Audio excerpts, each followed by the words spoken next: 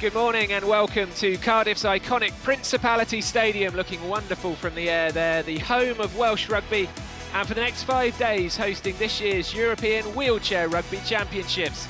The collision, skills and drama of wheelchair rugby make for a sport that will have you on the edge of your seat, I promise. Get ready for 5 days of brilliant action, thrills and spills, as Europe's top 8 teams do battle for gold and the chance to qualify for Paris 2024.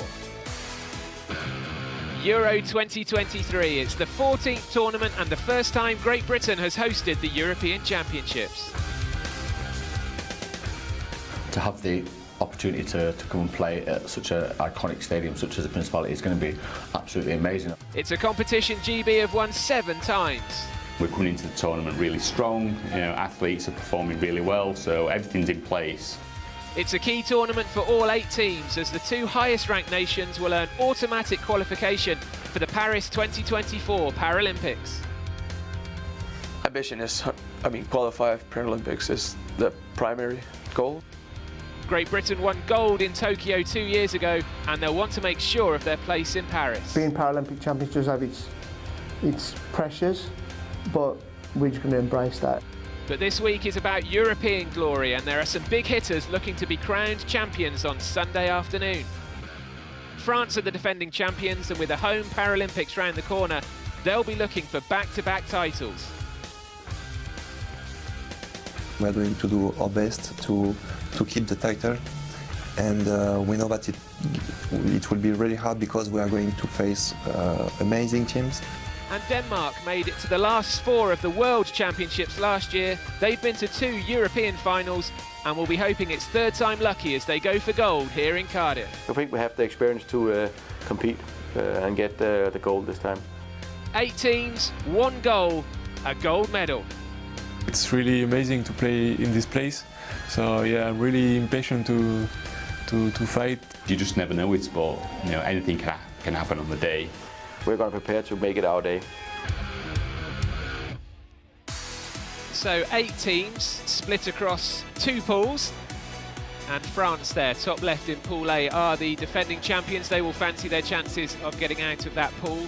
Pool B, maybe more intriguing. It features Great Britain, the hosts here, Paralympic champions, but Great Britain struggled at last year's World Championships. And Denmark are dark horses. We get straight into the action this morning. Today you can see 4 matches, all action here at these championships in Cardiff.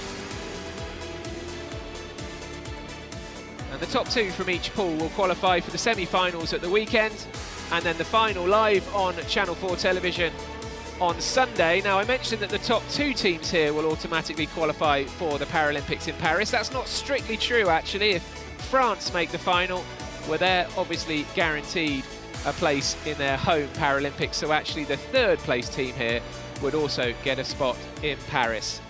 So it is an incredible venue, and the man whose brainchild this was, really, David Pond, has been speaking to my co-commentator Drew Lilly.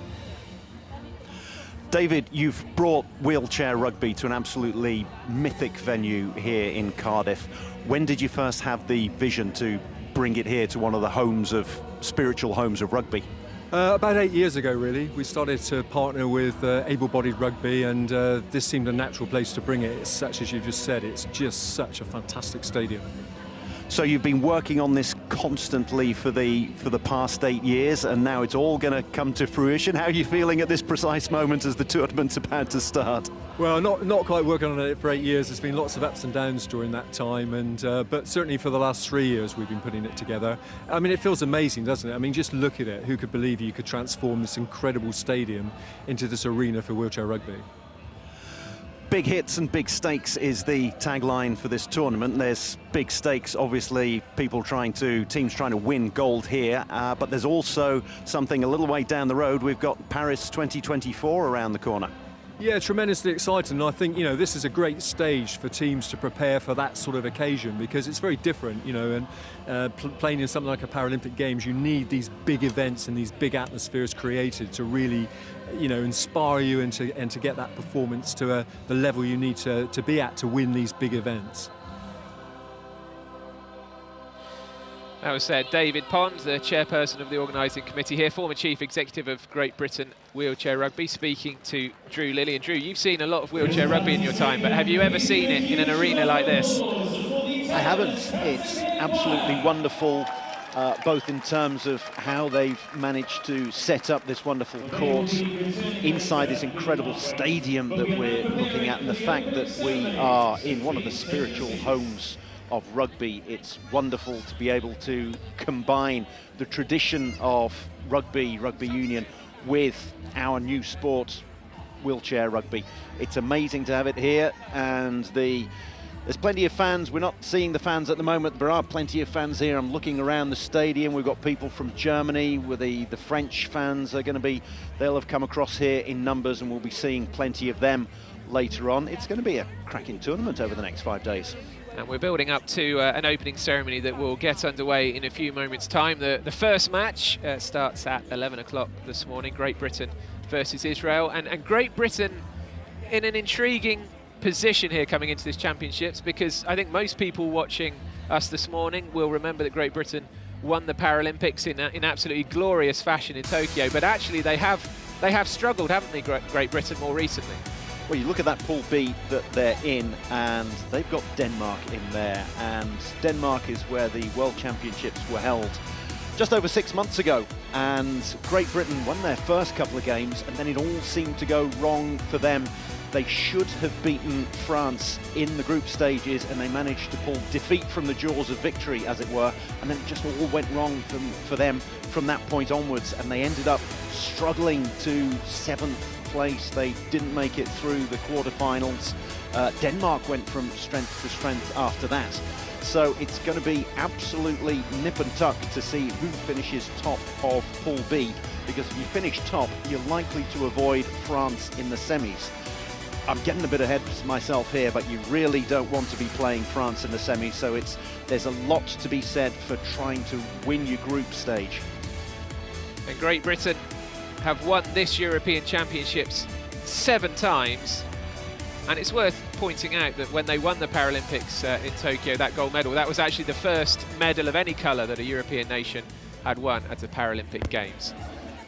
You can see the dignitaries in the choir there on the left, just beginning to line themselves up and prepare for this relatively short opening ceremony. And Drew mentioned that we've got supporters from across Europe here, and there you can see some of the German fans. Germany get underway much later on this afternoon, 5:30 against the Czech Republic. And I mentioned that the games come thick and fast. We've got 4 games today, I think another 4 tomorrow. We've got a celebrity match on Friday as well, which our own presenter Ed Jackson will be taking part in. The first semi-final will be live on Channel 4 television on Saturday. It's a busy old day in the United Kingdom on Saturday, but I hope you'll join us for that semi-final on Saturday afternoon and the final on Sunday afternoon at 3 o'clock. So plenty of matches, plenty of action, and if you've not watched wheelchair rugby before, well, you're in for a treat. This is pretty no-holds-barred stuff. Real contact certainly before the chairs. There'll be some rough and tumble, some big hits, but also a great deal of skill on show as well. And I think Great Britain will have an edge, of course, being here in Cardiff and having home support. And it's a relatively new squad in terms of the makeup of the GB squad, isn't it, Drew? There's some old hands, as it were, old faces, but with some newer, younger players in there as well. That's right. You go through the list and you see anybody who's got MBE after their name, and you know those are the ones who were there in Tokyo 2020, which of course was only 2 years ago. Tokyo 2020 was actually held in 2021. It was barely 20 months ago, but there we go, as if on cue. They're the ones who, the 1, 2, 3, 4, 5, 6, 7 of them who have MBEs after their name, so they were the ones in Tokyo who brought home gold there. Interesting to see the last name there, Coral Beatty. She is back in there. She was she was, I think, the youngest player in the Rio squad, so that's going back to 2016, and she is now back in the squad. She's taken some time out of the game. She's become a mother, and she is back in there now, and it's wonderful to see her back in the squad. She was one of only 2 female players in any of the teams to play in Rio, and the exciting thing about having female players in your squad is that they count 0.5 points fewer to the team that you can put out on the court. So you have 4 players at any one time, and you're allowed a maximum of 8 points, unless you have a female player, and that gives you an extra 0.5 points. So it's a bit like fantasy football, and female players are worth that little bit extra. It's an encouragement to get more females involved in the game, and so it's going to be interesting to see how much Team GB with Paul Shaw, their coach, Tez as he's known, how much he uses the one female player that Great Britain have got in the squad. It's interesting, isn't it, that players will often want the letters MVP after their name for most valuable player, but MBE isn't bad either, is it? So let's take a little look in more detail at the first match we'll be watching after this opening ceremony. The first match starts at 11 AM this morning. It is Great Britain, the hosts, against Israel.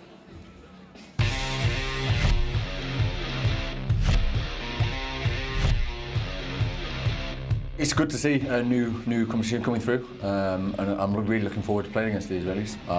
It's going to be something new. I've never played against them before. So for us now, it's like having fun, play our game, even if we lost, even if we win, just to stay together. I'm really excited to play them, actually. It's always good to see teams developing and making an appearance on the scene. It's a big step. Hopefully we get more new players in the future, and we'll grow and be better and better. That pressure is there. Teams do want to beat the Paralympic champions.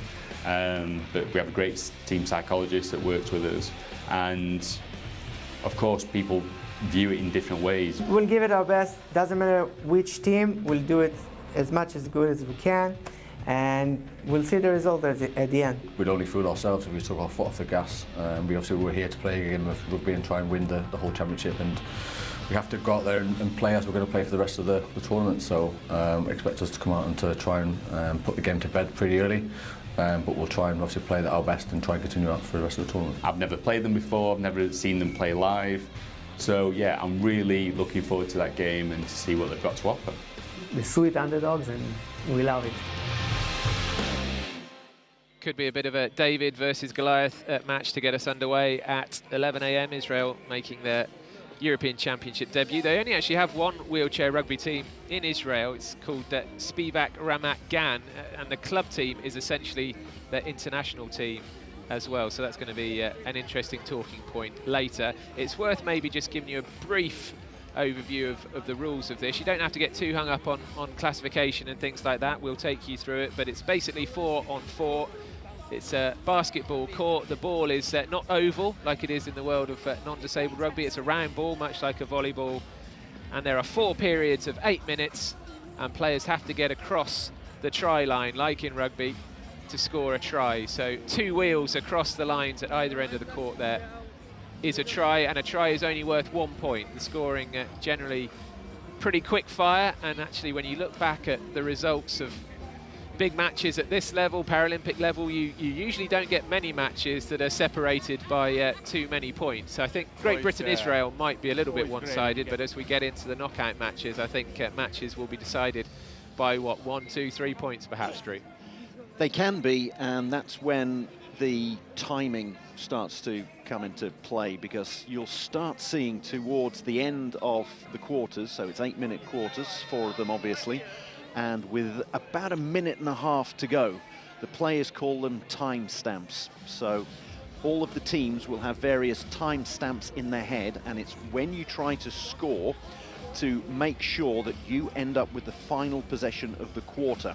Because if matches are going to be decided, as you say, Andy, by 1, 2 or 3 points, you can gain 4 points if you are the last team to score in any quarter. So there may be times when you will see players get to the try line and not get over there, and you think, well, what the heck are they doing if you've not really watched the sport before? But they are trying to take time off the clock, a little bit like basketball. If you can be the one with the last possession in the quarter, then that can be worth its weight in gold towards the end. So in that way, I think when people watch this sport, it actually goes back and forward, a bit more like basketball than rugby, really. And that's one thing to look out for, that actually possession can change hands quite quickly. There are big contacts, player-on-player contact, sort of bodily contact not allowed, but chair-on-chair contact absolutely allowed and encouraged, and it's not for the faint-hearted. Allowed and encouraged, yes, you can hit the front half of an opponent's chair. If you get the back half and spin them round and over, then that will be called a foul, but you'll be seeing plenty of hits throughout the next 5 days. Yes, you were saying that it's not an oval ball, and it's called wheelchair rugby because originally it was called murder ball, and then the Paralympic Committee said, well, we'll have you in the Paralympics, but I don't think we can call it murder ball, and we can't be handing out medals for a sport called murder ball. So it's called wheelchair rugby. Andy, you've done a lot of wheelchair rugby league, which is probably nearer to able-bodied rugby league, but this one doesn't have a huge amount to do with rugby per se. It's probably a lot more like American football. But yes, you're going to see that and make up your own minds over the next 5 days. So here we go then. This is the opening ceremony of the 2023 European Wheelchair Rugby Championships. We will hand you over to our MC, Dave Rogers.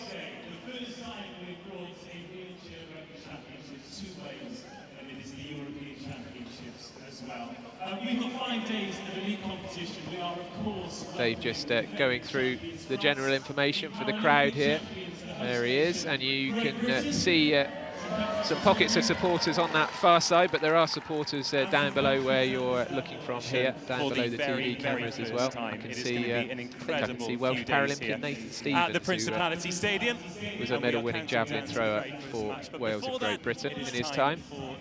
So let's get to the start. We have got our dignitaries, we have got members of the Welsh Government, we have got the President of the Federation, we have got coaches, officials and athletes, but I think it is about time we got this show on the road. So first of all, please give a huge welcome for the Minister of the Economy of Wales, Vaughan Gething.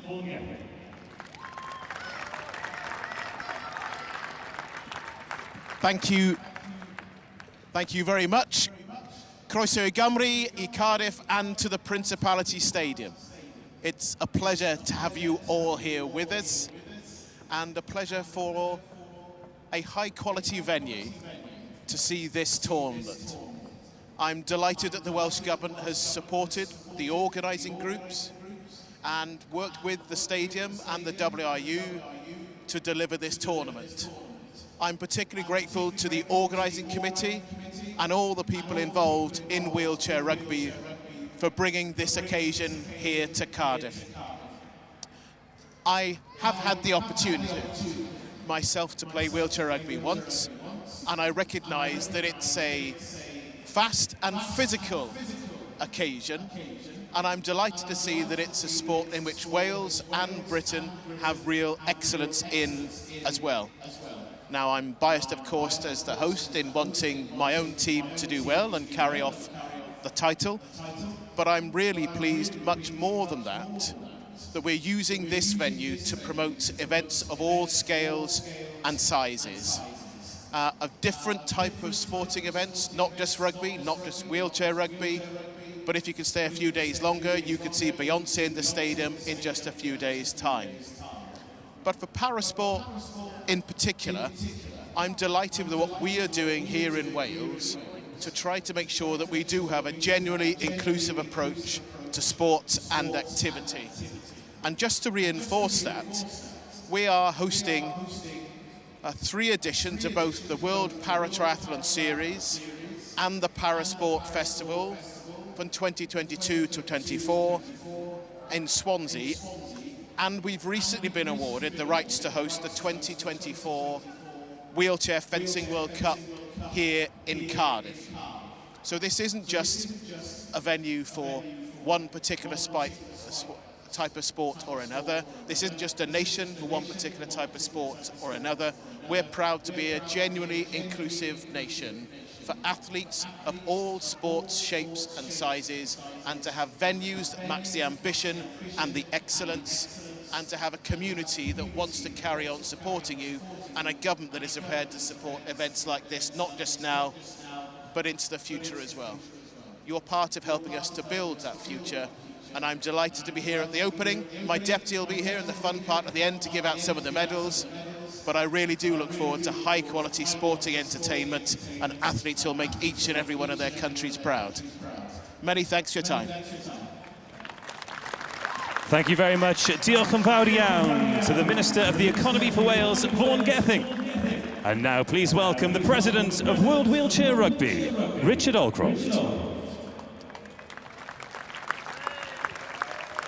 Well, welcome everyone. For some of you returning to Wheelchair Rugby, you're in for an exciting week. But also for the new spectators there amongst you, I think you're about to see an amazing spectacle. The athletes that are here this week are here to win. You're going to see some of the top athletes in the world. I must thank Welsh Rugby Union, Sport Wales, and this amazing stadium for hosting our sport. I look forward to speaking with many of you this week, and I wish the athletes, the staff, all the best. A special thanks to the technical officials that are here all week, that will be making the sport happen, and of course to the volunteers that will be working behind the scenes and making you all feel welcome.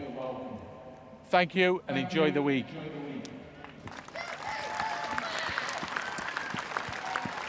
Thank you very much to the President of World Wheelchair Rugby, Richard Allcroft. And now we welcome the 10 of us Cancer Care Choir and the flags of our competing nations.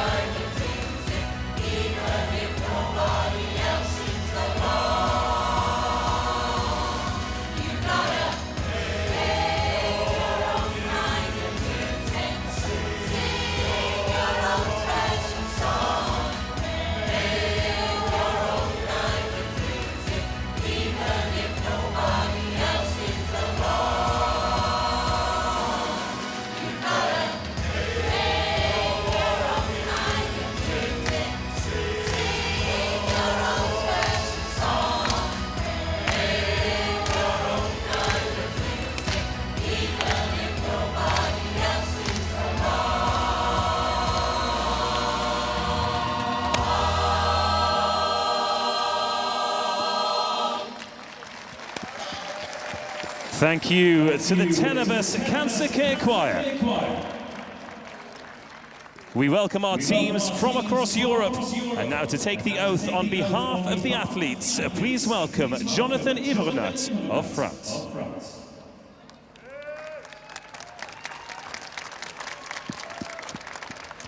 In the name of all wheelchair rugby athletes, I promise that we shall take part in this 2023 Wheelchair Rugby European Championship competition, respecting and abiding by the rules which govern our sport, and committing yourself to participate without doping in the true spirit of sportsmanship.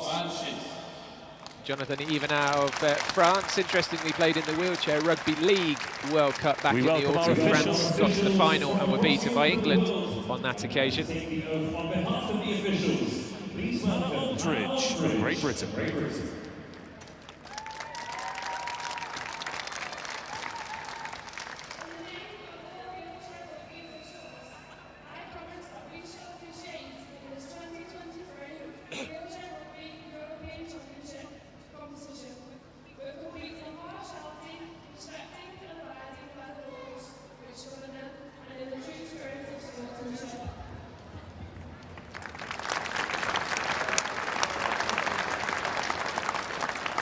As we welcome the teams from across Europe to take the oath on behalf of the coaches, please welcome Great Britain's head coach, Paul Shaw.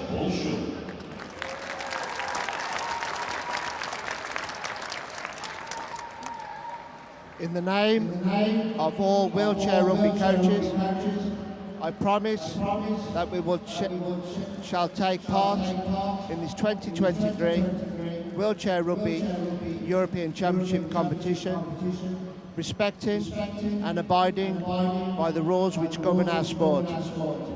In the spirit of fair play, we will never compromise true sportsmanship or our values to gain personal, team or national advantage.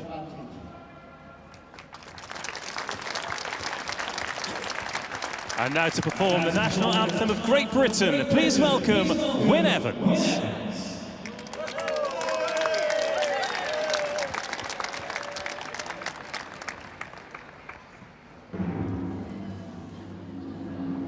God save our gracious King, long live our noble King.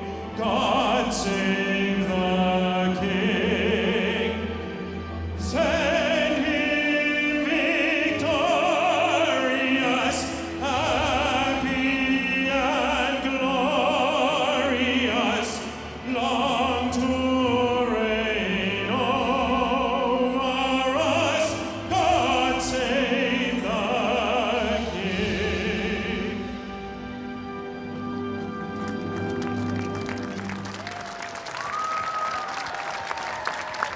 And now the anthem of Wales.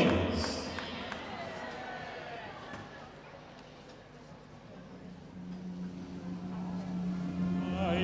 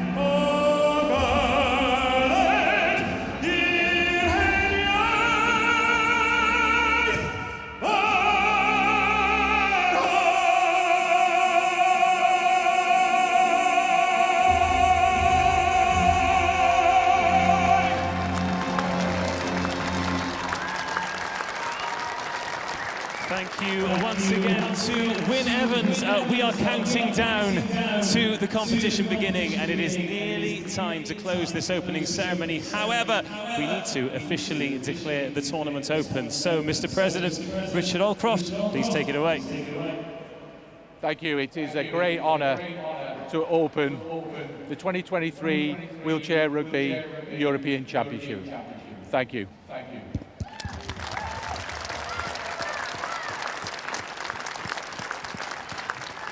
Well, thank you very much, everyone. Thank you. So that is the formalities over in this opening ceremony. You can't beat the Welsh national anthem, can you? Especially here inside Cardiff's Principality Stadium. So we are nearly set to go with the action. The first match will be Great Britain against Israel.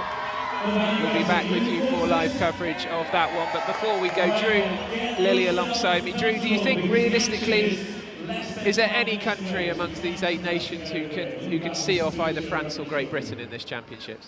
Well, the big team to look out for, in my opinion, are Denmark. They only finished 4th in their group in the World Championship 6 months ago on home soil, and it looked as if they were really going to struggle to get any further than that, and then they upset the French in the quarterfinals. The French, who had won all 5 group games, and Denmark beat them. They had a huge home crowd behind them, going crazy all the time, but we need to be looking out for their key players, their high pointers, the likes of Leon Jørgensen, the captain, and Sebastian Fredriksson, and if those guys can get on a roll, then Denmark could really be the dark horses to watch in this tournament. Great Britain play Denmark on Friday night. That will be a biggie to decide the order of the top 2 in that Pool B, I'm sure. But as I mentioned, Great Britain against Israel, the first match of the championships. We'll be back with you at 10:45. The match tips off at 11. Be back with us shortly.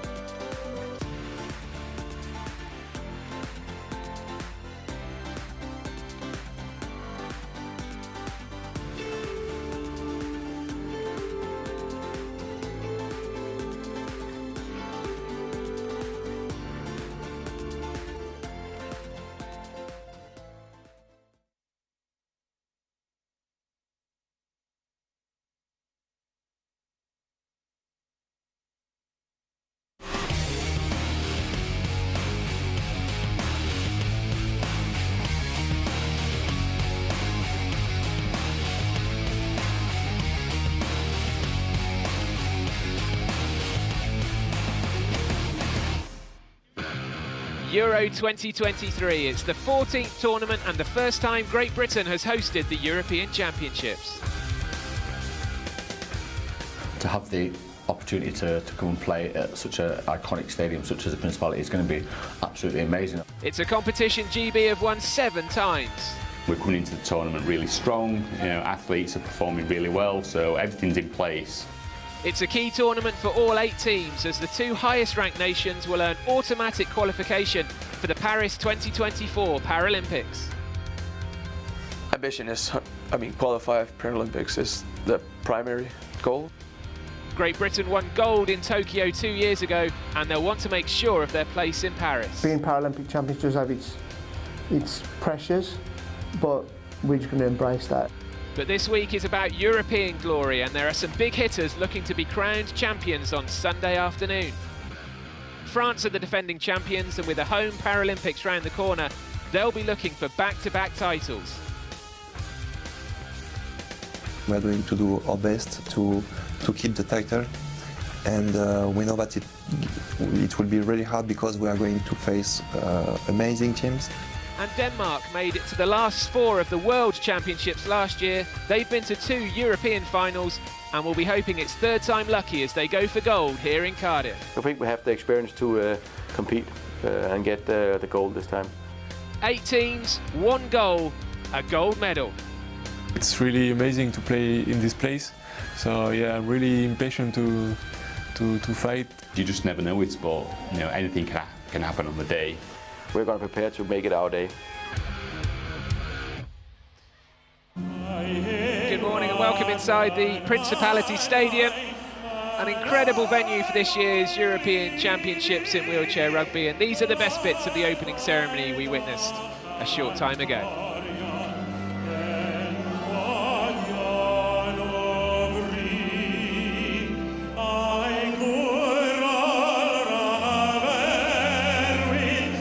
It is a great honour to open the 2023 Wheelchair Rugby European Championship.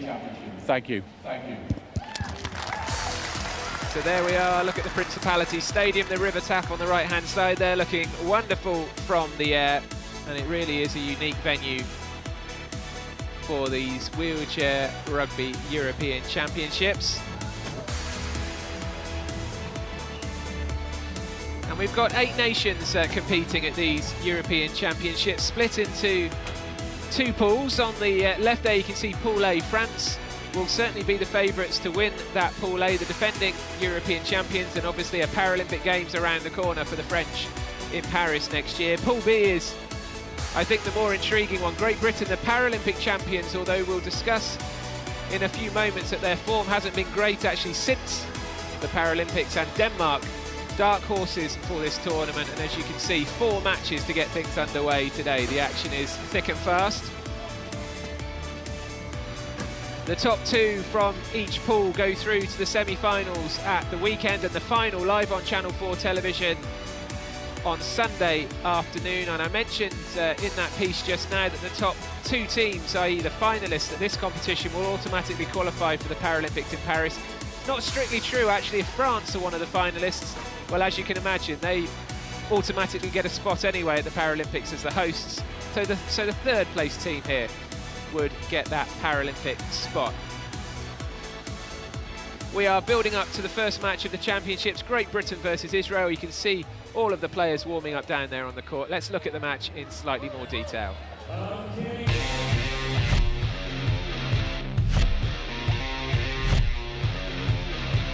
It's good to see a new competition coming through, and I'm really looking forward to playing against the Israelis.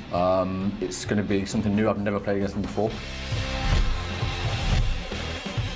So for us now, it's like having fun, play our game, even if we lost, even if we win, just to stay together. I'm really excited to play them actually. It's always good to see teams developing and making an appearance on the scene. It's a big step. Hopefully we get more new players in the future, and we'll grow and be better and better. That pressure pressure is there. Teams do want to beat the Paralympic champions.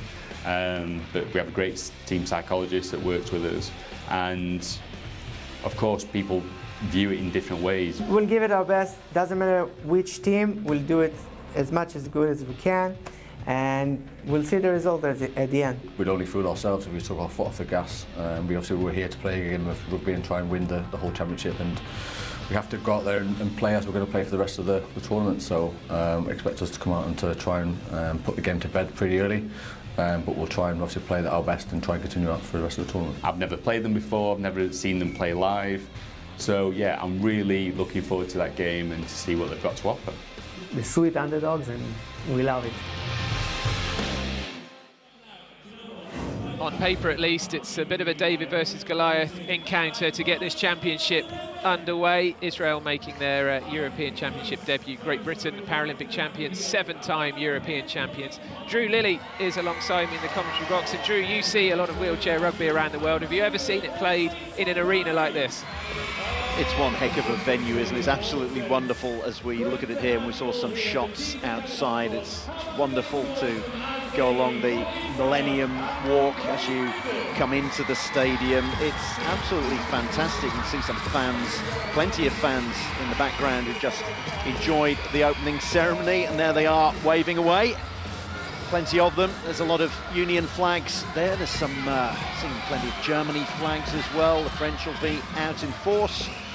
And there we have it. That's the impressive venue, and it's absolutely wonderful, isn't it? It's being played in a lot of great venues. We were in Vejle in the west of Denmark about 6 months ago for the World Championships. At the Spectrum was the building that they have there, and then you have the Australian Championships that are held on the Gold Coast, where the Commonwealth Games were held a few years ago, and it's wonderful to see wheelchair rugby getting the venues that it deserves. If this is the first time you're watching wheelchair rugby, we will take you through the rules as we go, but basically there are squads of around about 11 or 12 players. 4 players at a time are on court, so it's a 4-on-4 game. Here is the British squad, and 7 of these players were part of the Paralympic winning squad in 2021. And we're expecting the likes of Stuart Robinson and Nick Cummins, who are a key part of that Tokyo side, to start this match against Israel. Israel, an interesting fact for you, there is only one wheelchair rugby team in Israel. It's a club side called Spivak Ramat Gan, and essentially this international Israeli lineup is that club lineup. It is the same team.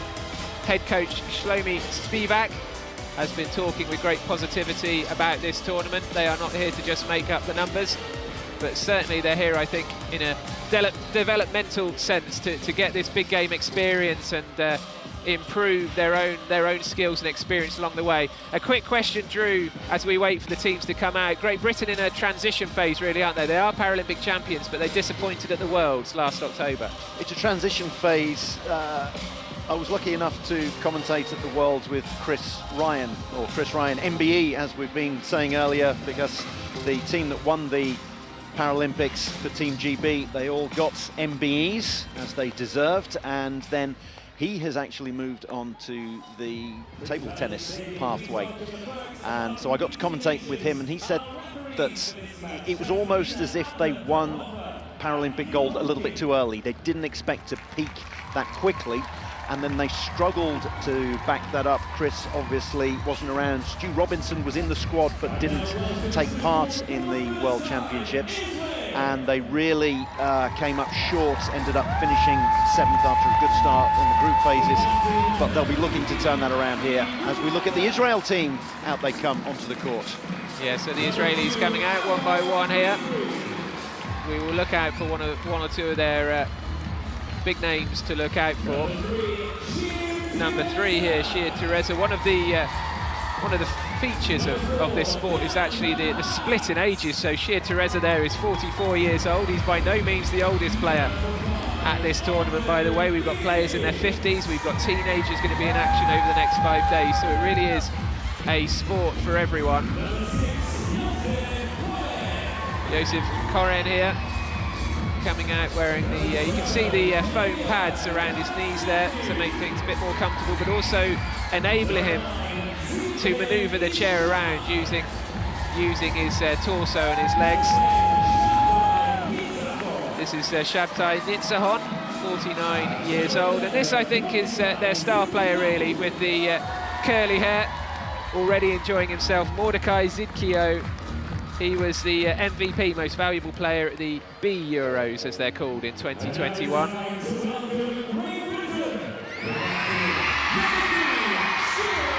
And you can tell from the cheers from the crowd inside the Principality Stadium that this is the Great Britain team, wearing white with the Union Jack design on their sides. Stuart Robinson and now Jonathan Coggan coming out into the arena, two of the Tokyo heroes.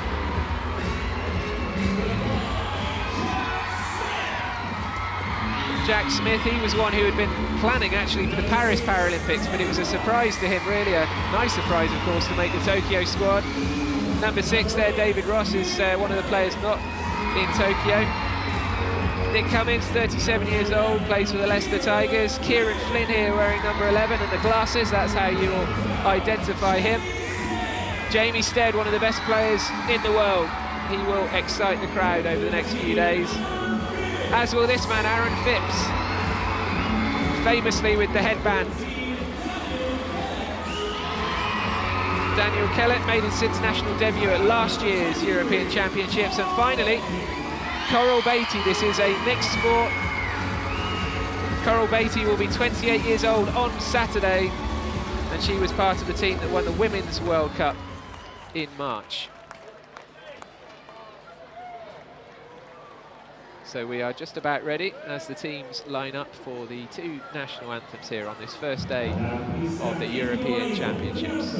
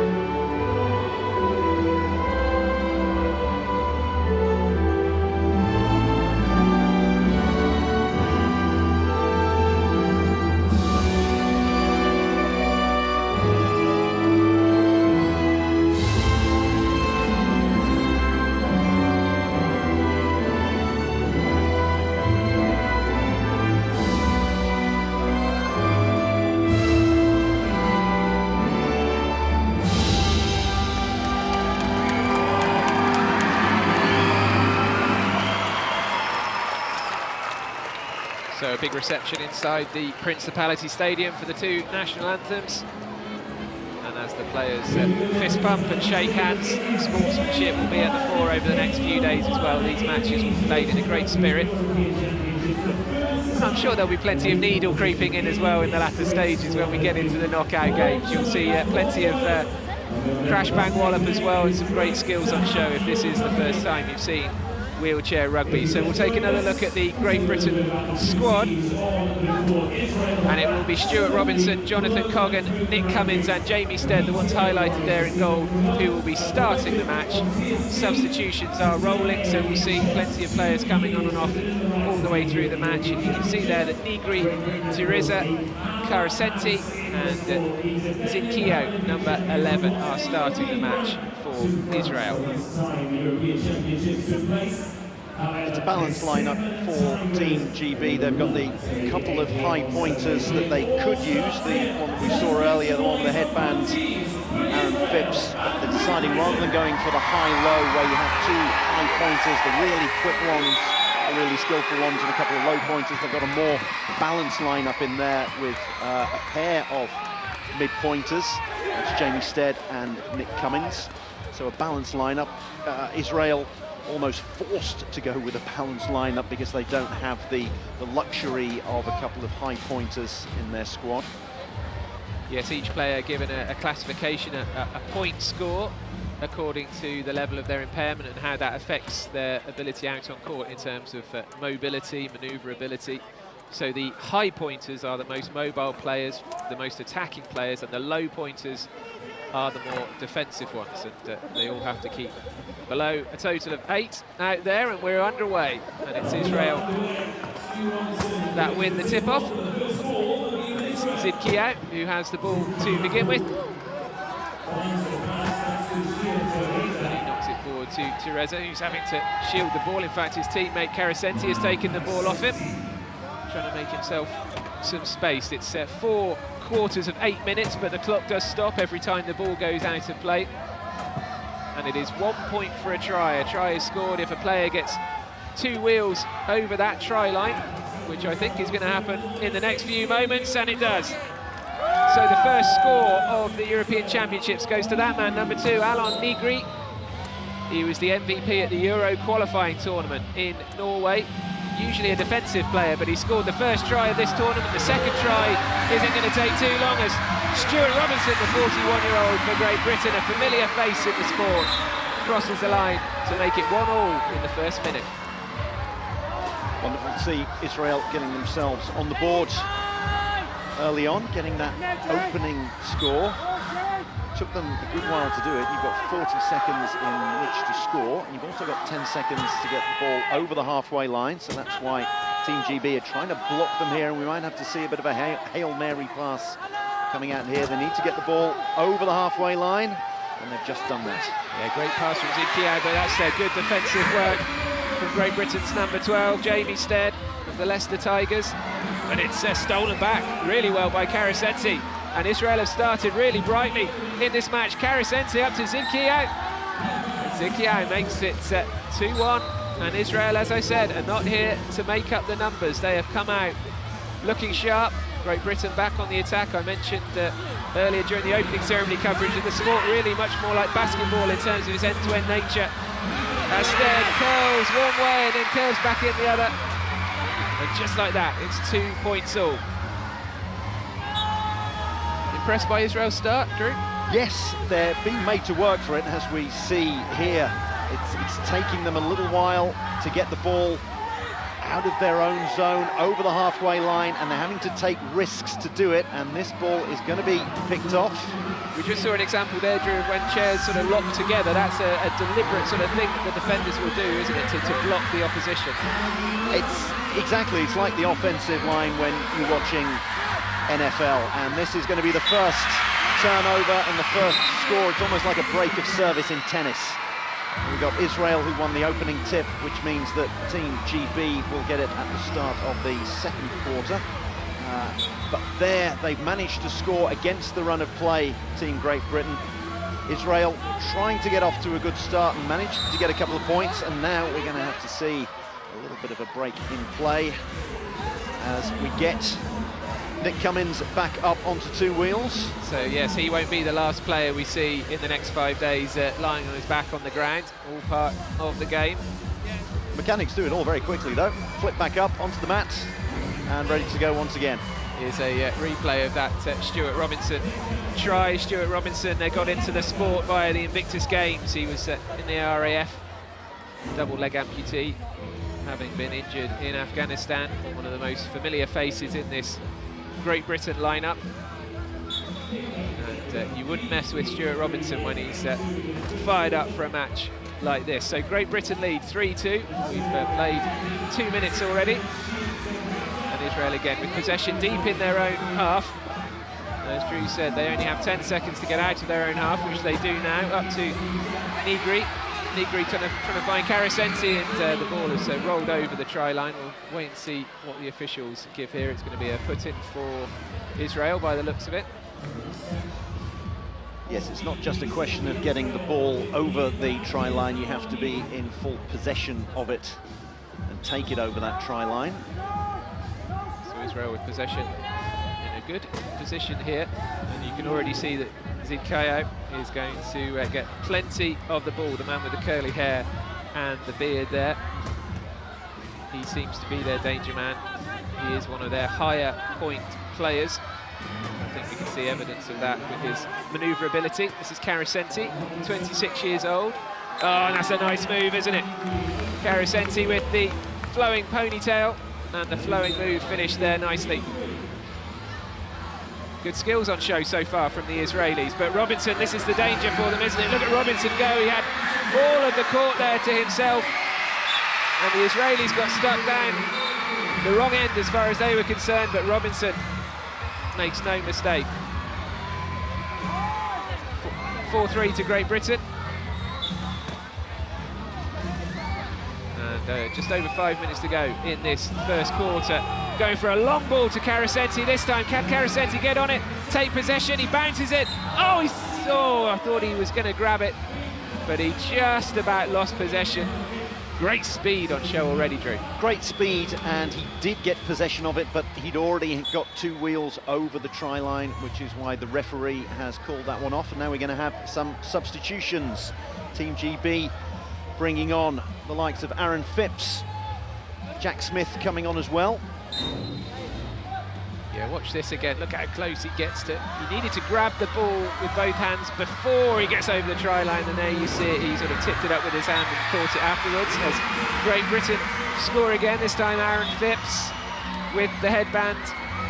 He's been playing this sport for ages. 2008 he was introduced to the wonderful game of wheelchair rugby. Plays for Solent Sharks at club level. He's quite a man, Aaron Phipps. He's done the London Marathon twice, climbed Mount Kilimanjaro as well. As Robinson gets another easy score. And I think already, Drew, we can see that it's going to be the defensive side of the game that Israel probably struggle with over the next few days. They've got some pretty sharp, skillful players up top, as we might say, but they're not quite so quick to react at the back. They are struggling to, every time they get possession, they're struggling to inbound the ball, and you can see at the moment how well the 2 low pointers that we've got on for Team GB, Jack Smith and Johnny Coggan, are managing to block them in there, and they're having the devil's own game just to get the ball over the halfway line, Israel. And as we can see, even if they do get it over the halfway line, they can't get possession of it. Team GB having changed their lineup now, and they've gone for the high-low. 2 high pointers in Aaron Phipps coming on to join Stuart Robinson, and then Johnny Coggan and Jack Smith, the low pointers. So a couple of flair players.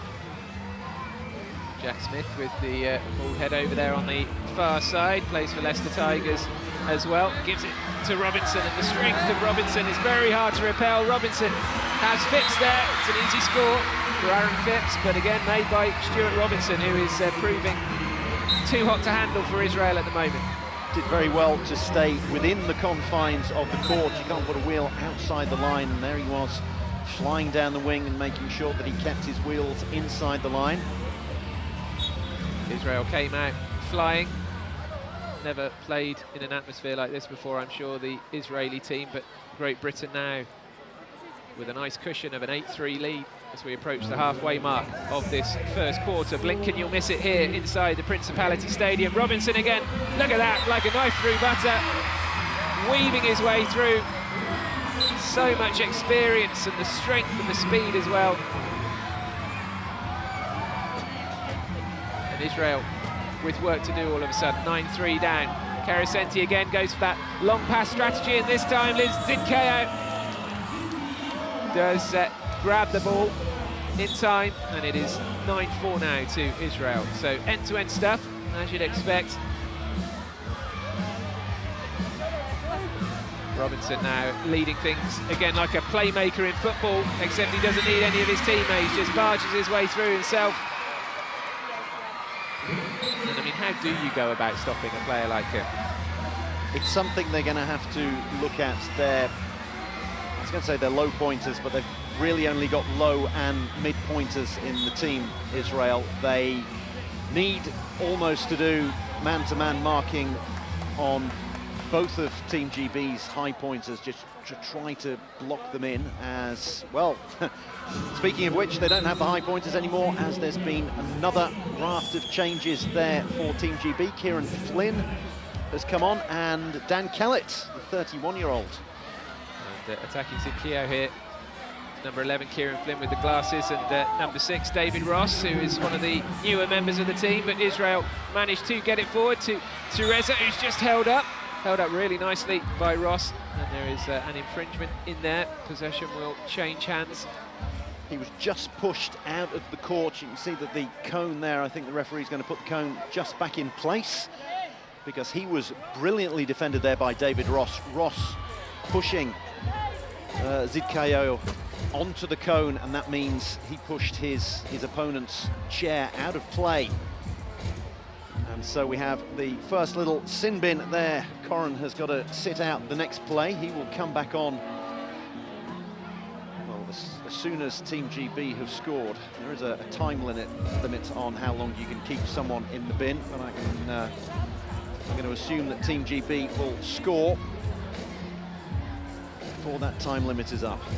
Looks like David Ross sitting the next couple of minutes out. I think the Israeli team here have just been asked to kind of move along off the touchline, if you like, just by the officials, so they can see play a bit more clearly.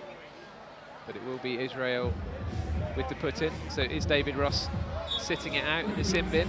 Yes, it's Ross in the sin bin, sorry, and there he is there. So it's 4 on 3. So this is a real opportunity for Israel to close this gap. And straight over goes Zidkio. Out comes David Ross, so you're out of the sin bin as soon as the opponents score. There is a time limit on it as well, as I was saying, but that wasn't the case this time around. Ross to Flynn, and Flynn is not going to be stopped. Kieran Flynn, another Leicester Tigers player, came through the talent pathway into the GB squad only back in 2018. And Great Britain mixing up the scorers, and of course a match like this where they're heavy favourites is an opportunity for coach Paul Shaw to get all of his players out on court if he possibly can. Zidkio out, crosses the line again, number 11. He's going to pick up some points in this tournament by the looks of it. Very much Israel's danger man, but no time to pause for breath as Great Britain have possession again. Ross forward to Flynn again, and it's an action replay as Flynn has nobody with him. And I think as we go through the tournament and perhaps Great Britain play the likes of Denmark and France, we'll see teams coping with this strategy better than Israel are so far, Drew. Yes, as you were saying, it's a bit of a luxury for Paul Shaw. Great Britain leading 9-3 as they were a couple of minutes ago, and it means that he can really go deep on his bench and give almost everybody a run out inside the first quarter. There's a big hit from Robinson, but he does well to get it away to Carasenti, and here's Nigri. Nice move by Israel, that. Alon Nigri, he's a 1.5 player. The points go up to 3.5 as the highest. So Alon Nigri down in more of a defensive role in terms of his points. Nigri, by the way, I'm told owns a pizza restaurant, but we'll talk about that later on as Kieran Flynn, again, an easy score. His eyes light up as he grabs the ball and sees nobody in front of him. And with 2 minutes to go in this first quarter, Great Britain have a convincing 13 points to 7 lead. Zidkio out again, looking for the long pass to Teresa. Carasenti was trying to move forward for the pass. But Teresa has got locked up here by Flynn and Daniel Kellett, number 14 for Great Britain there. Oh, off the head of Zidkio that time, that was unlucky. You can see the possession clock there, or you could, it was 15 seconds to go, down to 13, so they've now just got another 10 seconds to score, but they managed to do it through Carcenti.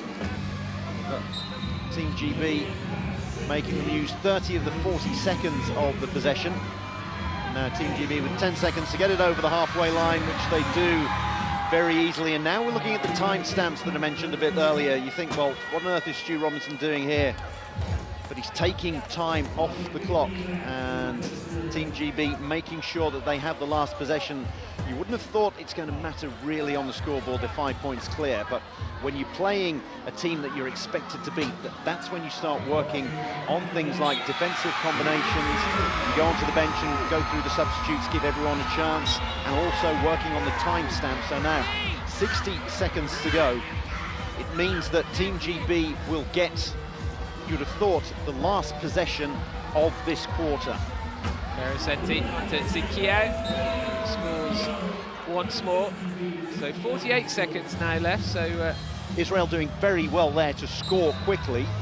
And as we were saying, 40 seconds is the possession clock, as you can see there on your screen. So Team GB can try to score, you have thought, as quickly as possible now. No, they're going to take as much as they can off the clock and try to score at the end of the 40 seconds, meaning that they will be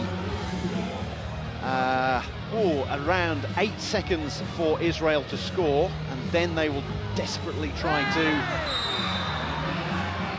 Right, okay, and there's also timeouts that can be brought into play. You have 4 30-second timeouts, and that puts 15 seconds back on the clock, and it may be that Team GB take one of those just to run down the clock.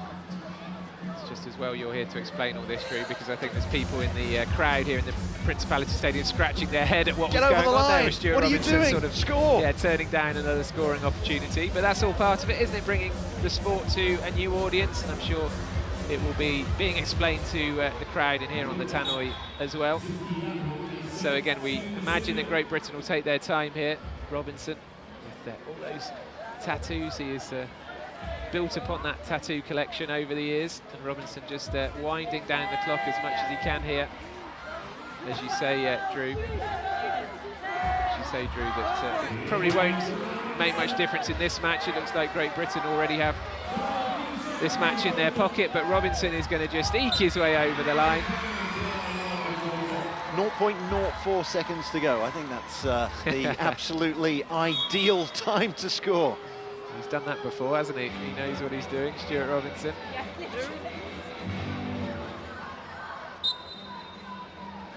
And Israel will be timed out. So the first quarter is over, and Great Britain have a healthy lead, 15 points to 9. There will be a short break between quarters. There is a half-time after the second quarter, but it's an opportunity for all the players to have a drink, have a little tactical chat. Paul Shaw, the British coach, speaking to some of the players there. And they don't muck about in wheelchair rugby. The first quarter over very quickly. Here are some of the best moments of that quarter. Israel came out very strong, very pumped up, but over time, this man, Stuart Robinson, really took over and was running the show in that first quarter, Stuart Robinson. And tell me this, Drew, I mean, people watching at home might go, OK, well, if Great Britain are scoring easy points, you know, we saw quite a few tries scored there with a player just sort of wheeling themselves onto the ball and having nobody in front of them. Some people at home might be saying, well, are Israel committing too many men forward? Can't they leave one or two back? Well, it's damned if you do, damned if you don't. It's incredibly difficult to block some of the skillful high pointers. So the high pointers for Great Britain being Stu Robinson, whom we saw there, and Aaron Phipps to the left of your screen, the one with the headband.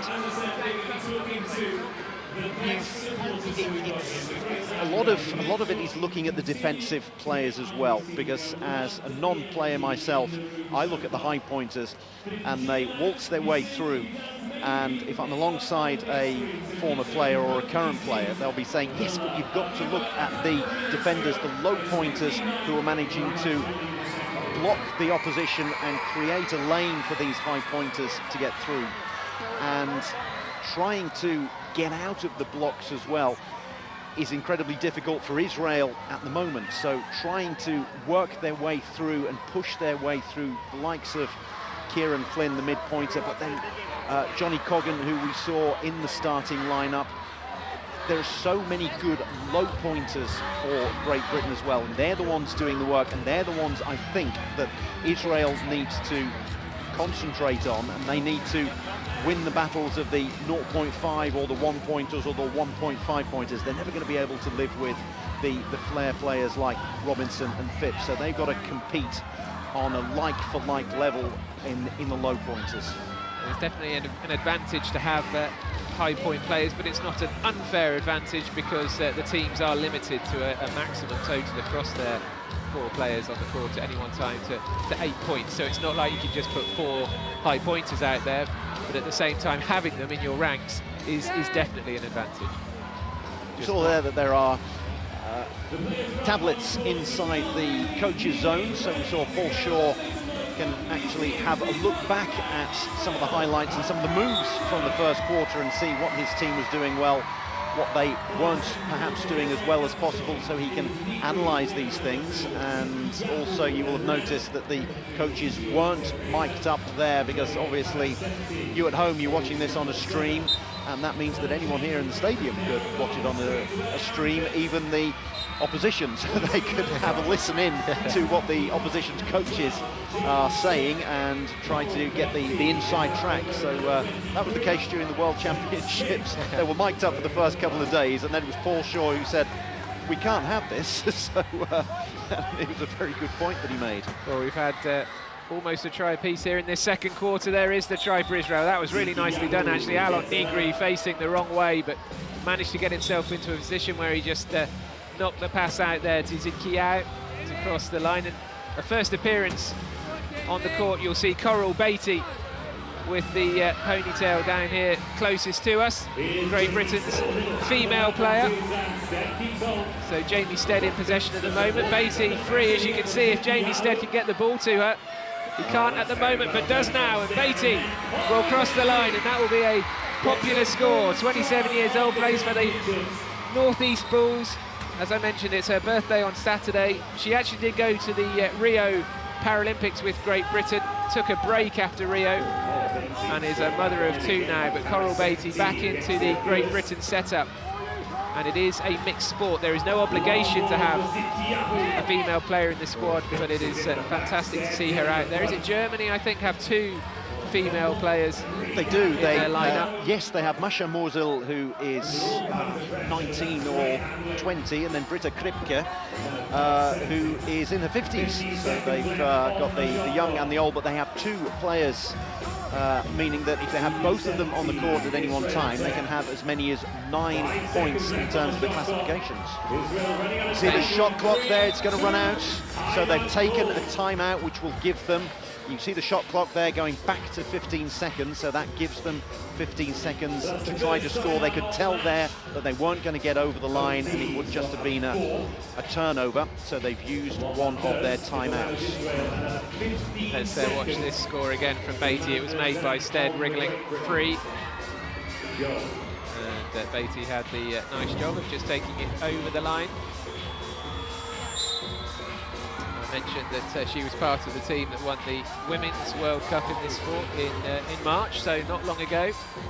She is used to winning. Beatty trying to stick with Karasenti. The battle of the ponytails down there on the court. And it's going to be a put-in from Sheer Teresa, 44 years old, with the kind of, not quite a Mohican, but you can see the shaved sides of his head, and he gives it to that man, Zidkiau.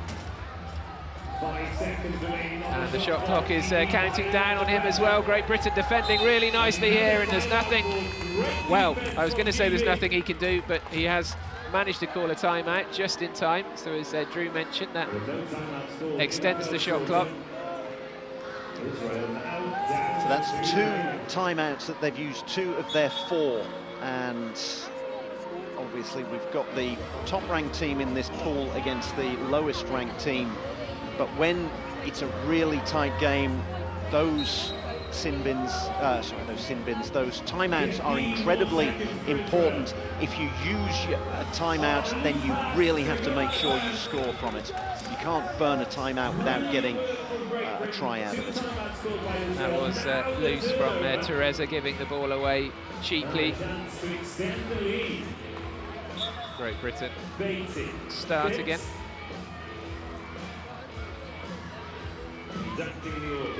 You can see the number of timeouts left in that score graphic in the top left-hand corner, the sort of beige gold blocks on the top of the flags, as Phipps makes it look easy. Phipps with the trademark headband on. He got meningitis when he was just 15 years old, did Aaron Phipps.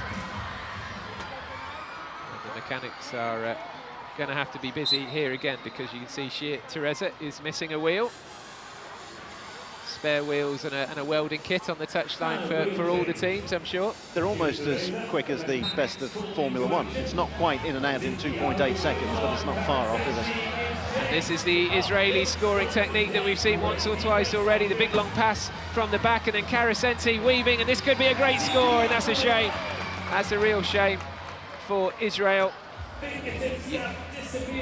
We're used to seeing the occasional fumble here inside the Principality Stadium, aren't we, in Rugby Union? Well, that was an agonising one for Israel in wheelchair rugby, as another timeout is called. Let's watch this again. Agonisingly close, wasn't it, Drew? Couldn't quite reach far enough. Really, it's coming down to fine margins, and then being made to work and struggle for almost every point, Israel. As we have a quick look at one of the mechanics there, what's great about a lot of the team mechanics is that they are either parents or siblings of a lot of the players, so it becomes a real family affair. You get youngsters who want to get involved in the game, and a brother or a parent will come along and say, well, I'll help out. And even if they're not particularly mechanically minded, someone will say, it's dead simple. They'll show them how to change wheels quickly and change tyres, and you get entire families involved. No try there for David Ross. I didn't actually spot what he did wrong there. He might have been holding on to the ball. Players have to either dribble or pass the ball every 10 seconds, but the try was not given. Zikiao comes forward. Will he go straight down the middle here? Oh, just in on the right-hand side, inside the cone. And Israel not letting up here, showing good heart, even at 18 points to 11 down. They are. Every so often Team GB will go on a roll and score 3 or 4 in a row, but they haven't let the heads drop, Israel. And what you can see there, they're making Great Britain earn their points on most of their possessions.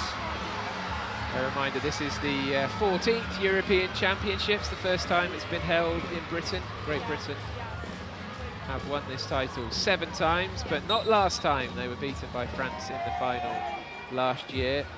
This tournament usually every 2 years, but the schedule's got a bit messed up by the dreaded COVID, so that's why we've had European Championships in consecutive years, and the Paralympics to come next year, as Carasenti scores an easy try. Look at the manoeuvrability he has in that chair. Carasenti, a 2.5 player, but the way he whizzes around on that chair is so impressive to watch.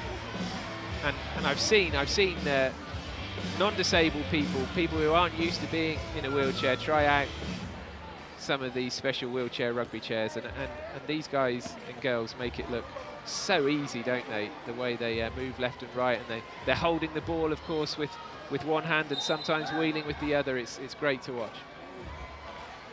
So Kieran Flynn over there on the far touchline into Ross.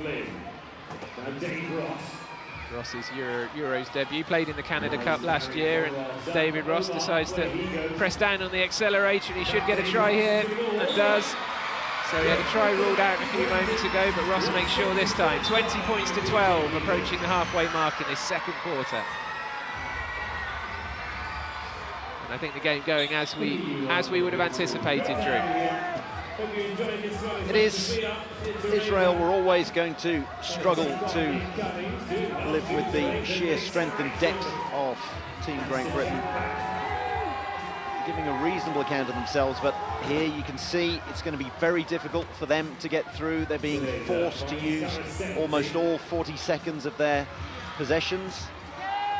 They've already used 2 of their timeouts, and those didn't come to fruition. Look at Cummins here, number 8 for Great Britain. Twisting and turning with Carasenti. And that was brilliant. Well, a brilliant try in the end. He managed to just get 2 wheels across the line. I thought Great Britain had held them up there, but he did enough. But there was great defensive work from Cummins there a few moments ago. Cummins, one of the Tokyo heroes who actually tried wheelchair basketball before getting into wheelchair rugby. Instead, look at him go. Gives a little shimmy and cuts inside the other way. And it is 21-13. Made his debut nearly 10 years ago now. Jamie Steady's been around forever, has cerebral palsy. And Carasenti, who's seen a lot of the ball. We've been talking about how Great Britain have been able to mix their lineup up and bring substitutes on, but Israel sticking with Carasenti, I think, for virtually this entire match. As Stead breaks through again. Israel did get hands on him, but Stead managed to break through. And the energy being used up here by the likes of Carasenti and Zikiao, who've been out there virtually from the start, I think. I don't think they've left the court so far in this first half. They will be shattered at the end of this, and that was unfortunate, but a great hand in there from Flynn. Good pass from Stead, and if Stead can turn quickly, he's away here again. He's got Cummins in front of him if he wants, or Ross doesn't need either of them. Over he goes, Jamie Stead for a quick-fire hat-trick. Indeed, yes, and you saw him there. He was very close to the halfway line when he picked up possession, and there was room for him to go back into his own half, but if you do that, then that's an over and back. It's like a backcourt violation in basketball, so you're not allowed to take the ball back over the halfway line if you've crossed it. We saw Zikiao there lining up for another one of those Hail Mary passes like an American football quarterback, but he was stopped by another timeout. Because you've got to get over the halfway after 10 seconds if you don't. So again, the players have a moment to regroup. This was Carasenti, but look at this hand in there, or just he did enough there, Flint, to put up the Israeli player off, and then he showed quick thinking to get it forward to Stead. You can see there 2 Israeli players, not just one, got their hands in on the ball, but Steed was strong enough to get through. So just under 3 minutes to go in this first half, the first half of the European Championship Wheelchair Rugby. Jack Smith there, the 31-year-old, is on. Smith, one of those that plays for the Leicester Tigers. There's a few clubs represented in the Great Britain lineup, the likes of London. West Coach Crash, which is a fantastic name for a team. Among those being represented here, Zikiao, not for the first time with the ball, but look at the triple team on him from Great Britain momentarily, but he does well to get it through to Carasenti. And these two, definitely the star players of this Israeli squad, certainly in an attacking sense anyway. But look out, Stuart Robinson is back out there. And Robinson, again, we've seen this before, haven't we? He could go all the way, but again, he turns back, and we explained that to you in the first quarter, just looking to count down the clock here so that Great Britain can have possession at the start of the second half, so that's why he's turning back. Yes, you saw him bounce the ball there as well, because you have to bounce the ball once every 10 seconds. Great Britain going back for the high-low lineup, so 2 high pointers, Robinson and Phipps combining there. And then at the far left of your picture, we've got Coggan and Smith doing the defensive duties, but well up the court. It's a super high press from Britain. Oh, and that's a shame again for Negri. Just sloppy hands there from Negri, but I think the ball was coming down at a very awkward angle for him to get to. You can see there Negri wearing those big gloves to help him not just grip the wheels, but also kind of protect his hands. You can imagine over the course of a match, your hands would get really tired and sore and abrased if you weren't wearing some sort of gloves. You can see also some of the players wearing those kind of long sleeves. It's obviously personal preference, what people like to do. But again, Robinson just with possession, not in any sort of hurry really to get over the try line, but he does break through now. 4 in key. And it is 25-14 now for Great Britain against Israel. So Great Britain stepping on the gas in this second quarter. But here's Karasenti and up to Zikiao. Well, this is a slam dunk, surely. And over he goes. 25-15 now as we approach the final minute, not just of this quarter, but of the first half. And it's a great atmosphere inside the Principality Stadium. Lots of school children and lots of fans from different countries as well, as Robinson comes forward. This is almost certainly the first time that many of these spectators have seen this Paralympic winning Great Britain squad. 7 of them at least were in Tokyo. So Israel, 3 of them going back into the end zone to try to block him off. How on earth can you block Stuart Robinson this way and that? And there was some great blocking work done by Jack Smith as well in there. He's the captain out there today, Stuart Robinson. The other captain, Gavin Walker, not playing today. I'm sure he'll be used later in the week. Bit of a miscommunication there from Israel. So Phipps goes back and picks up the ball, twists inside Nigri. Just over 30 seconds to go. Yes, again, Phipps picked up the ball there with, I think, 39.5 seconds to go. And obviously when possession turns over, the shot clock starts again, so that's 40 seconds, and they're going to make sure they use all of those 40 seconds you can see ticking down on your screen. So here is the man that Israel will not want to see with the ball in possession. Robinson again, and look at the blocks that are going in. It's not just Robinson's kind of curling move there, it's also the action that's going on ahead of him with his teammates making the blocks so he can get an easy passageway through. So 7 seconds to go in his first half. Big hit in from Phipps onto Reza. And that was probably the biggest hit we've seen so far in this match as the half-time whistle goes and Great Britain lead Israel 27 points to 15. As convincing as we were expecting it to be, really.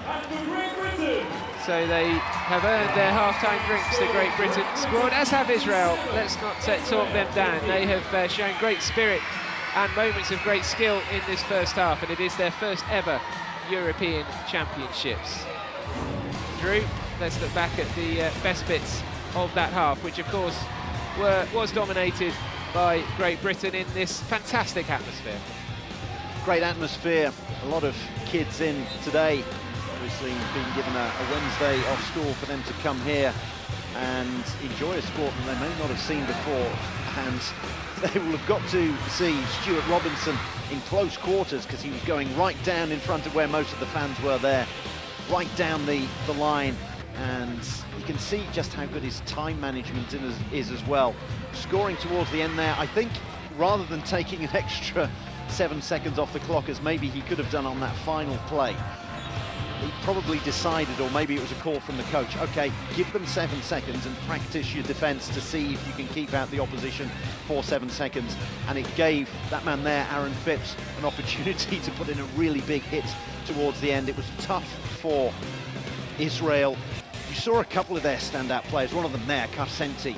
He has got the lion's share of their points, but they were getting tired towards the end of that first half because, as you mentioned earlier, Andy, they were the ones, they kept those 4 out there for almost the entirety of that first half, whereas the sheer strength and depth of Team GB, they could bring on fresh players whenever they wanted to, and they were getting tired towards the end, Israel were. And when you don't have that 3.5 player, you don't have that kind of outlet, do you? Sometimes the 3.5 player can just get on the end of the ball and actually just give you a rest almost, can't you? You can just sort of leave it to him for a few moments. You can fire the ball forward and go, well, he's going to get on the end of it. And someone along the lines of Robinson or Phipps, you can throw one out there and go, it's an inaccurate pass, but he's going to make it look good because he'll get on the end of it. And, oh, thank goodness for that, and I've got 30 seconds to breathe. And you occasionally see, and then if they're that clever, the likes of Phipps, Robinson, and then Riley Batt, Chris Bond for Australia, every so often, rather than flipping the ball up to the referee, they'll put it on the floor or they'll let it roll away a bit, which means the ref has to go and pick it up for 4 or 5 seconds, and it gives everyone else a bit more of a breather and time to get back on defence. So naturally, without that 3.5 player, the Israelis will be working harder, expending more energy. We've already spoken about how some of their players have been out on court for the entirety of that first half, whereas Great Britain's players have been able to really sort of come and go with rolling substitutions. There's the Israel captain, number 15, Adi Hueta. We've said that it's their entire team is just, their entire squad is just one team from the main team that there is in Israel, Spivak Ramat Gan, and you get the impression that a lot of them are there just in case. I wouldn't say to make up the numbers, but they are going to ride their main four for as long as they possibly can. It's impossible really, isn't it, Drew, to sort of take anything from that first half performance in terms of judging how well-oiled this Great Britain squad are. Their biggest tests will come later in the week, particularly that match against Denmark will give us all a sense of where Great Britain are at the moment. Yes, 7:30 p.m. on Friday. Book that one into your timetables. Ink that one in, because that is going to be a real clash, and that you would expect is going to decide who finishes top of Pool B. Yeah, let's just remind you of the two pools. So France there, the defending champions, they will be very keen, I'm sure, to finish top of that Group A with the Netherlands, Germany, Czech Republic, Great Britain, as I say, with Denmark, the Dark Horses, and Switzerland, as well as Israel. So 3 more matches to come after this one. Drew staying on for France against the Netherlands at 1 o'clock. I'll be back at 3:30 for Denmark against Switzerland, and Drew back at 5:30 for Germany against Czech Republic. So France-Netherlands is the next match at 1 o'clock this afternoon. While we wait for this half-time break to end, let's take a closer look at that encounter.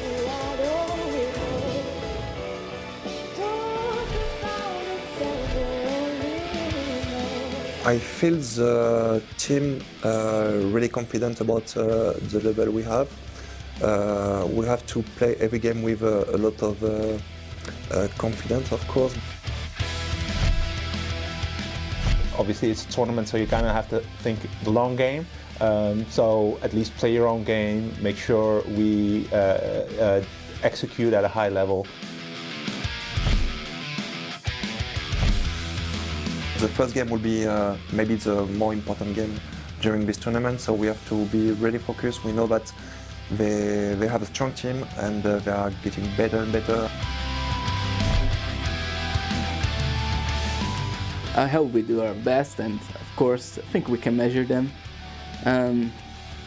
You know, I hope we can give them a little bit of a scare, you know. The team is pretty confident, and that's not the first time that we have the pressure on our shoulders. So we are going to respect them as all the team, and to play our best rugby. It's a serious game. This is no longer the scrimmages that we've had, or all these practice tournaments and practice camps in like smaller venues. This is like a big one, and obviously a one which has quite the reputation across different sports. it's going to be a big game because they have a really strong team. They improve a lot since a few years, so yeah, that's going to be a tough game. I think when we will roll on our court the first time, we will definitely feel the excitement, just a tad bit extra than what we're feeling already.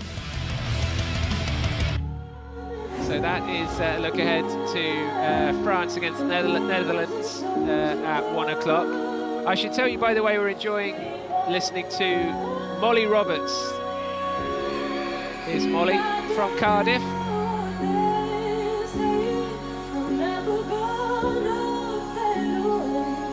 Big moment for her, entertaining the crowd at half-time inside the Principality Stadium. But Drew, we were looking ahead there to France against the Netherlands, and I always think with France at this stage now in 2023, I think back to Great Britain in 2011. You know, they're building up to their home Paralympic Games, a hugely significant, exciting moment, not just for this team, but obviously that country as well. Can you sense that this French team are building towards a real shot at Paralympic glory next year in Paris. They are. They've brought virtually all of the same players that they had at the Euros 6 months ago. The Euros where they really should have gone further than they did. Sorry, the World Championships in Denmark, where they should have gone a lot further than they did. They cruised through the group stages, beating Great Britain and USA, and you thought, wow, this is the big up-and-coming team. They are the ones who are going to challenge the non-European teams, because you have so many big non-European teams, Australia, Japan, USA, who have taken virtually all of the Paralympic medals until Team GB came along in Tokyo. And then they somehow got their pockets picked by Denmark in the quarter-finals, came back from that point onwards and made sure that they finished well. Defeated Team Great Britain again, so defeating them a couple of times at the World Championships. They're on a mission. They've got some incredible players. They've got the likes of Sébastien Verdun, who's just been over playing club wheelchair rugby in the United States, and he got over here just a few days ago. Hopefully not too much jet lag for him. You get a lot of that nowadays. You get players travelling around the world. Stu Robinson, who we're going to see a lot more of in the second half, you'd have thought, for Team GB, and definitely as this tournament wears on, he's going to go down and play in the Australian Championships in a month's time for Victoria. So you get a lot of players who are guns for hire, almost like the IPL cricket. I'm conscious that I'm making a lot of sporting analogies already. We've had NFL, we've had basketball, we've had tennis, but I know a lot of people watching are committed wheelchair rugby fans, but there are a lot of people watching for the first time thinking, wow, what's this sport like? And that there are a lot of comparisons between various different sports, and if you're anything like me, then basically any sport will do. Yes, I'll watch any sport, and this is one heck of a sport to watch, and very much a standalone sport. It's so entertaining. And yes, so you've got the likes of Sébastien Verdun for France. He's going to be someone to watch out on. But let's get back to another team in blue, Israel, taking on Team GB. Yeah, so the second half is underway, and of course the teams change ends. So Israel in the blue, attacking right to left, and here is their main man, Zikiad, 35 years old, with the curly hair there, and he was the most valuable player at what they call the B Euros Championships in Warsaw in 2021. So that was, at that stage, teams that weren't quite good enough to make this A Championships, the main championships. Israel have now made that step up, as Kieran Flynn, I think, has scored. I don't think he's scored a difficult try so far in this match so far. He always seems to be the man left open to just simply wheel across the try line, but they all can. 28 points to 16, 1 point for a try, regardless of how spectacular or otherwise it is. And Israel starting this second half the way they started the first, actually. Looking positive, trying to close this gap. As Phipps with the headband comes forward, and Phipps again with a very, very easy passage to the try line, with Israel having so many players forward and not quick enough, agile enough to get back towards Phipps. And the high press again from Great Britain. Carasenti lobbing it forwards towards Zikiao, who has Daniel Kellett to beat. Phipps coming in from behind, and in fact Zikiao goes through both of them. He broke his neck back in 2006, did Zikiao here. He was jumping into a river off a high bridge. But Phipps, again, the flying headband. Phipps, Zikiao won't get to him, and Phipps makes it 30 points to 18 already. We've barely played just over a minute in this third quarter. So you can see the scores are thick and fast. There's no real time to breathe in this sport. There's always something going on. And so Israel just slow things down slightly. A long pass over the halfway line, and Carasenti left with the easy task of picking up the ball and whizzing right to left to cross the try line. Yes, that was a good inbound there from Israel, and the You've got 12 seconds to get the ball over the halfway line, but that doesn't start until you've inbounded, so you can take your time. The referees, after a while, will say, come on, you've got to get the match back underway. But you can have a little breather, and then the 40 seconds starts and the 12 seconds to get it over the halfway line, and almost a loss of possession. Yes, we hadn't seen too much in the way of defence so far in this half, but that was better defence from Great Britain that time. Big hit in on Nitsahon. Shabtai Nitsahon there with the tan skin, the bald head, 49 years old. He's got a fierce pair of eyebrows as well, as Nitsahon. Well, that was an over and back. Yes, that is. It's, I always think that Aaron Phipps with his headband, that's just to emphasise the absolute death stare that he's got. If you lock eyes with him, then you know about it. But that was an over and back there, and it was courtesy of Phipps. Phipps pushed his opponent back over the halfway line. That meant that the ball went back over the halfway line, so it was a turnover.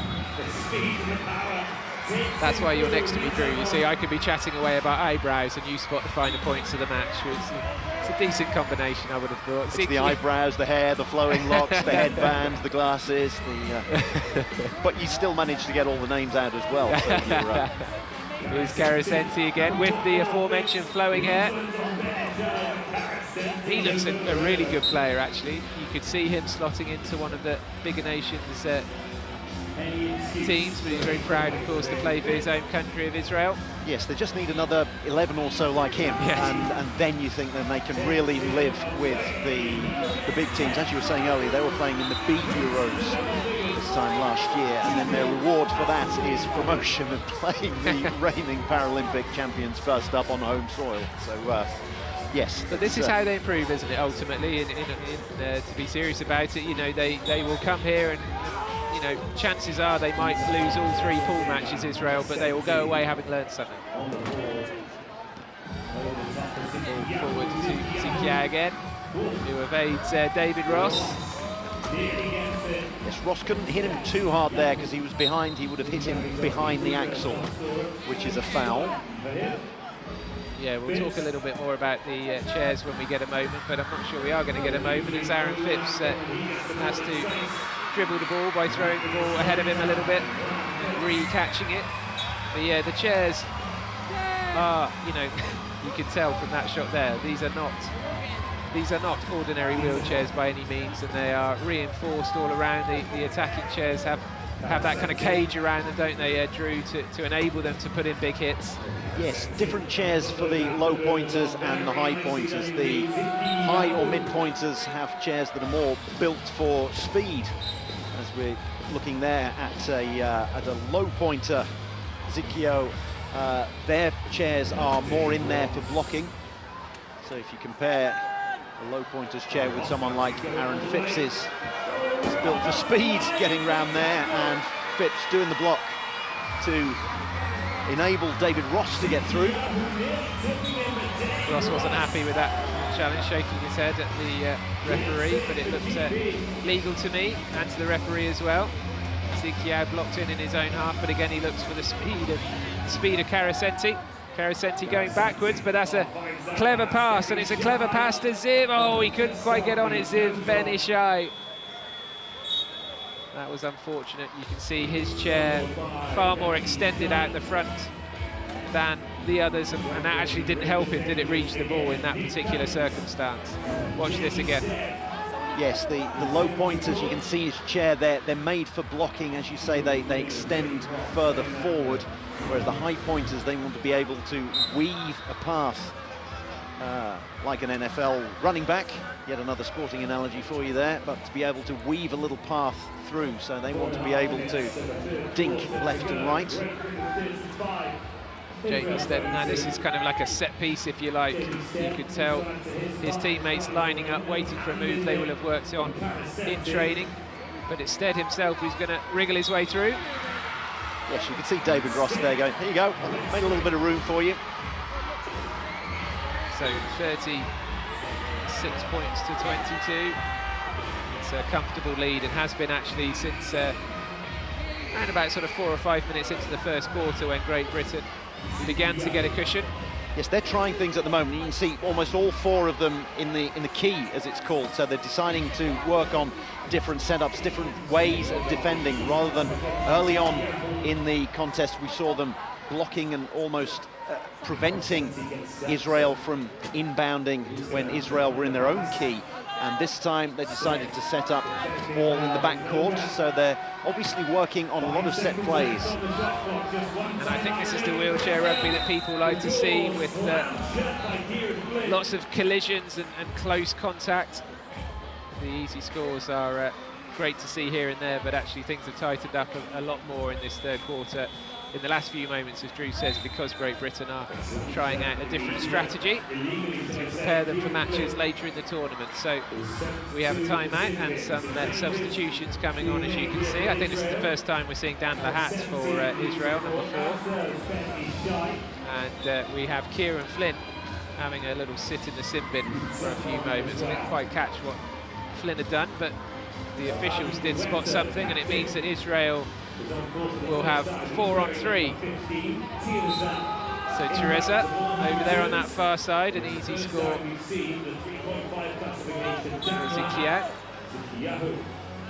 So back out comes Flynn. Yes, it's either 1 minute or until the opposition scores. And in this sport, that can often be about 10 seconds, can't it? Yes, I'm trying to think if I've ever seen a 1 minute. I have seen the odd point scored when it's 3 on 4. Look at the speed and power from Ross. Good effort from the Israeli defence, but Ross has too much for them. And that was all about the momentum he built up inside his own half, really. He got going very quickly. The acceleration was really impressive from Dave Ross, 28 years old. He has a sports science degree, does David Ross. Took up wheelchair rugby after finishing that bit of study. And Lahat scores for Israel. Dan Lahat only started playing this sport 18 months ago, the number 4 for Israel. I'm told he's an electronic engineer by day, so this is a bit different to that. As Nick Cummins now for Great Britain, we're seeing some of the players get a bit more court time. Nick Cummins, one of the Tokyo gold medalists. And Cummins, there is a World Games, isn't there, that was held in Alabama last year, and Cummins and Daniel Kellett were part of a Great Britain team that won gold at that World Games last year. So it's a low point World Championship, I believe, just specifically for low point players. And again, as Drew was explaining a few moments ago, Great Britain trying something different here defensively. But it's not working. Sid Kiao unlocking the lock there. Israel impressing me in this third quarter. For Team GB, it's a case of going as deep as you can on the bench, and we're seeing the likes of Nick Cummins getting some court time at the moment. And for, you can't really say fringe players, but there's a lot of people in Team GB who will be using particularly this pool game as an audition to get as many minutes as they can possibly hope for when it gets, you have to be in possession of it. You can't just throw a vague pass out over the halfway line. You have to get in possession of it once it goes over the halfway line, obviously. There's going to be a lot of Team GB players using this as an audition to try and get as much game time as they can when it comes to that incredibly important pool match against Denmark. And then when it gets, hopefully for them, to the semis and hopefully the final, as Paul Shaw there, the coach, makes yet more changes. I mean, this is ideal, isn't it, for Paul Shaw to be able to give as many players as possible court time in this very first match. And all of these players from Great Britain are experienced to one degree or another, but still it's a major championship, and it will ease a few nerves to get out there and have plenty of court time in this first match. Stuart Robinson is just unstoppable again, but he's going to slow things down, as we've seen on a few occasions. Just thinking about how much time is left in the quarter.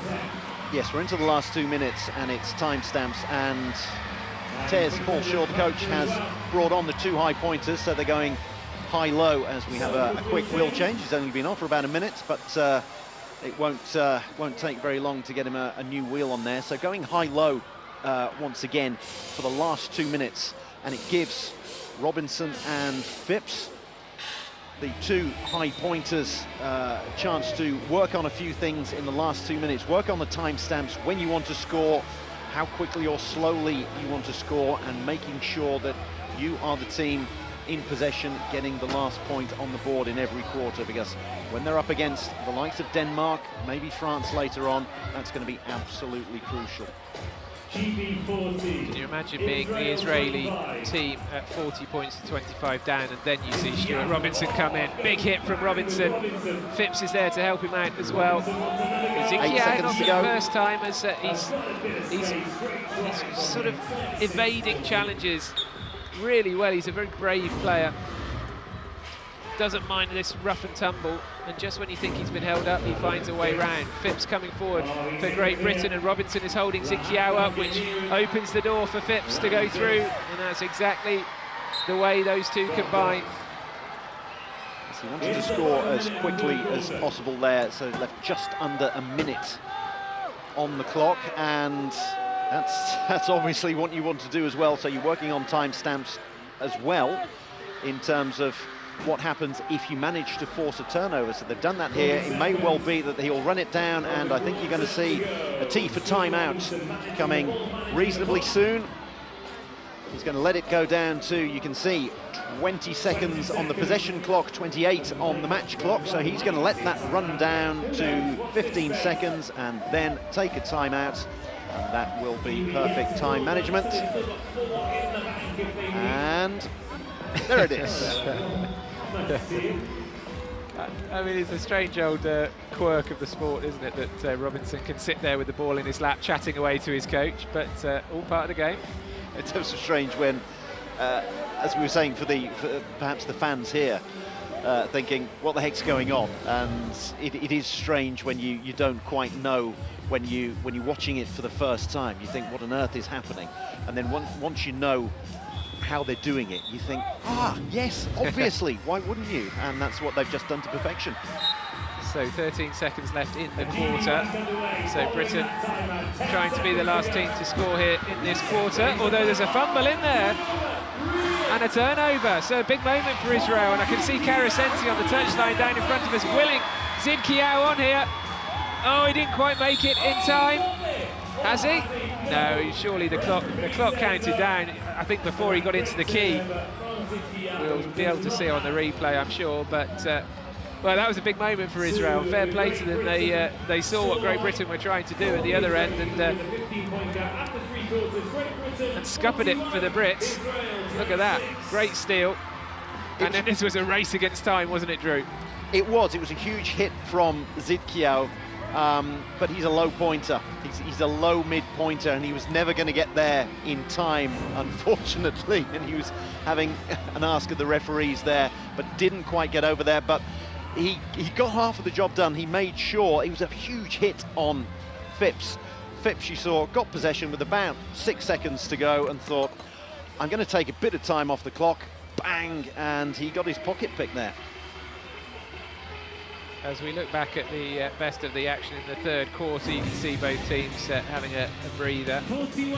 One thing I would say, Drew, I don't know if you agree, but I'd be encouraging people at home watching this to actually sometimes take your eye off the ball and look at what's going on around the player with the ball, because sometimes I think when you're focusing on the player with the ball in possession, you're missing all of the blocks and the strategic tactical play that's going on around them. Anyone who has played wheelchair rugby knows that, yes, and we as fans and commentators tend to watch the guys with the headbands and the impressive wheelchairs that can weave their way through down the touchline, and then huge speed there from Phipps. But it is the others, it's the water carriers, it's the ones who put in the blocks, the ones who make it possible for the high pointers to shine. That's where 9 times out of 10, particularly in closer matches, that's where matches and indeed championships are won and lost. It's not necessarily about raising your ceiling, it's about raising your floor. And if the lowest pointer that you've got on the court at any one time is the best in their particular point category, and we'll see it a bit later. We were talking about France earlier. You've got Cedric Nonquin, one of the best defenders, one of the best low pointers in the game. So you're only as good as your best low pointers. Yeah, it's a really fantastic way of looking at things, and to those of you watching who are new to the sport, it all helps with you fully taking in what's going on here and being able to appreciate the work of the defensive players as well as the attacking ones. And Paul Shaw on the right there of the coaches with the silver hair. Him and his staff giving final instructions to another fairly kind of new lineup, new quartet out there on the court together. Stuart Robinson's out there. We're going to see Coral Beatty again, Great Britain's female player, and Beatty's going to actually start with the inbound into this fourth quarter. So Robinson deep inside his own half, and he puts the afterburners on and all the way around the outside. And although that looks simple, think of the effort that Robinson is putting in to get up that speed at that angle with possession of the ball all at the same time. So it's 42-26 early in this final quarter. Just under 8 minutes of stoppages to go, and Carasenti, who's really impressed me in this match so far, is stopped brilliantly by a combination of Beatty and Stead for Great Britain. And that was an example of where you could have been watching Carasenti, but actually watch Beatty and the defensive work she did there. Again, trying to block the Israeli attack.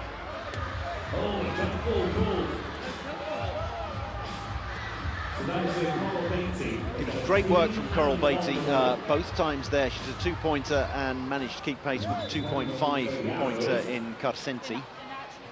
And then ball went to ground. Beatty, she's had limited minutes thus far, but you mentioned earlier she's a 2-pointer, but she enables you to have an extra 0.5 on the court at any one time, and that's great defense there from Jamie Stead, managing to push Zidkayo out of bounds there. Yeah, Stead was superb there. Underrated little moments like that can pass you by, but they're crucial, and definitely will be crucial in matches to come, particularly when we get out into the knockout stages. The Israelis calling the timeout, and Shlomi Spivak there, the head coach, having a few words with his team. This was a replay of the good defence that we saw just a few moments ago. Watch Beatty here. It's Robinson that comes round, but then Beatty gets herself in a position which means that the Israelis can't finish that move, even though they were a matter of, what, centimetres away from the try line. Oh, and Carasenti fumbles the ball. So that's a little careless from Carasenti on that occasion. Well, Team Great Britain here going with a more balanced lineup, just for one high pointer in Stu Robinson, and he's the one on the ball at the moment, but with a couple of mid-pointers in there. And it's interesting to see Coral Beatty getting this game time at the moment and really making the most of it as well. She's good to have on the inbound. You need someone with a strong and accurate throw on the inbound, otherwise you can get a little bit bogged down. And she's certainly auditioning for a greater role in this team. Obviously, she was someone, we see her again, someone who was involved as a teenager when she started, and I think just 20 years old when she played in Rio at the Paralympics in 2016. And here she is inbounding again and showing that she's a real asset to this team, having just made it back into the squad. Kylie Grimes was Great Britain's other female player of recent years, not here at this championships, along with a number of the Tokyo squad. I'm thinking of Jim Roberts, the Welshman who's retired now. He was a big star of this team in Tokyo and for a long time before as well. He would have loved to have played in this tournament, I'm sure, in his home country of Wales, but decided to call it a day.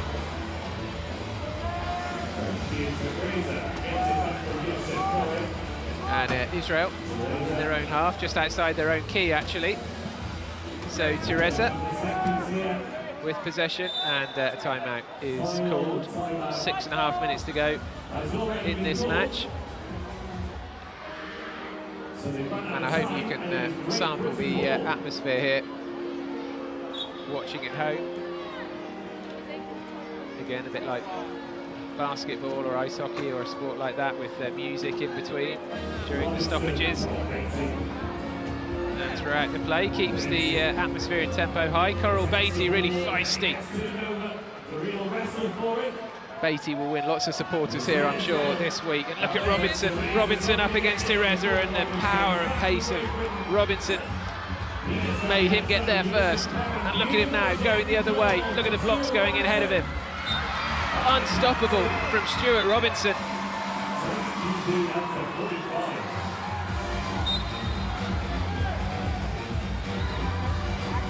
Played for the United Kingdom team, as it was known in the Invictus Games, the Stuart Robinson, now with his Great Britain hat on.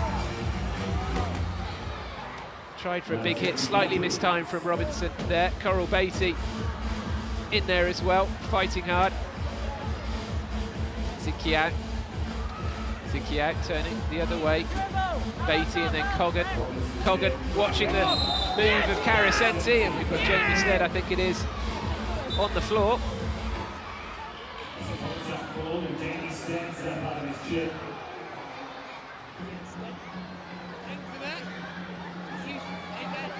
Jamie Stead just waiting for assistance. We could run a Stuart Robinson showreel at the end of this match. He's had some brilliant moments. Look at the little shimmy there.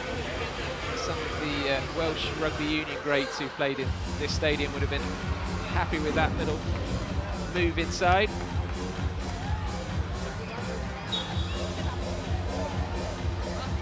Former Welsh Rugby Union international Rupert Moon is here this morning. And Robinson again leading things for Great Britain. This time an easy pass and score to Beatty. So Coral Beatty, her second try of the match.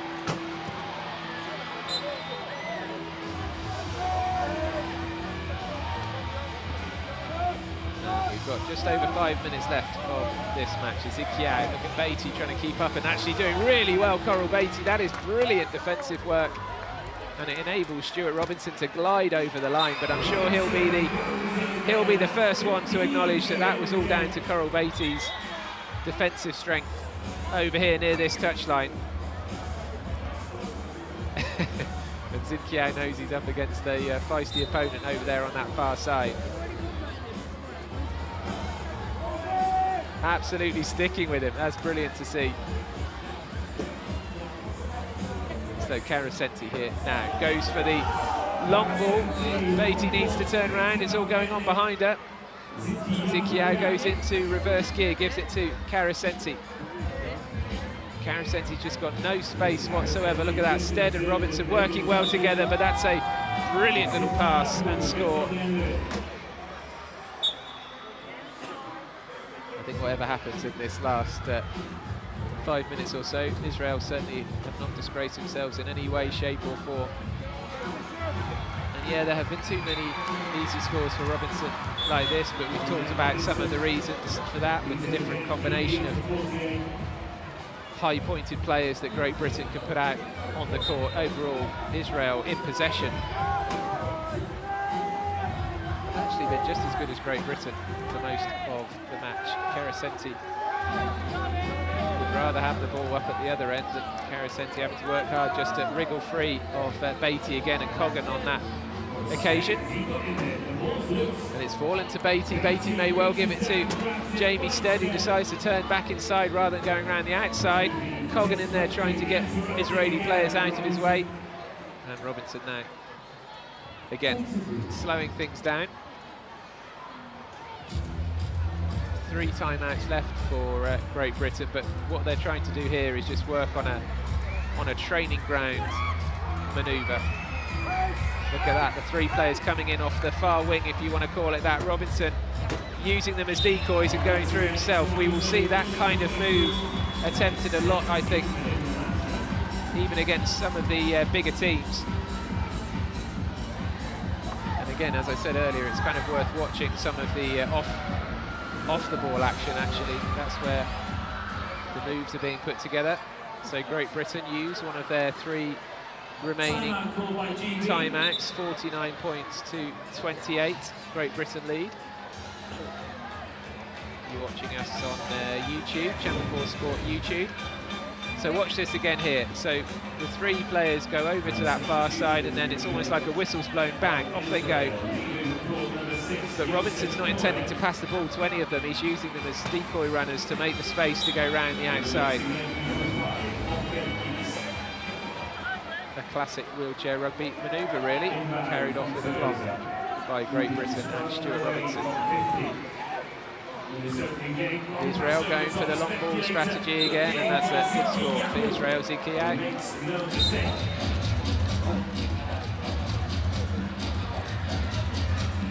Played for Israel now for 12 years, Ziki out.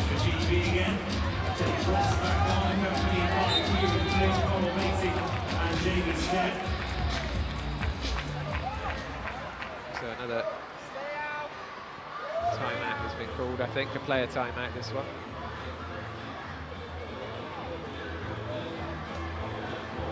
Great Britain will be keen to get to the half century, I'm sure.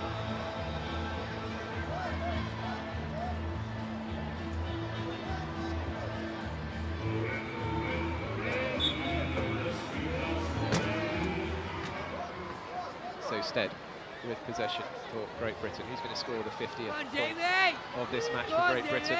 It's going to be Jamie Stead all the way.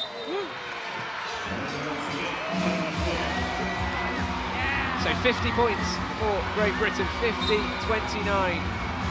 GB lead Israel.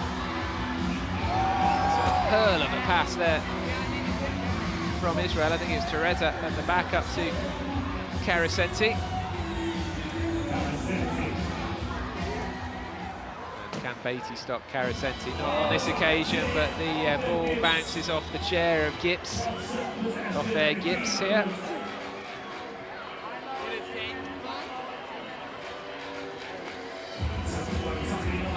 Couldn't quite reach down low enough to grab that ball, and it bounced harmlessly off his wheel. So Beatty to Stead, with Flint charging up on that far side. So Beatty will try and act as a blocker here. And it goes to Ross, and that's a good score for Great Britain.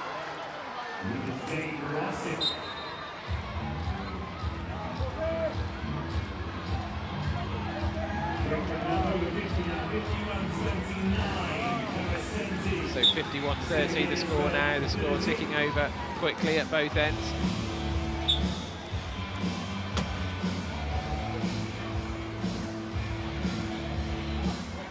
Can Ross go all the way around the outside here from one end of the court to another, and the path is open.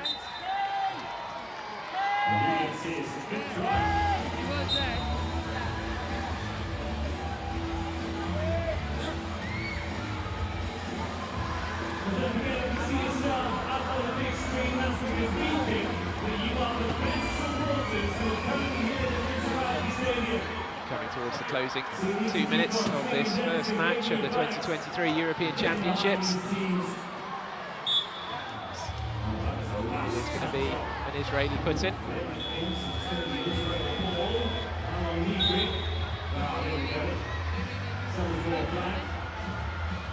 And another timeout to bring on, well, an entire team substitution here. 4 new players coming on. Yeah, Stead and Flynn need to get off the court. They couldn't find a way through, but now they do. So it's an entirely different lineup for Great Britain for these closing 2 minutes and 15 seconds. Robinson out there, Coggan, Daniel Kellett and Aaron Phipps.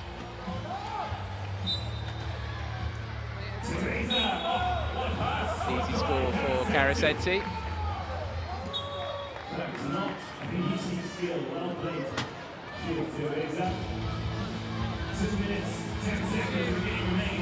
Look at Robinson go.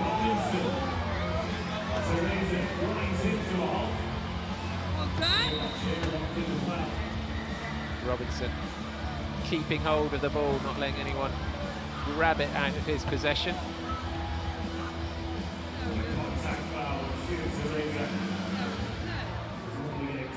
So final 2 minutes of this opening match.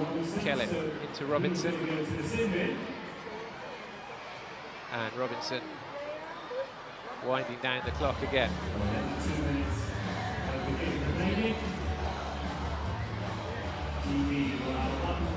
And I guess you might wonder, what's the point of doing this at 52 points to 31 up? But I guess it's all about getting into the rhythms and the mindset of matches to come, when things will be closer and more cagey.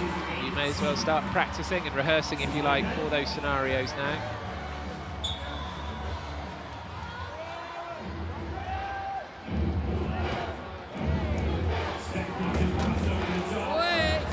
And over goes Teresa.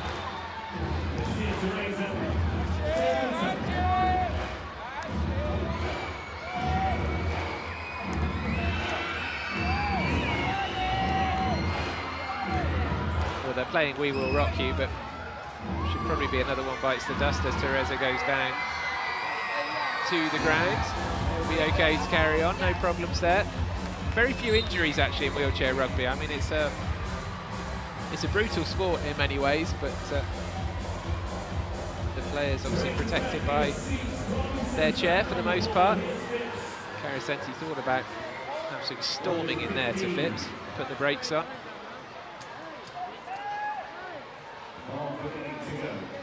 And again, everybody happy to just slow things down and pause. Counting down the shot clock over there in that far right corner, the clock just below the scoreboard there that you can see. 9 seconds to go on it. Oh, Phipps nearly lost possession there with a fumble, but he keeps hold of it to go 53-31. And into the last minute. Long pass up to Carasenti, and Carasenti will beat Coggan, no problem. For speed, that's not really Coggan's strength.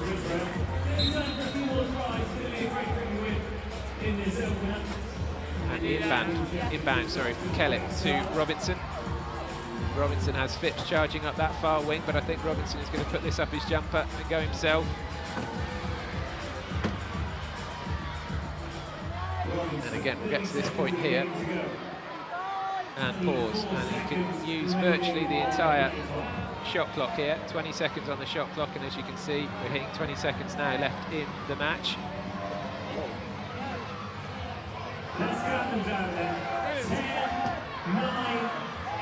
You can hear the countdown inside the Principality Stadium. Robinson even just going along the goal line for a few moments there before dipping over to score another try for him.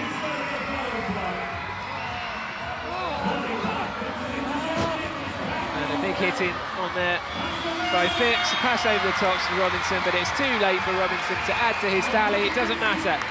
Great Britain win their first match at the European Championships, 55 points to 32 against Israel, and a commanding performance from the British squad.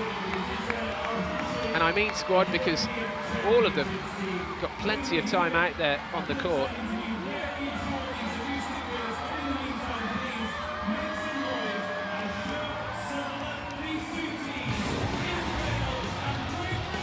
Here's the story of the match, and it was a bright start from Israel. It has to be said, actually.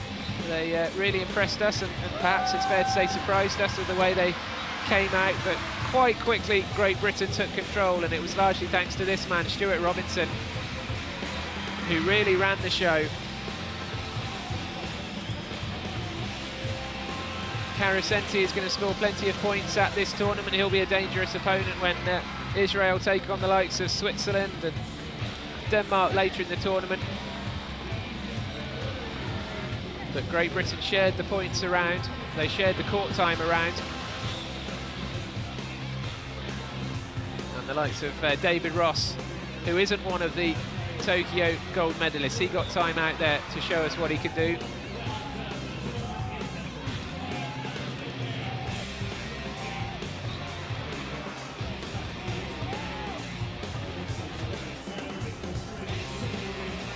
And Aaron Phipps getting in on the act as well with the trademark headband.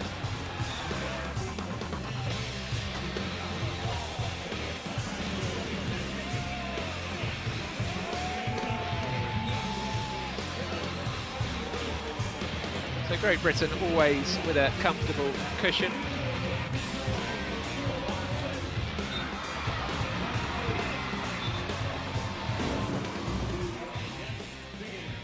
And a 55-32 win puts Great Britain top of the table. Of course, after their first match, Denmark play Switzerland at 3:30 this afternoon. But it's a healthy points difference already for Great Britain. That might come into play, you know, over the next few days. Great Britain with a plus 23 points difference after beating Israel. And I think actually that's something that Israel will be targeting, isn't it? That they were 23 points down, if you like, against Great Britain today. Can they, if they're going to lose, can they lose by smaller margins against Denmark and Switzerland? That'll be one of their goals, I'm sure. You can see certainly the Great Britain team and one or two of the Israeli players as well doing a lap of honour here at the Principality Stadium. Nick Cummins coming through there, Jonathan Coggan, number 2. And these names and faces will become more familiar to you over the next few days by the time we get to the weekend, when we hope that Great Britain are in the final. You will know all about these players.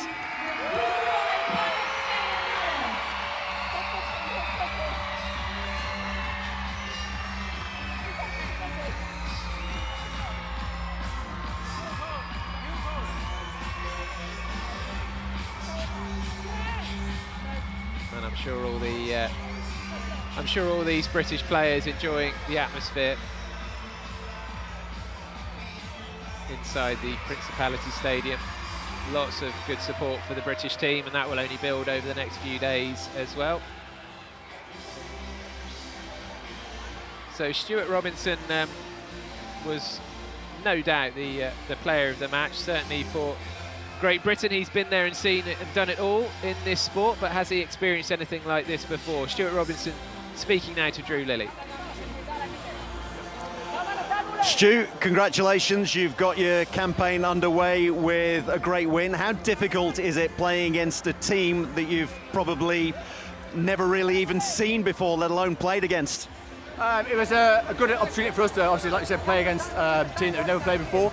But for us, it was all about going out there, getting our own patterns right, getting the fundamentals correct, and making sure that we did everything we went out to do. And no matter who we're playing against, whether it be someone we've never played against before or a seasoned opposition, we'll still try and do the same fundamentals. You're talking about fundamentals and patterns. You seem to be going through a lot of different patterns on defence, the way you were setting up and working on your time stamps and things like that, and also a lot of the team getting a lot of court time today. Yeah, I think one of the objectives today was to get a lot of the guys through. For some people, it's their first opportunity to play at a tournament like this. But as well, it was a great thing for us to work on a lot of things that we've been doing in training and stuff like that. So to play against the opposition, to come across with the different lines, gave us a great chance to work on a few things. So yeah. And what was the atmosphere like? Were you expecting it to be this good? It was pretty amazing. Obviously, from when we scored the first try, the crowd were going really wild, and just to hear the noise and the atmosphere created in here, it's an unbelievable experience. Congratulations, got a win on the board. All the best for the rest of the tournament. Nice to hear from Stuart Robinson with Drew Lilly.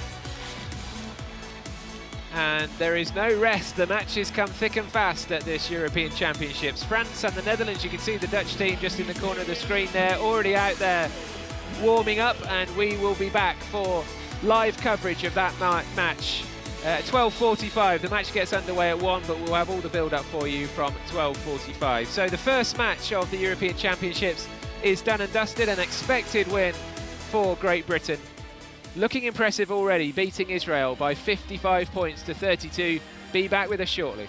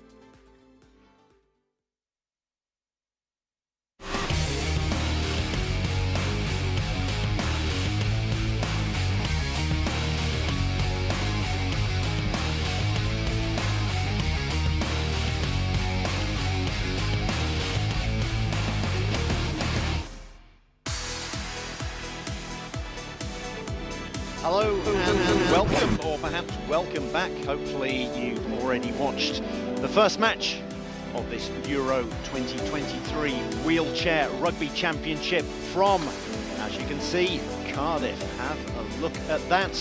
The beautiful River Taff, and then alongside it the Principality Stadium, Cardiff Arms Park. And this is what we got underway with. It was Team GB, Great Britain, the reigning Paralympic champions from Tokyo 2020. Less than around 18 months ago it was, because it was delayed, and they took on Israel. It was a baptism of fire for Israel, who had only played in the European B Championships before, but this is the A grade, and they had to take on the reigning Tokyo champions, the Paralympic champions in Team Great Britain. And Team Great Britain certainly lived up to their billing as one of the favourites for this tournament by running out very comfortable victors in this opening match. 55 to 32. Never headed, and they pulled away, managed to work through some of their timestamps, some of their different ways of setting up. So this is the way it looks in Group B. Great Britain with the 2 points on the board. And then Denmark and Switzerland will be playing later on today, 3:30. And then, as you can see, Switzerland, Great Britain and Israel, Denmark on Thursday. And then Friday could be where it's all decided in terms of who is going to finish towards the top of this group, when it's Great Britain versus Denmark. That's going to be the big one in Group B. So Group B there, Pool B on the right, Pool A on the left. France, Germany, the Netherlands and the Czech Republic. France, they are arguably the favourites for this tournament. They are the reigning European champions. And let's hear from some of the French now.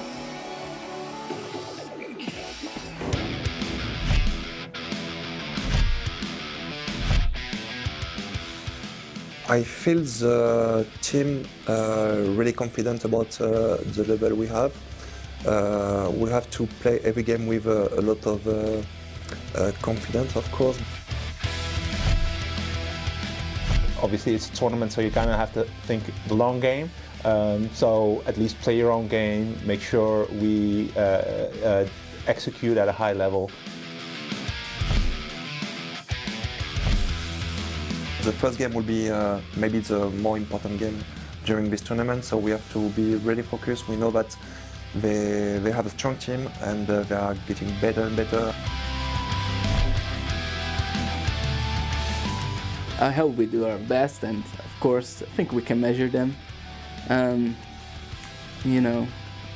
hope we can give them a little bit of a scare.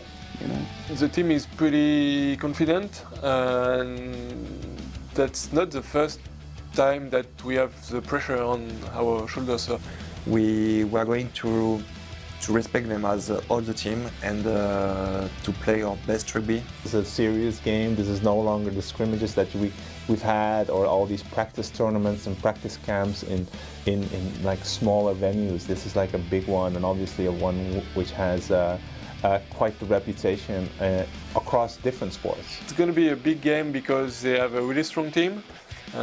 They improve a lot since a few years, so yeah, that's going to be a tough game. I think when we will roll on our court the first time, we will definitely feel the excitement, just a tad bit extra than what we're feeling already.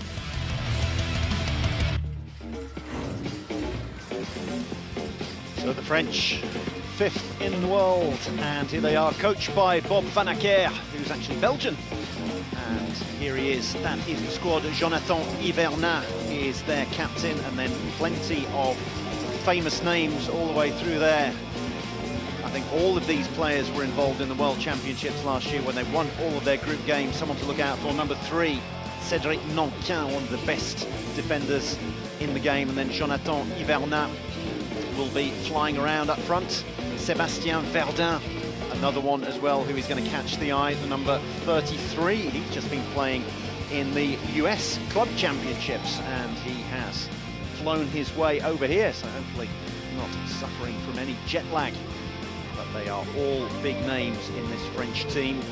Riyad Salem, the number 9, he's a high pointer. They don't tend to use him that often nowadays. He's 52 years old, is Riyad. But they tend to focus on the likes of Verdun, a three-pointer.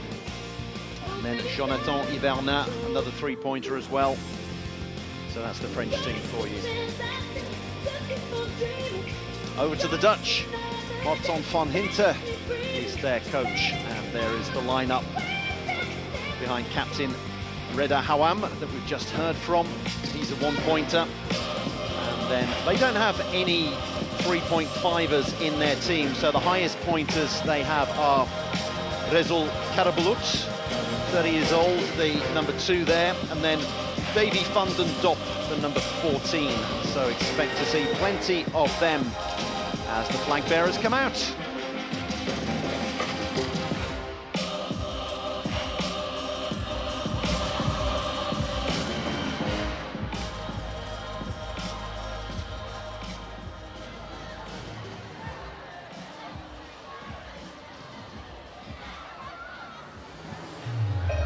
Please welcome the flags of our competing nations, our 2 referees, Kristen Hedman and Matthias Kampana.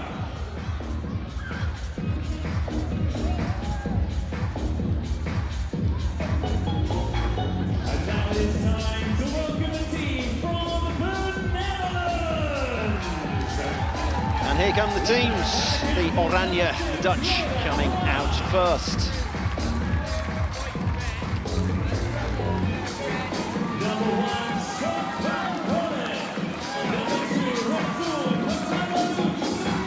Rezul Karabulut, one of the high-ish pointers. He's going to be starting.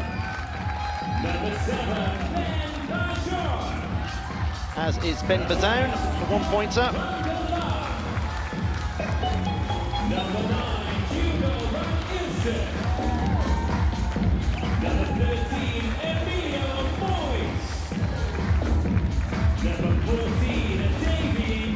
Emilio Moose, the number 13 as well. He's going to be one of the starters. And here he is, the coach that we saw in the interview, the bald head of Hector Loma and the big smile. How about that for a smile? 30-year-old, 1.5, so a lowish mid-pointer. It's going to be Loma, Moose, Bazoun and Karabulut, the starters for Team NL. And now it is time to welcome the defending European champions, France! The captain, number 21, Jonathan Hivernat. The co-captain, number 3, Cedric Nankin. Vice-captain Cedric Nankin, incredible player. Incredibly good with his arms as well, even though you could see that there was a fair amount of impairment there. Rodolphe Charland, 34-year-old 2.5 pointer, he's one of the starters today, so France going for a very balanced lineup.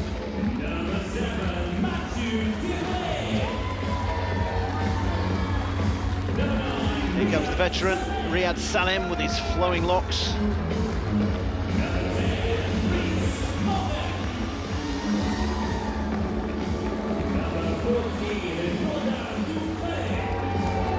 Stadium announcers doing a very good job of pronouncing a lot of these names. Jordan Ducret, he's going to be a starter as well.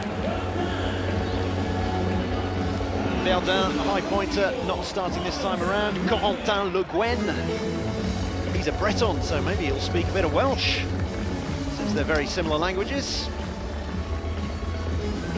Le Guen, meaning white. The other starter of the French is their captain, Jonathan Hivernat. And now please stand if you are able for the anthem. Now we'll have the national anthems.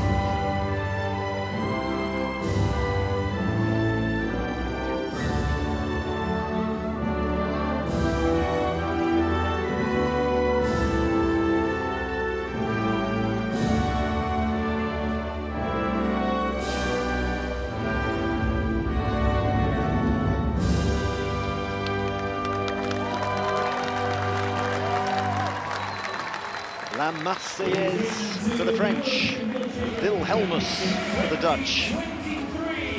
And then plenty of accolades between the two teams who will know one another reasonably well. The Dutch weren't at the World Championships in October of 2022 when the French won all of their group games and then somehow came up short against Denmark in the quarterfinals and then had to go through the placement matches. So Hivernin, Nankin, Ducret and Jarlon are the starters for the French. For the Dutch, Carabalutz, Bazoun, Moos and Loma. I presume we'll see plenty of Davy van Dop for the Dutch as well. Cedric Nankin, the number 3 keeper. An eye out for him. Such a good player, one of the most difficult defenders for anyone to play against. 38 years old, plies his trade in Paris. Absolutely elite defender, often voted, and he's got such speed as well over short distances for a 1.5 pointer. Amazing. Emilio Moos is the number 13 there, mid-pointer for the Dutch. Will be in charge of their midfield.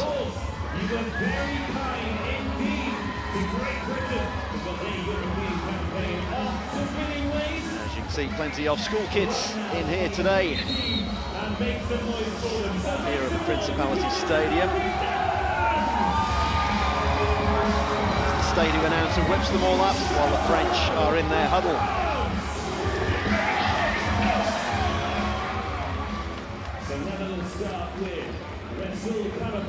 So you've got the French in blue, you've got the Dutch in orange, and then you've got the school kids in red. As befits the fact that we are in Cardiff. They had good fun watching 55-32, the victory for Team GB in the opening match.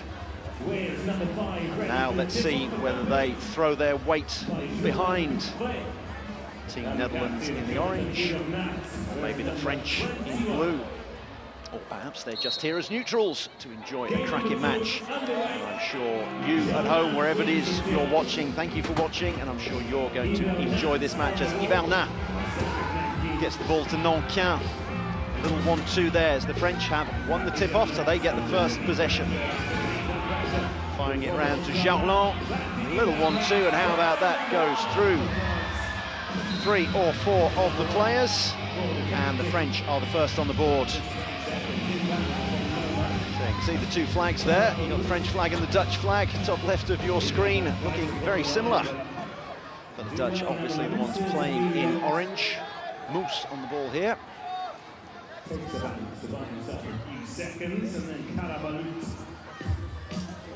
And it's through to their main high pointer, Carabalutz, but great defence already from the French. You can see Nankin blocking Hivernin as well. How about that? The twin towers of Nankin and Hivernin. Fired over the top. No, the referee waves that one off. Loma says, hang on, I was in possession of that, but he wasn't quite. So, no point there for the Dutch.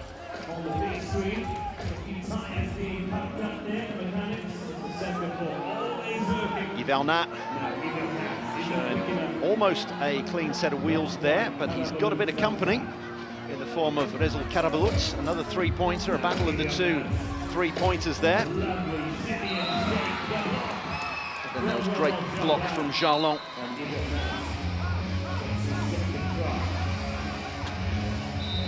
Bounce out there, and it went off Hivernin's chair, so that means it's going to be another inbound for the Dutch. No, it's been given the way. It's gone the way of the French. So Ducret with the inbound. Well, it was bounced off a French chair, but I think it was done, the referees were saying it was done deliberately, so the French set themselves up.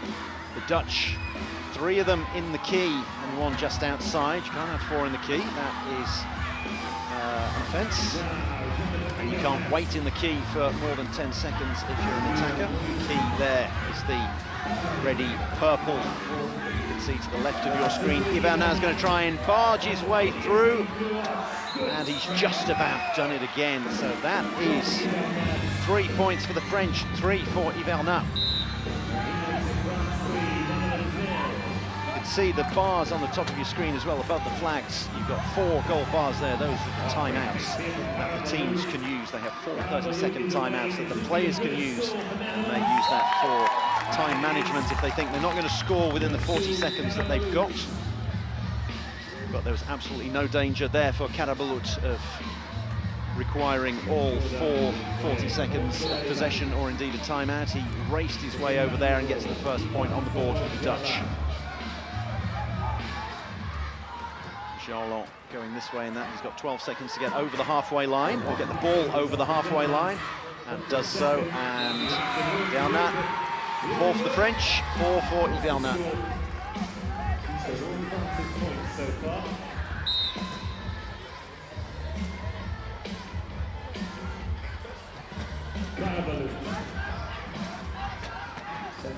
So Karabulut, the 3-pointer, fires that one off to Loma. He's got to get it over the halfway line, and he does just in time to Moose, and Moose is going to get over the line for the Dutch. So points going this way and that, but with the French getting the early possession from the tip-off and the early possession from a turnover as well. So they're the ones making the running from the front at the moment.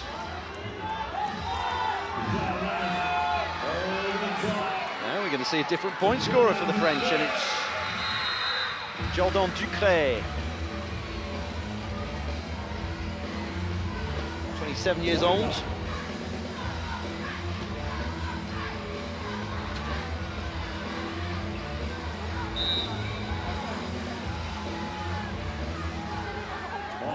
Plays his club rugby for the Atlantique Rugby Club.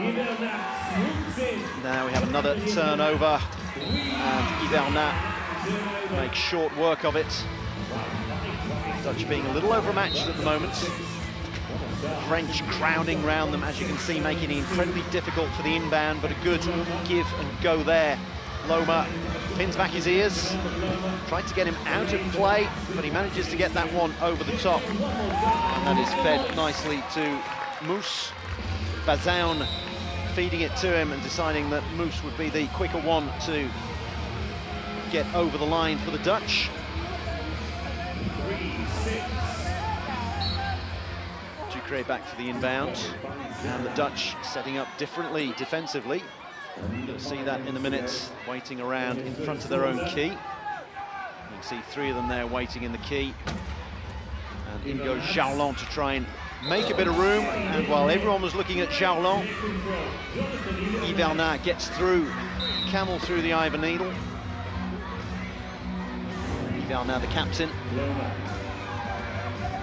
He plays for Stade Toulousain, so the Toulouse rugby team. Thierry plays for them as well, Jarlon, lots of Toulouse. It's a big rugby union hotbed, a bit of rugby league there as well, and it's also a hotbed for wheelchair rugby in France.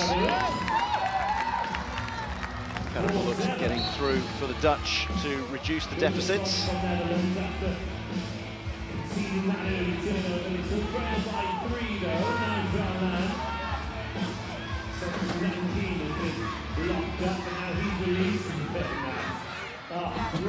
Noncan with the block on Loma, and Ivernat. He's almost a one-man team at the moment on the scoreboard, but you can see the work being put in already. 7 goals for him out of the 8 that the French have scored, but it's been his teammates who have been making that job easier for him.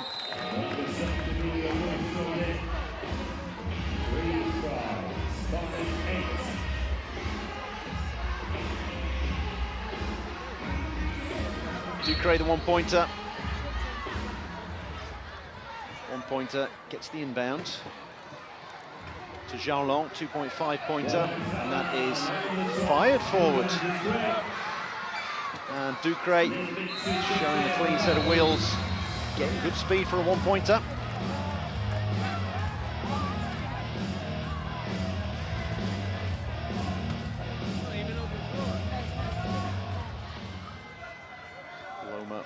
6 players for the Terminators Club over in the Netherlands.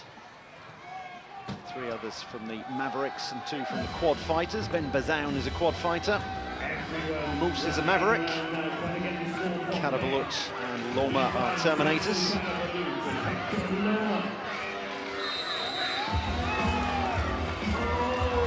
Wow. As you can hear from the stadium announcer, time violation, so the Dutch didn't get it over the halfway line within the 12 seconds that they had. You have 40 seconds in which to score, 12 in which to get it over the halfway line, and then you have to bounce it every 10. So, change for the French. Thierry coming on for the French. Sébastien Verdun, so they're going reasonably high-low, the French now. With Yvernat, the 2.1, and regardless of who's on, even if Verdun, another 3-pointer, is on there, so they've got 2 3-pointers on there, but Yvernat, the captain, still the go-to man.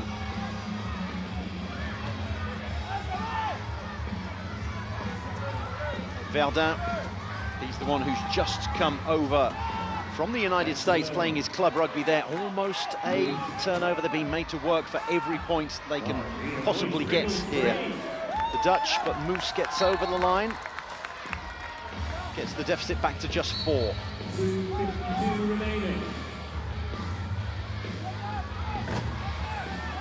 Verdun bottled up. They've got to get the ball over the halfway line, and they're going to do that without needing a pass. It's obviously safer if you can keep it in your own possession, in your own lap.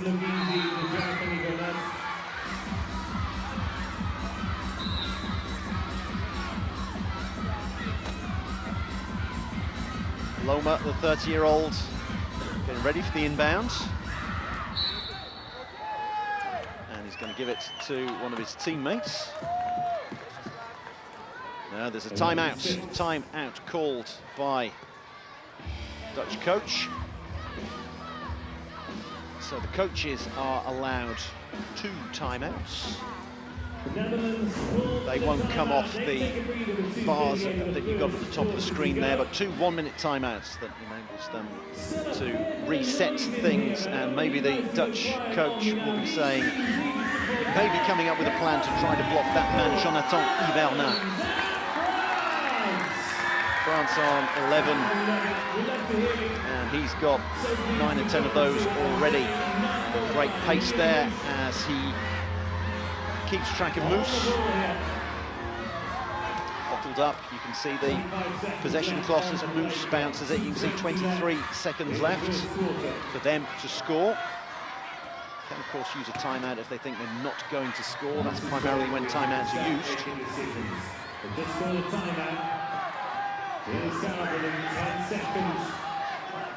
Karabalut, can he get through? He's been blocked brilliantly. They've got 3 seconds to go, and that's wonderful defence from the French. Great performance from them. Wonderful, absolutely wonderful blocking there from the French defence. Mathieu Thirier, 1.5 pointer with the inbound here, and look at that, the no-look pass. How about that? Finds Verdun. Knew exactly where it's going to be. Verdun, they're trying to push him out, and he can't go back over the halfway line. Otherwise, that's an over and back. It's the equivalent of a basketball backcourt violation. And Le Guen, mentioned him earlier, is a 0.5 pointer, so there's no way he was going to have the wheels, the pace to get over the line. So he hands it off nicely to Thirier. Everyone knowing their roles incredibly well. It's a huge one over the top, but that is meat and drink for Sébastien Verdun from Dijon. So over in the east of France, not far away. It's in the Burgundy area, where things like there's lots of nice wines and creme de cassis come from there, and some very good players as well. And in terms of the timestamp, well, we're getting down into the final minute. Tries to get it over the line. He's got 6 seconds to go. Going this way and that. Great defence from Moose, and how about that? 360s his way through. Is there nothing that this man Hivernat cannot do? And he did it nicely. 50 seconds to go, so that means that there will be at least one more possession for the Dutch. This way and that. A couple of 360s there from Hivernat. Forced to bounce the ball there, Bazoun. No substitutions from the Dutch thus far. They've got 30 seconds to go, 15 seconds in which to score. Right, they've scored now, and that leaves the French with 24 seconds in which to eat up the clock. Various things for the French now. 10 seconds to get it, well, 12 seconds to get over the halfway line, and now you can see Verdun looking up at the board, and he is going to take his own sweet time. Lomain is going to try and push him over there and say, score sooner rather than later, or maybe not score at all. 10 seconds to go. He's bottled up, Verdun, and they're trying to bottle up his teammates. Can he get a pass out there? Hivernat gets through with a second to go. Perfect timing from the French, perfect movement, and they have doubled the Dutch in this first quarter. 14 points to 7 to the French. Consummate display from the reigning European champions and the favourites here.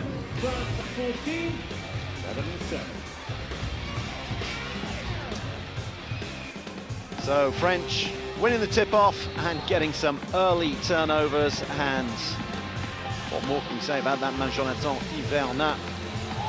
A captain's knock from him already in the first quarter.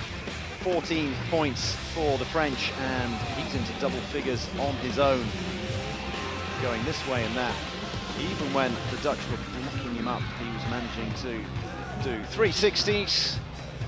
And then as if a 360 wasn't enough, well, let's have a 720.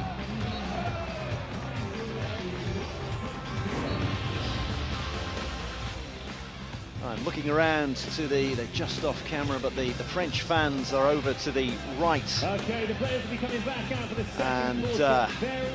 I'm looking to see if his girlfriend's there. She was there. We go. There's various members of the family there. Jordan Ducré's parents are there, wrapped up in flags, and I do believe Jonathan Hivernat's girlfriend is in there as well. But they travel around there. It's always a family affair, is wheelchair rugby, and you get a lot of them travelling. A lot of them travelled to Denmark to see them perform incredibly well in the World Championships in Vejle in the west of Denmark. Denmark, one of the hotbeds of wheelchair rugby in Europe. They've had European Championships in Aarhus and in Vejle, and then the World Championships there as well, just over 6 months ago. France, another hotbed, and it's going to get even hotter, that hotbed, because we're going to be over there for the Paralympics in barely 12 months' time. It's been a short Olympic cycle this time around. Team GB winning in Tokyo, and that was a mere 18 months ago, it seems, because Tokyo 2020 was actually 2021, and we're already coming round to the next Paralympics. But let's concentrate on the Euros for the moment and the second quarter of this match between Netherlands and France. And there we go. Karabulut. Changes for France. Nicola Van Dunk is on. Dutchman of Turkish origin. Brice Morel is on for the French. So the French had quite a change in their lineup. It means that Hivernat has gone off, so it could well be a case of pick your poison for the Dutch. Hivernat has gone off, but Verdun is on there as well, number 33. The Dutch sticking more or less with the team that started off, but we have Reda Hawam, the captain, on now, the number 6. There's nothing that the number 6 there can do to stop Verdun. 8, France 16, Netherlands 8, Sebastian Verdun. 2 tries, back to back for him. Before you can see there, low pointer Adrien Chalmin for France. Their low pointers, we've seen a little bit of Corentin Le Guen, Jordan Ducré as well. Carabalut almost blocked there, but not quite.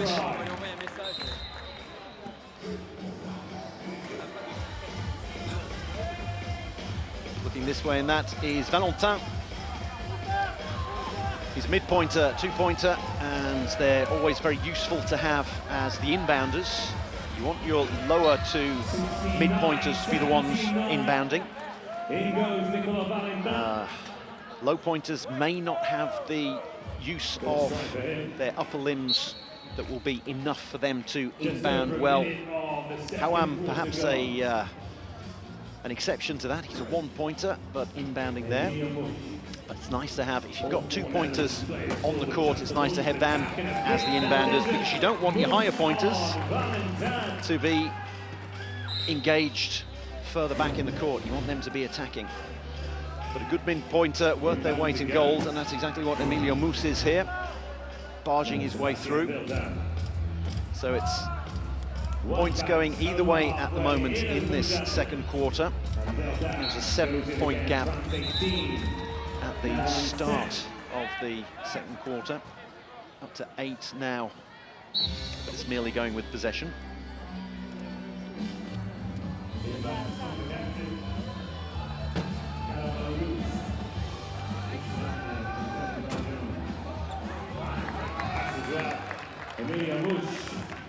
Carabalut to Mus. 3-pointer to a 2.5-pointer. Dutch making the most of the classifications that they have there, out there at the moment. Various classifications from 0.5 to 3.5, depending on level of impairment. Oh, that was a loss of possession there from Verdun. As if he was trying to just put it over the line and then couldn't quite keep a hold of it. That was excellent defense there from Reda Hawam, the Dutch captain. So a useful turnover for them. So the classifications, lowest is 0.5, highest is 3.5, and you can have a total of 8 points on there at any one time. Unless you have female players and you're allowed an extra 0.5. No female players in either squad for the French or the Dutch, but the Germans have 2, and we saw Coral Beatty for Team Great Britain earlier on. She's back in the Great Britain squad. So if you have a female player on, you're allowed an extra 0.5 points. Verdun, no mistake this time around. Job van der Laan is number 8, who's on at the moment for the Dutch.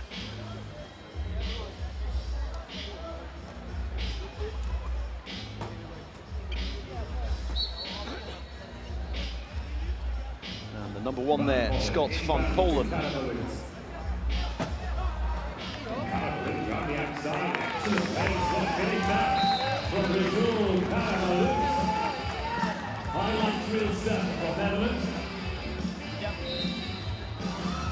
Dutch very much keeping pace in this second quarter.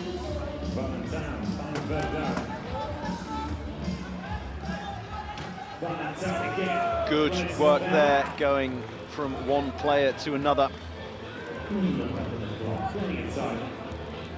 And then Morel takes his time, taking his time there to give his teammates a breather and to allow them to set up on defence, to decide what kind of defence they're going to go. They've blocked up Mus there, as you can see. So back now comes Van Polen. After the stadium DJ played Rollin', Rollin', Rollin'. It's Van Polen who gets the ball and he inbounds to Carabalut. Carabalut pins his ears back, but he's got Verdun for company. Over the top to Mus. You can maybe bottle up 1, but you'll struggle to bottle up 2. 7 goals already for Mus, as you can see on the screen there.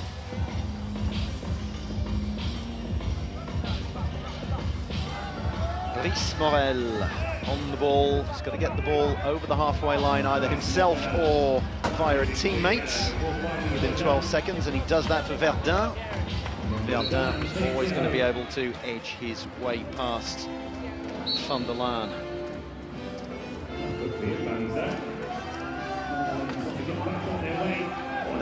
We have the turnover and a timeout called.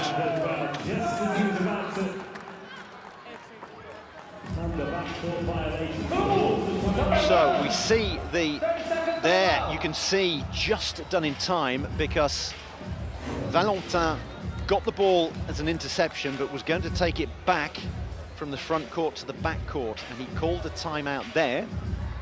As you can see, one of the bars has disappeared on the top of the screen for the French, so that means they maintain possession. Otherwise he would have handed back possession for an over and back, as it's known. So very, very well done there, both to get the interception and to make sure that didn't lose possession via the over and back.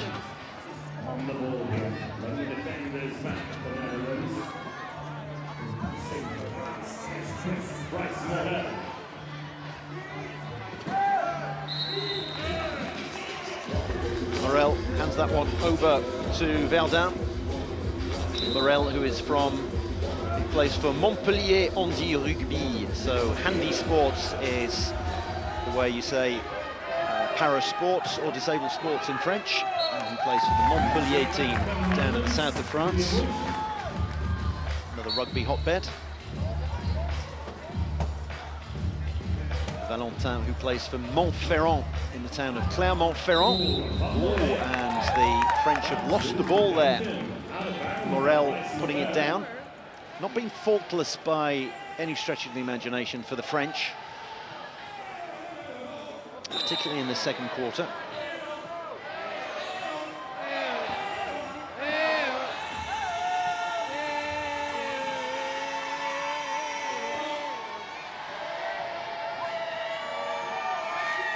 Freddie Mercury, always popular in stadiums.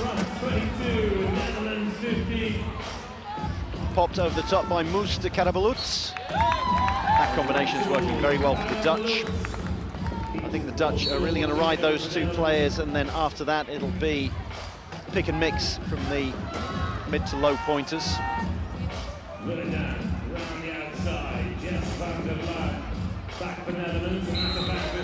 Clean pair of wheels there shown by Verdun. Showing no signs of jet lag. Across the Atlantic to be here.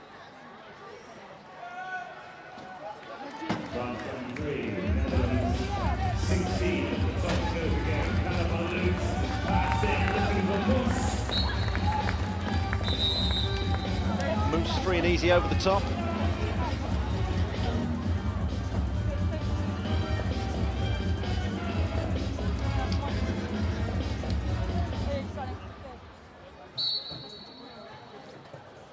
Disco version of one of the Star Wars themes there. So the stadium announcer doing his, or stadium DJ doing his job, and how about that from the Dutch doing their job? What a turnover for that was. Once again, it was Moes de Carabaluts, but that was an excellent interception there. Valentin trying to keep both wheels on the ground, and in doing so, lost possession of the ball. So the Dutch have managed 2 turnovers in this second quarter, given a great account of themselves, keeping the French very honest. We're going to see a bit more of Hiberna at some point, as the French, no, even when the French look to get a turnover, then the Dutch get it back. Moes pops that one over the top to Van der Laan. Moes is putting in a shift here.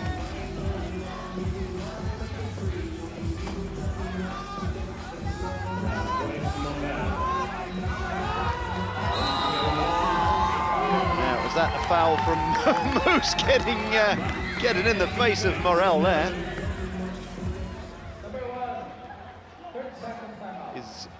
So a timeout's been called. Well, the Dutch getting in there, particularly Moes. Look at that, there's real determination. Then he comes around and says, yep, I'm living rent-free in your head at the moment.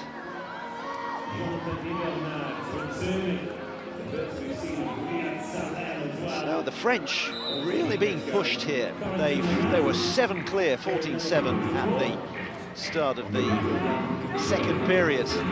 They've lost 2 of those points, so now it's going to come down to time management, and it's going to come down to the likes of Jonathan Hivernin, the captain who got into double figures on his own in the first quarter. They've brought him back out.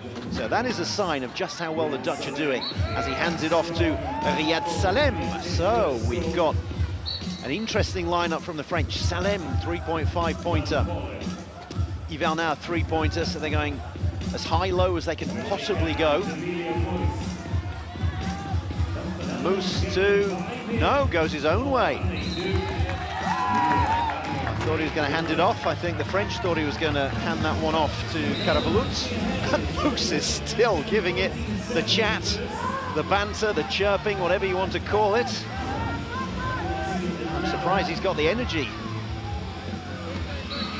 Hivernin gets over the line and quietly asked the referee, did Van der Laan go above and beyond there? Yep, got him just behind the axle there, I think. So you're allowed to hit in front of the axle, but not in the back. But Van der Laan doesn't care about that. He's going to score a point himself. So into the last 2 minutes. If the Dutch can get the final possession and keep it a 5-point game, it could be quite interesting at half-time here. And I'm sure the French coach, Bob Van Acker, will have something to say about the way the Dutch are playing at the moment and what the French have got to do to change things around during the half-time break, but we're not there yet. Hivernin is out there. As is Corentin Le Guen has come back on.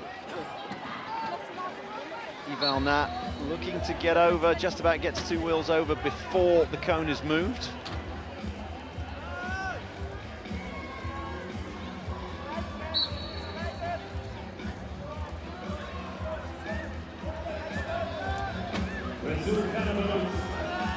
Carabalut's blocked up. He's got another 2 seconds to get over the halfway line, and if he can't do that, then the next best thing is to take a timeout. So, realised he wasn't going to get it over the halfway line, and that gives him a little bit more time to do so.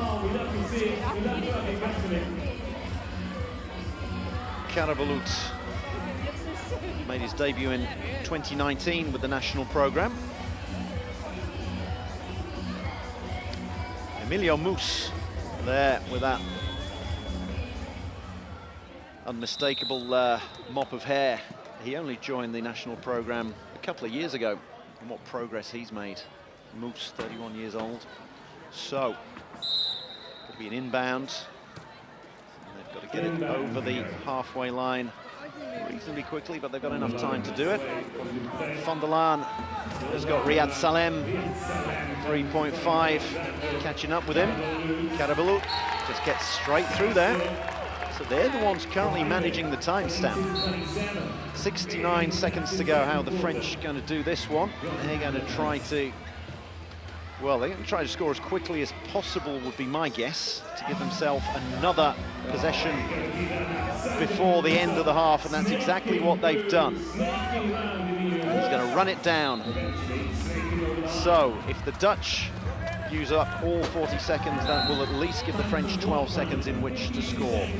So let's see how quickly the Dutch try to get over. Salem leaning back over Moose and given away. So that was a poor pass there. Maybe a second timeout would have been better there. So the French now, I think they're going to be the ones using a timeout because there's 27 seconds to go on the possession clock. And so either they will try to score right at the very end and leave the Dutch about 4 or 5 seconds, or they will take a timeout. It'll be interesting to see which one they do. The timeout will give them another 15 seconds of possession, and they're just going to try to score it, I think. Hivernin this way and that. Great blocking. Of course, you need to score it, and that's going to be a foul from Moose getting his hand in there. A penalty try has been given. Referees can either call a penalty and send Moose on this occasion to the sin bin and then give possession back to the French, but that wouldn't give them any advantage. So gave them the point, and the French get it back to a 7-point margin. It all changed at the end of the second quarter there. The Dutch were doing so well had reduced the deficit by 2, mainly thanks to that man Moose. But after that, we had a turnover and then the last possession score for France, and that gives them the lead 29-22 at the end of the first half.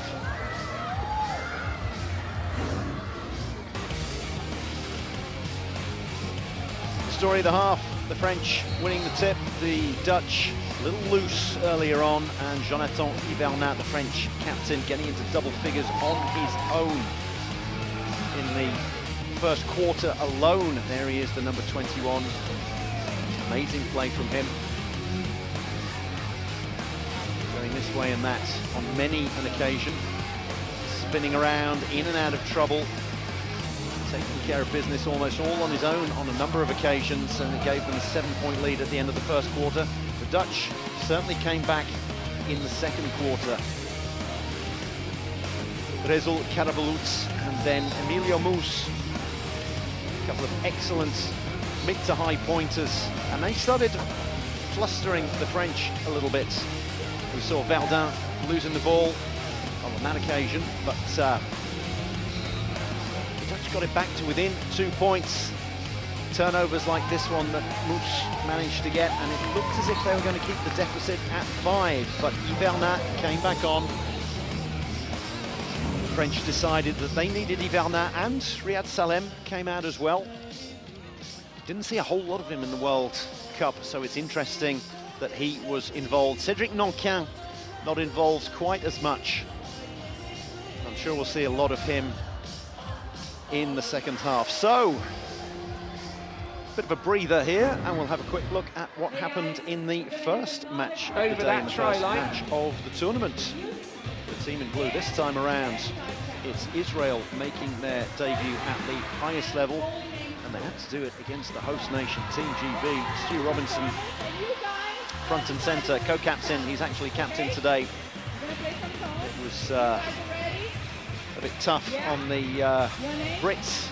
They ended up being a man short today in terms of their lineups. Gavin Walker, the captain, not able to make it due to injury, but they had more than enough in the tank to take care of Israel. Israel putting up a great fight in their first appearance at the Euros, or Euro A level. They played the Bs quite often, but when you're coming up against the likes of Aaron Phipps,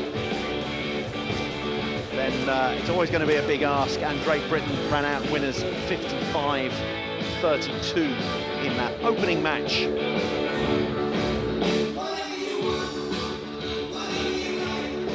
So that's how Group B looks, courtesy of that victory for Great Britain. Denmark and Switzerland, the other teams there, they will be playing after this match. And Denmark are the big threats to Team GB in that particular group.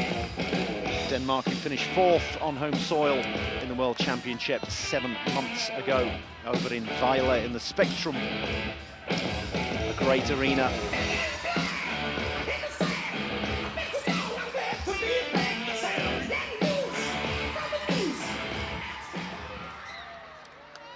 Very good, guys, please, guys, make some noise. Denmark-Switzerland is going to be the next match-up on this very court in around 2 hours' time.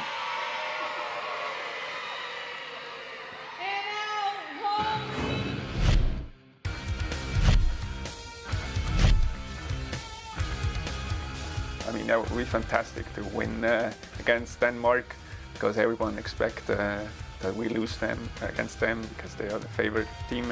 They are right now the best classed team in the Europeans. Expecting a tough game. They'll be aiming to get us, definitely, because they know if they can beat us, and then Israel, I mean, they got a good shot at getting second place in the pool.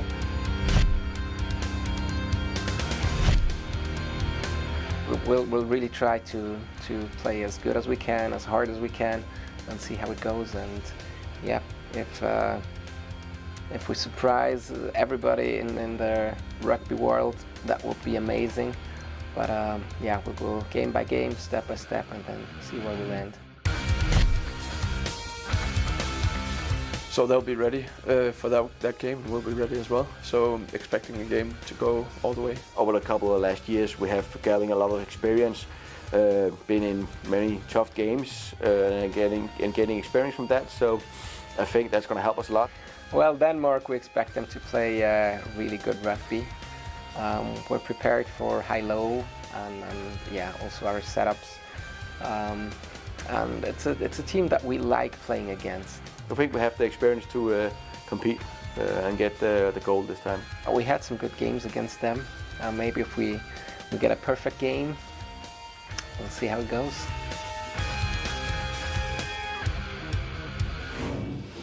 Great to hear the likes of Dave MZ in there, who is co-captain for Switzerland. We'll be seeing him later on, 3:15 local time. Dave MZ, you think, well, good grief, his English is pretty good for a Swiss person, but he studied and then worked in the United States. He's probably picked up a little bit from the accent, and he's a motivational speaker as well. So he'll be doing his talking out on the court a little bit later on. In around an hour and a half's time is when that next Pool A match is coming up against the Danes. Saw their captain in there as well, Jørgensen, and Mark Peters as well. Let's focus on the French again. I think we're going to see this may well be the...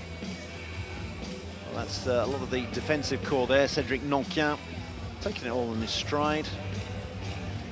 As you can see, his upper limbs have quite severe impairment, and yet he is an incredible inbounder. He's an incredible way that he can keep control of the ball, and one of the best defenders in the game today. He always wins. If you're looking for an MVP of the 1.5 point classification, then look no further than him. He seems to win it every time, because there are quite often MVPs for each classification. Look at the big smile on his face as well. He will be looking forward to the Paralympics that are going to be held in Paris, so that's his home city.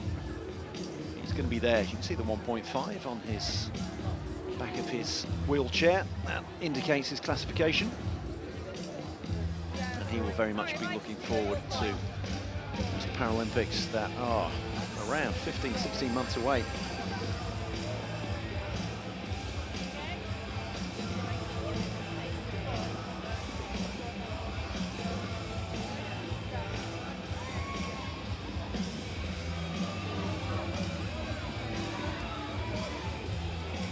Davy van den Dop, the number 14.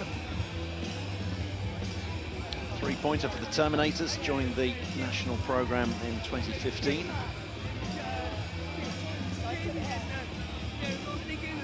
Difficult for van den Dop to get much playing time when you've got Karabulut on the team as well. Unless they decide to go high-low and have a couple of low pointers in there, perhaps captain Reda Houam, the number 6. Hector Loma's a 1.5, in which case you could have Loma and Scott Poland 0.5 on there. Going through the drills and warming up.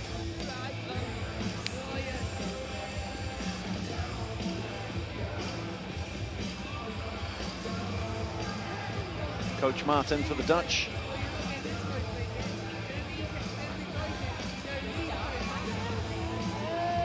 Great view of the awe-inspiring facilities that we're getting to have these European Championships in, and plenty of youngsters in today.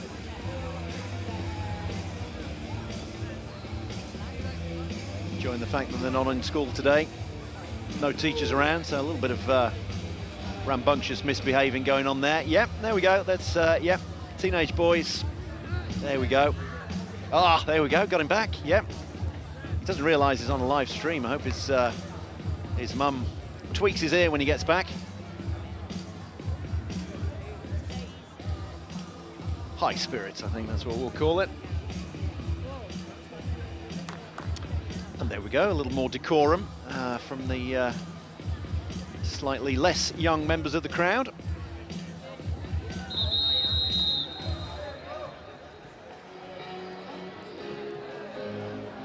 A 10-minute break for everyone. And back we get into the action. Third quarter incoming. Principality Stadium. French leading by 7 points, 29-22. It's Verdun back out there. Nankin is back on.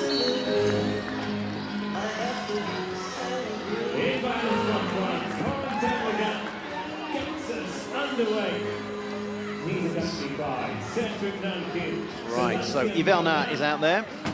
And wearing number 21, the captain, Jonathan Ivernat. Ivernat scored. On court for They've got a couple of three-pointers out there, Verdun and Ivernat. Number 8. And then Le Guen, 0.5 pointer. And Nankin, 1.5. The Dutch, that's Davy van der Dop. He's out there at the moment. Bazoun, the number 7. Number 4, Van der Laar. Van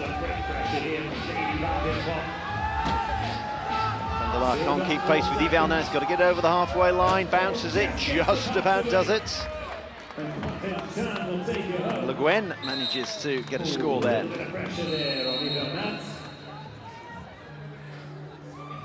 Some impressive ink there on Le Guen.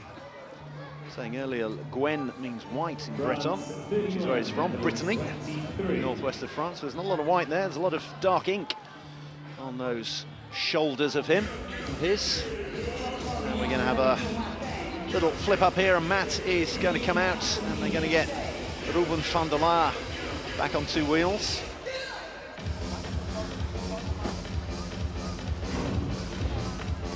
So it was all Ivernat. Had to get the ball over the halfway line, having bounced it before, and gets it over to a 0.5 pointer. Not often you'll see a 0.5 pointer in a position to score a point, but he got one there, did Le Guen.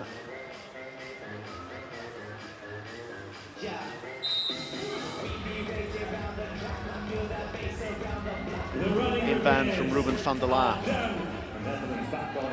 Another of the Mavericks, along with Emilio Moos. Moos not on at the moment, though. Oh, it's going to be a wheel race, and Ivernat's always going to win that one. Ivernat, the 3-pointer, always going to be quicker than Ben Bazoun, a 1-pointer, so that's a giveaway from the Dutch. It's the same as the first half. They've come out a little bit, well, I was going to say a little bit subpar, but it seems that they might have got possession back here. Now it's going to be given, it's going to be the inbound for the French with Le Guen to do it. Not often you see a 0.5er inbounding, but he manages to get it to Verdun very skillfully there. Verdun then shows a clean pair of wheels. And it's up to 9 points for the French.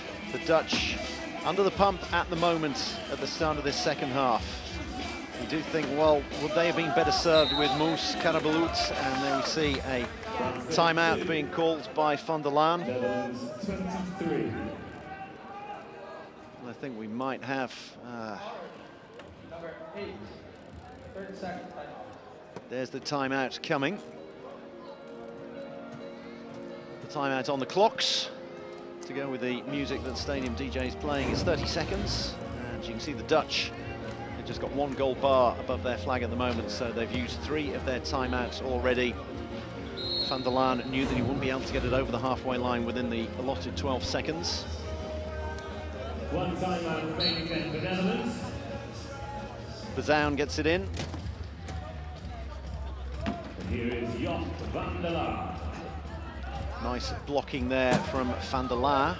Van der Laar gets the ball, but he's got Ivernat for company. Good handoff, but there isn't a huge, there isn't a standout player, someone who can really pick a lock like Ivernat, but Van den Dop is as good as they've got. He's their 3-pointer, and they managed to run the blocks for him. And he gets a point on the board for them at last, so gets it back to an 8-point deficit. Ivernat goes coast to coast. Goes in again, 2 minutes and the third quarter gone.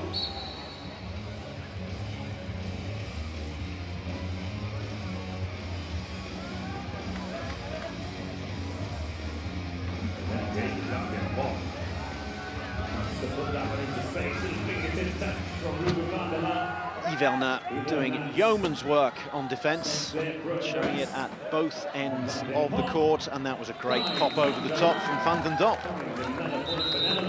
And it's from Van den Dop to Job van der Laan.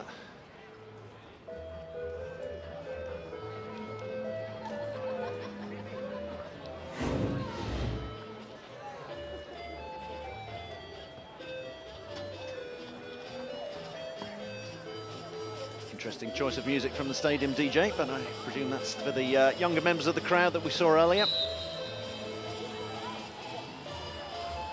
Le Guen with the inbounds. Nankin doing some good blocking, trying to make a path for Verdun, and he manages to do it. And then if you give Verdun a little bit of space, he will make the most of it. Station to station for him.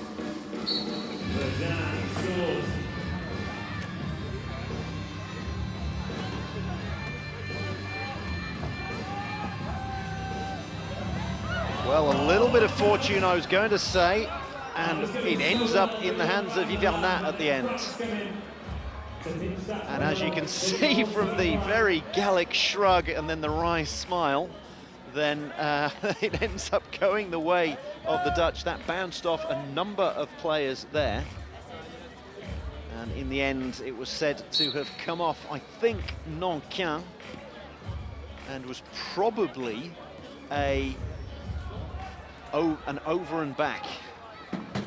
I would say that Nankin took it from the attacking half to the defending half of the French as he tried to get a hand on it. Van den Dop over the top to Job. That's working well.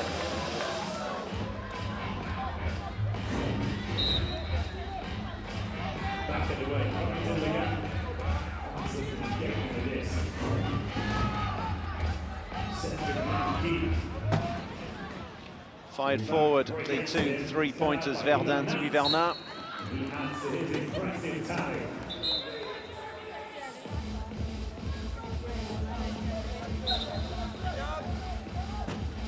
Inbound from Van der Laan.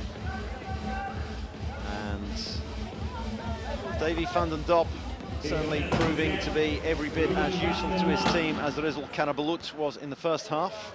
So the Dutch showing that they've got a great squad at their disposal.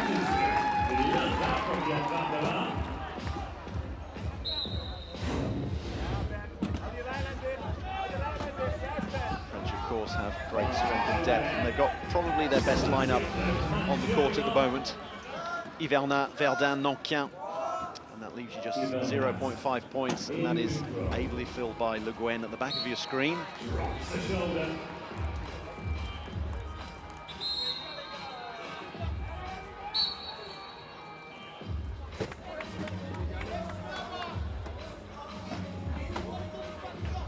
Dutch 9 points behind. There were 7 adrift at the big break, and then had a couple of turnovers early on in this half. They've tightened it up since then.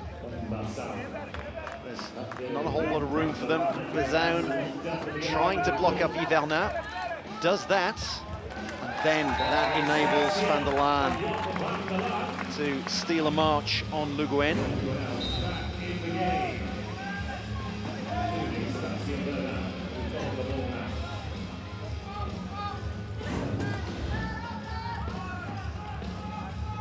Bounce, and the French have got it over the halfway line. It's all so easy when you put it in the hands of Yvernat. There must be around 20 goals. Apparently that was number 20 for him. Yvernat, so over half of his team's tally already.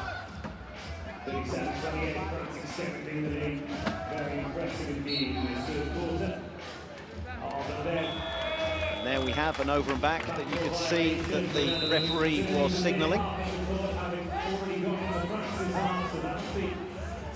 So the ball went over into the attacking half and then back. And that is a turnover, and it'll be an inbound for the French. Le Guen will come over to take it.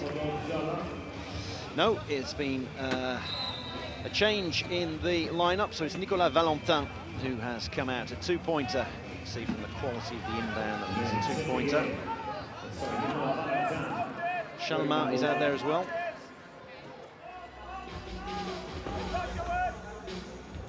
Chalmart is the number 4, the 0.5 pointer, trying to run a block. Rodolphe Jarlon is out there. He's the one bouncing the ball at the moment. They've got 17 seconds in which to score. Yvern's still there. And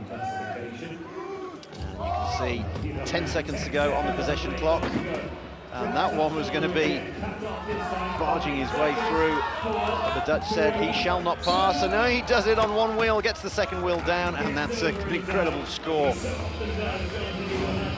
Like a rugby league or rugby union winger leaping over and getting the ball down without touching the cone in the corner. And all of a sudden, it's another turnover, and this is getting away from the Dutch. The French beginning to dictate the pace, as you would expect from the reigning champions. How about that for the handoff?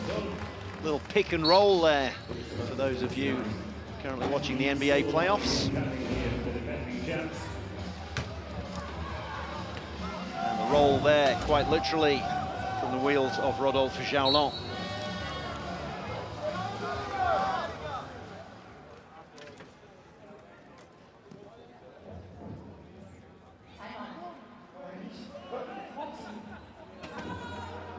Referee enjoying herself down there.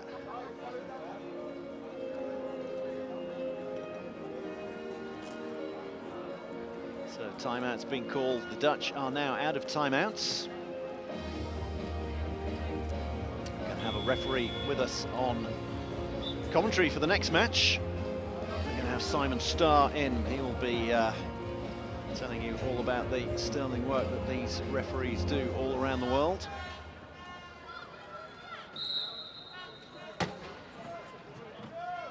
Inbound from Van Leersel. Gets it off to Job van der Laan.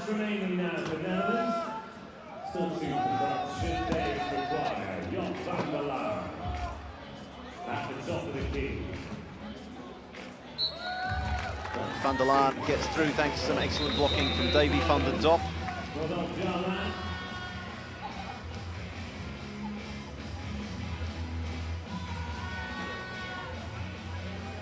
Dutch now 10 points adrift. So we have a quick wheel change for the French number 5, Rodolphe Jarlon.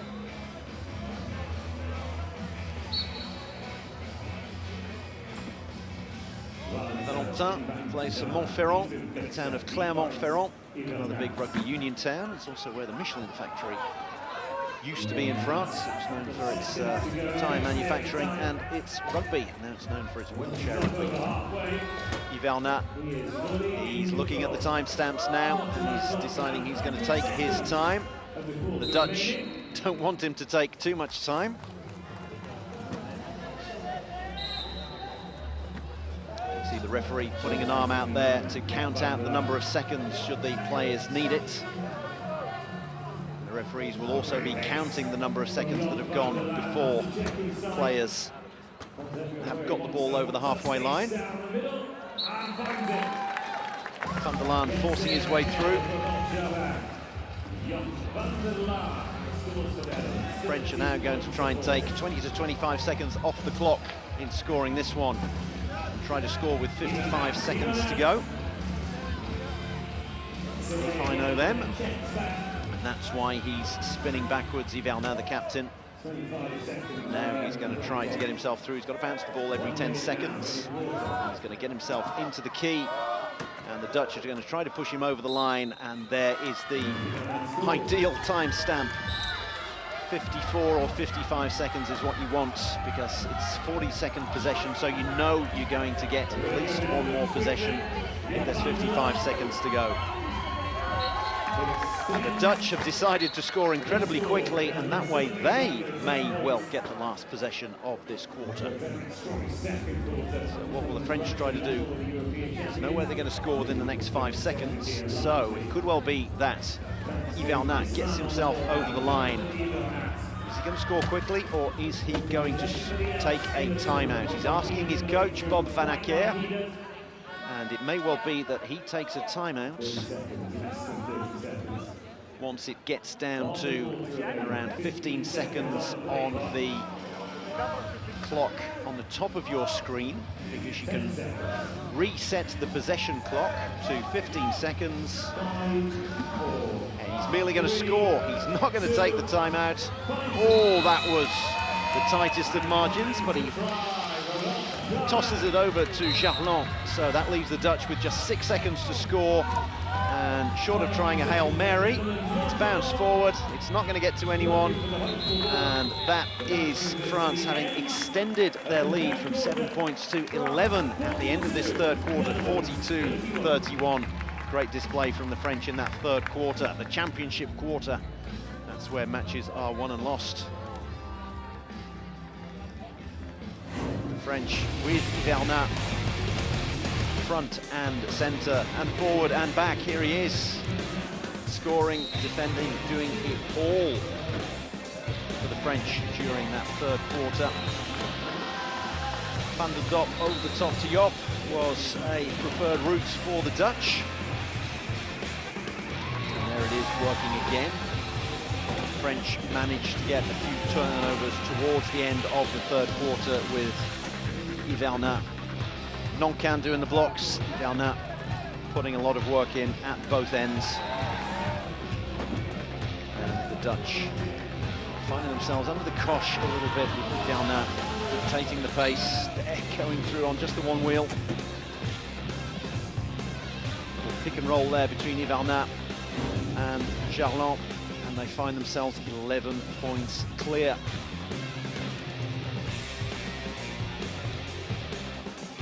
So we've had Great Britain, Israel early on. The Brits getting a comfortable win against Israel, making their tournament debut. France currently 42-31 up against the Netherlands with 8 minutes to go. After that, we will have more Group B action, Denmark versus Switzerland. Then the final match of the day will be Germany versus the Czech Republic back in Pool A. Those are Great Britain's other two opponents in Pool A. Thank you to all of you watching around Europe, or indeed the world, watching on the streams at the moment. Watching the likes of Brice Morel, talking tactics there with his teammates. This could be the lineup that we see for the start of the final quarter. Riyad Salem on the right, the high pointer, 3.5. In blue there with his arms stretched out, that's Bob van Akker, the coach. He's got the advantage of speaking Dutch, Bob van Akker, so he can maybe try to listen in on what his Dutch counterpart is saying. 44, Corentin Le Guen.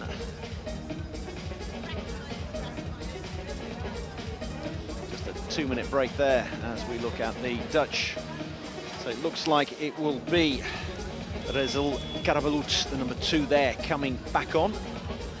Surprising we haven't seen more of Emilio Moos, but it may well be that he is being kept a little bit fresher. The Dutch may be wanting to use him later on in other pool matches, thinking they won't get much out of the French, so let's keep Moos as fresh as possible for other matches. Karabalut gets the ball early on. That's the Dutch first on the board, and they get it back to a 10-point deficit.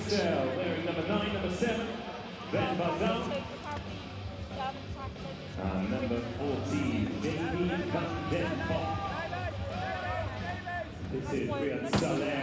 How's about that for a great handoff? Thierry gets the ball and gets his first point of the quarter. Riyad Salem trying to show his pace, but that's a huge pass over the top. So they're going a couple of three-pointers. Van den Dop there gets the pass from Karabalut. A very accurate one as well. It's great, like a chest pass in basketball or netball. And nicely corralled by Van den Dop.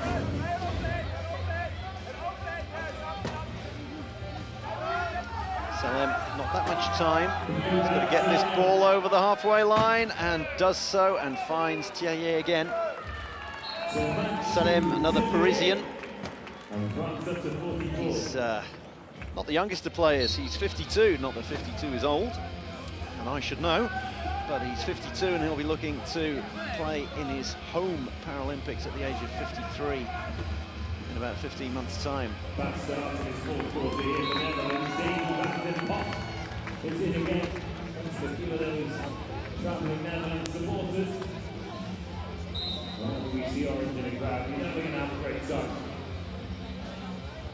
Salem given the ball from the inbound. Inbound coming from Thierry.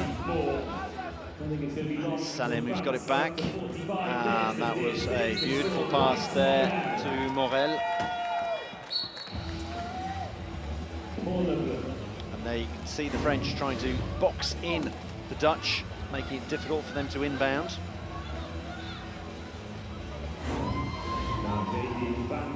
Gets the shield, gets through. Pass down by down. And over the line.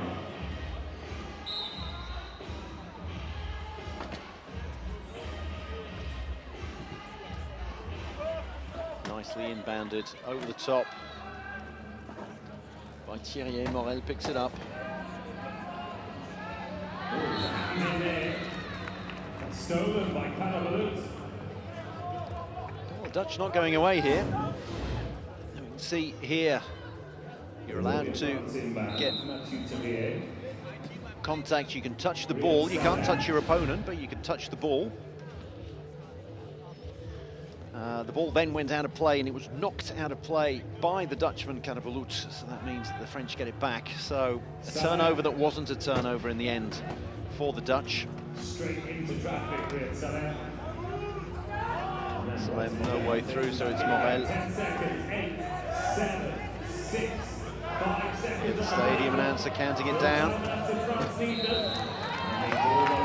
Well, a good call by the stadium announcer and by Riyad Salem to take that timeout. They've got two timeouts left, and you can't take them with you. You can't accumulate them. Would that you could. I'm sure plenty of teams are thinking, well, if we can keep a couple of these timeouts in our back pockets, ready for semi-finals and a final. Imagine being able to have 6 or 7 timeouts available to you in a final, but no, it's only 4 per match of the 30-second variety as Salem spins this way and that. And they've used the timeout and it didn't work. And once again, they're going to get... I thought they were going to get possession again, but no, it's going to be inbound for the Dutch, so how about that? So they force France to burn a timeout. It's not going to matter in the grand scheme of things. The French 10 points clear, but little victories for the Dutch. And Cardiff is going to cruise over and get it to a single-finger deficit.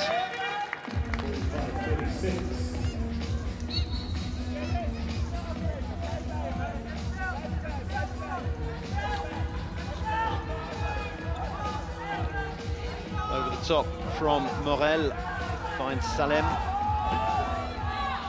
And that could be a fortunate bounce, but Le Guen, I didn't think he'd be able to pick it up. Well, he did pick it up amazingly for a low pointer. Great work from Le Guen there. Hands it off to Salem, who's got the quicker wheels.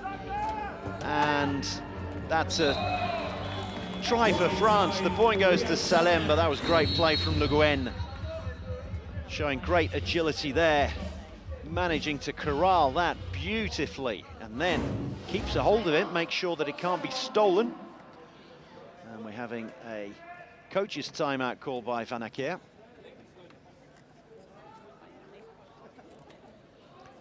Just to say, guys, you're not having it as easy as you might think. Let's tighten things up a little bit.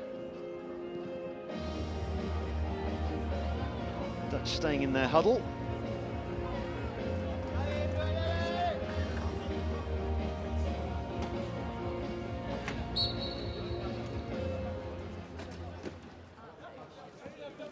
Underway again, inbound to Cardiff, then pins back his ears,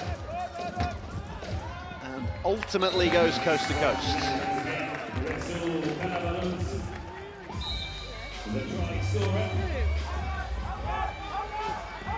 Not the greatest of inbounds from Thierry, but Salem gets it. He's got to get it over the halfway line, either in his own possession, which he just about manages to do, bounces the ball as well. And then Van den Dop is there to try to block, but can't quite make it.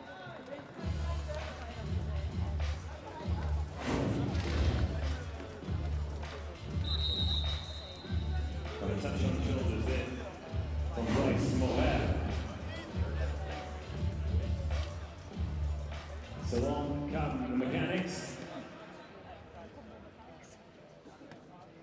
Running repairs on Brice Morel's wheelchair, 35-year-old from Montpellier.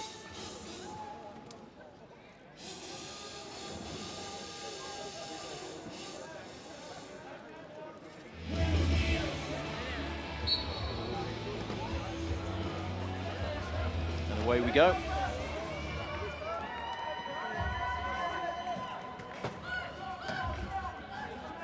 There you see some of the great blocking coming in. But Van den Dop gets the managed to find his way through there. 6 goals for Van den Dop.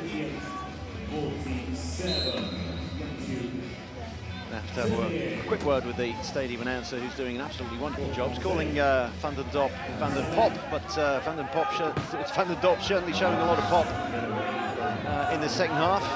And it's tough stuff from the French, and that was thrown away there. It was Hail Mary stuff, desperation stuff, and they were bottled up beautifully. Really good block from Ben Pascal.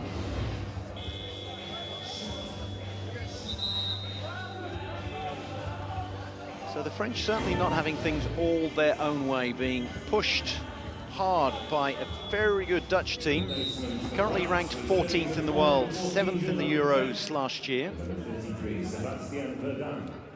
Didn't qualify for the Worlds or the Paras 2022 or 2021. Taking good account of themselves here. Coming on number 13, as is Scott Van Hollen. There. Emilio Moos is about to pick up the ball. He's back on the court. And I'm sure he's going to have something to say, both literally and metaphorically. Fires one over the top, and how about that? Corralled absolutely beautifully by Ruben van der Laar. Great defence from the French. He finds Carabalus. Two blue jerseys in front of him. That's Scott Van Hollen with the block. Renzel Carabalus with the score. So the Dutch back to within 8 points. They've had a few good spells in the match. Carabalus is always going to have quicker wheels than Thierry. Ah, the Dutch are not happy there.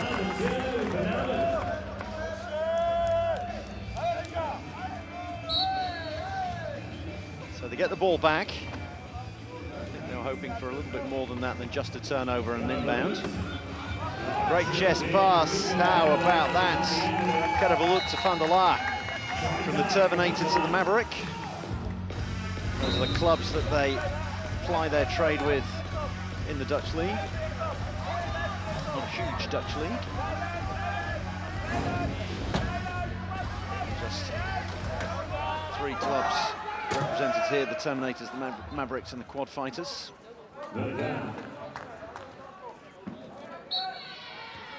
Nice easy score for France.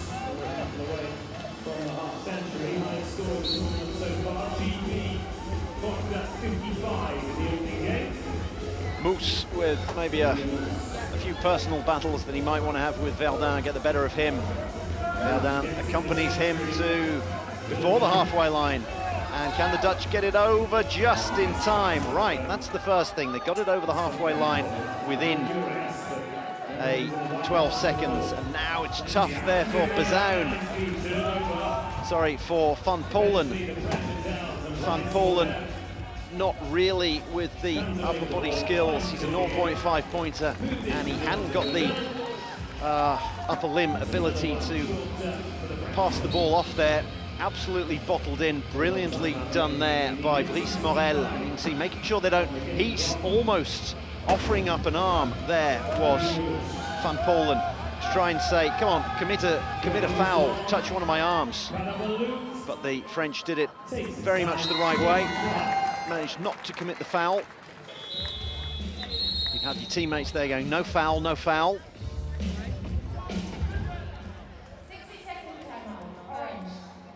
So the Dutch have taken their final coaches' timeout. Still 2 minutes and 9 remaining in the game. France 49, Netherlands. Emilio Moos still shouting the odds and trying to motivate his teammates as we have a look back at him firing the ball forward. That was Ben Roethlisberger would have been proud of that one.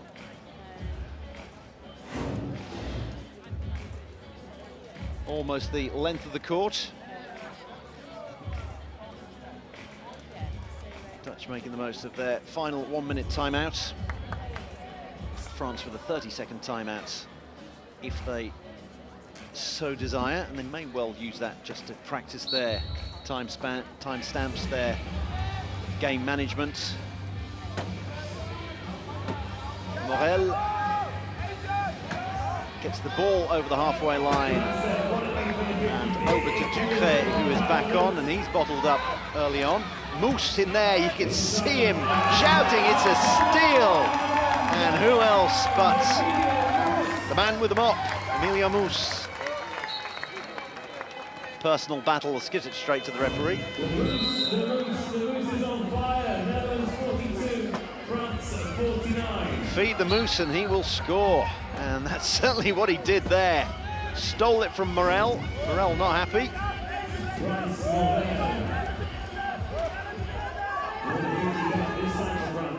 Morel now trying to get his own back. Where's Moose? They've tried to bottle him in. Verdun needs eyes in the back of his head when Morel is around. And Verdun going over the line. Inbounded, Van der Laar to Cardiff. Long way for him to go. Big one wheel in just about. This is going to have to go over the halfway line sooner rather than later. 12 seconds, and I think that was a time violation. Cardiff not getting it over according to the referee, who's got some impressive ink of his own, rivaling Corentin Le Guen's. And if you're watching the Team GB match earlier, then rivaling Stu Robinson's. Just over a minute of this one remaining. Game number 2 of the European Championship. Trying to score as soon as they can. 57 seconds left on the clock, 56. That's what you want to see when you're a coach. Oh, that was harum-scarum stuff from the Dutch.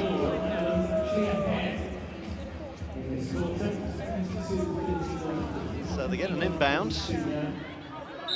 Inbound from Van Polen. Cardiff with a lot to do. He's bottled up and he's the wrong part of the court for a high pointer, but he's going to make sure he gets to the right part of the court. Pops it over the top, and that's beautifully done. Van der Laar managing to take it away. So France with 40 seconds to go. The match clock is virtually the shot clock. 8 points clear. Dutch having done well in this final quarter. Verdun will try and run the clock down, make sure they get an extra point.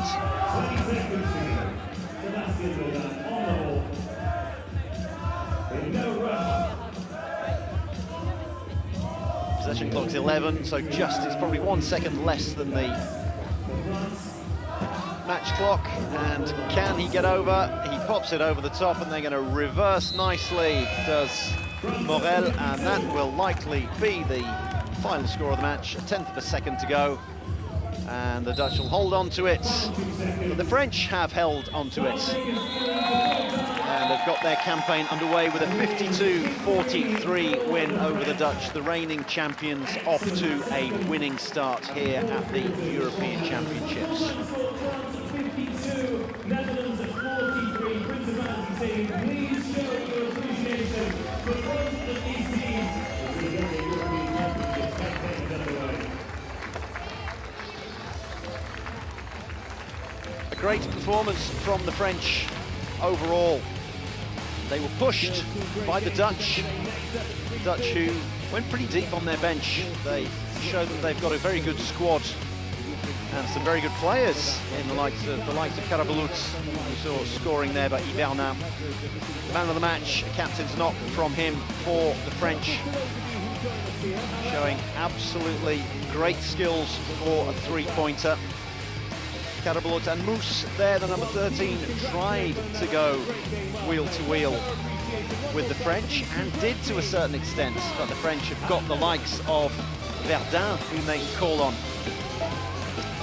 And the overall strength, they barely had to use the likes of Cédric Nankin, who they will be keeping in the keeping on the bench to keep him nice and fresh for perhaps more important matches to come.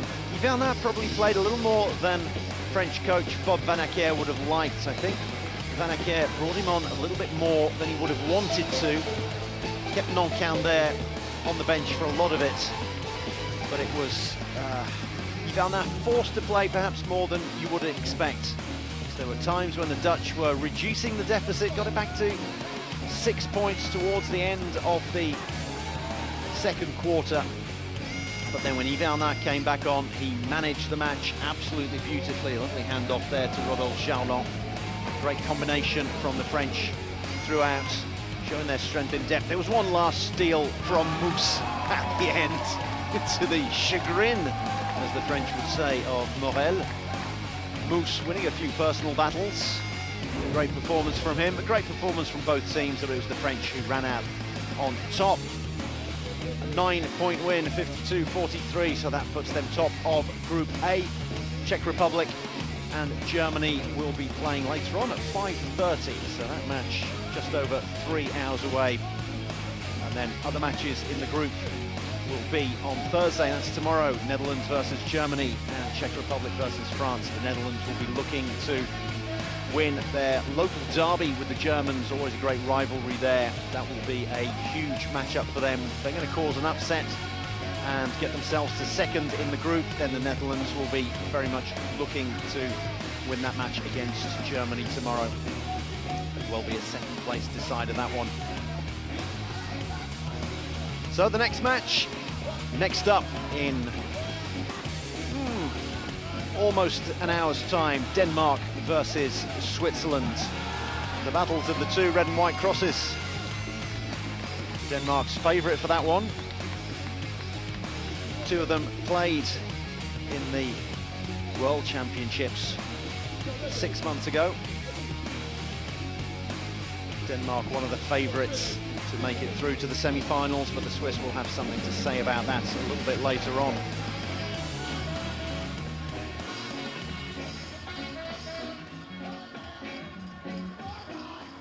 So that is the next matchup, Denmark versus Switzerland. Expecting the Danes to come out all guns blazing. The Danes who beat the French in the quarter-finals of the World Cup. The French will be wanting to make sure that they won't have that happen to them this time around. Just 8 teams, 2 pools. First in Pool A plays second in Group B and vice versa. And the French will be making sure they win their pool.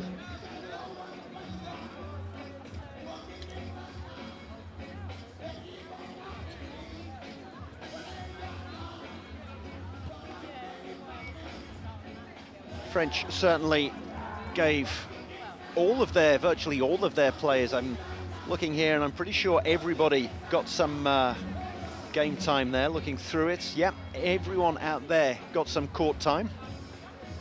So that's the main thing for the French coach, Bob Van Acker, the one on the left that you can see talking now. He's wearing the same blue as the French, but he's the one talking without a number on his back to the left of your screen, and he'll be happy that he got everyone some court time.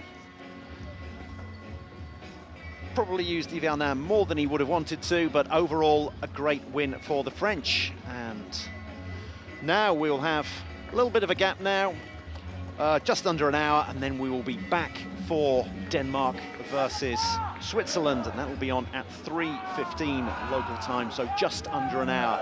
Thank you for watching this one, and we certainly hope you will join us later on.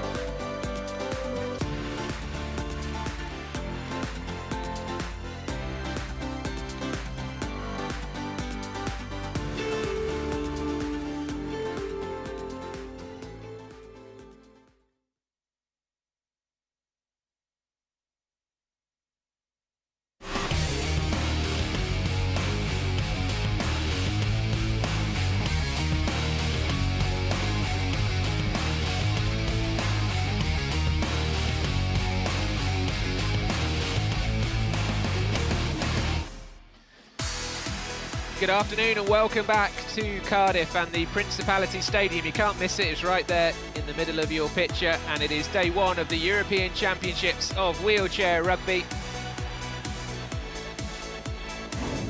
And we have already been treated to two great games. Great Britain got us off to a start this morning, the Paralympic champions, beating a very spirited Israel team. 55 points to 32 in the end it was. And Stuart Robinson and Aaron Phipps here, as they normally tend to do, kind of ran the show for Great Britain. And then France, the defending European champions, who have a home Paralympics to look forward to round the corner next year in Paris. They took on the Netherlands. And the scoreline wasn't as big as Great Britain-Israel in terms of margin, but France also got a win on the board, 52 points to 43. So we have 8 teams here at the European Championship, split into 2 pools. This is Pool A, where France will be the overwhelming favourites to make it through as top of the pool. And Pool B, which we're focusing on again in the next hour and a half or so. It's where Great Britain beat Israel, as you can see, giving them a points difference of plus 23, and Denmark take on Switzerland, which is coming up live for you here on the Channel 4 Sport YouTube page. Denmark, many people's dark horses for this tournament, and let's take a closer look at this encounter between the Danes and the Swiss.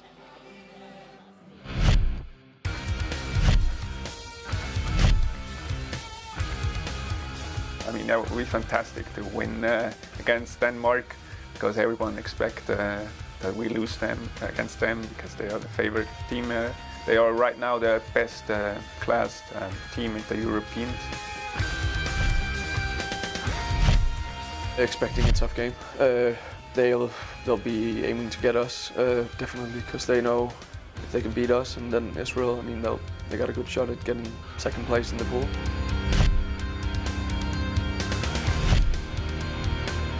We'll really try to play as good as we can, as hard as we can, and see how it goes. And yeah, if we surprise everybody in the rugby world, that would be amazing.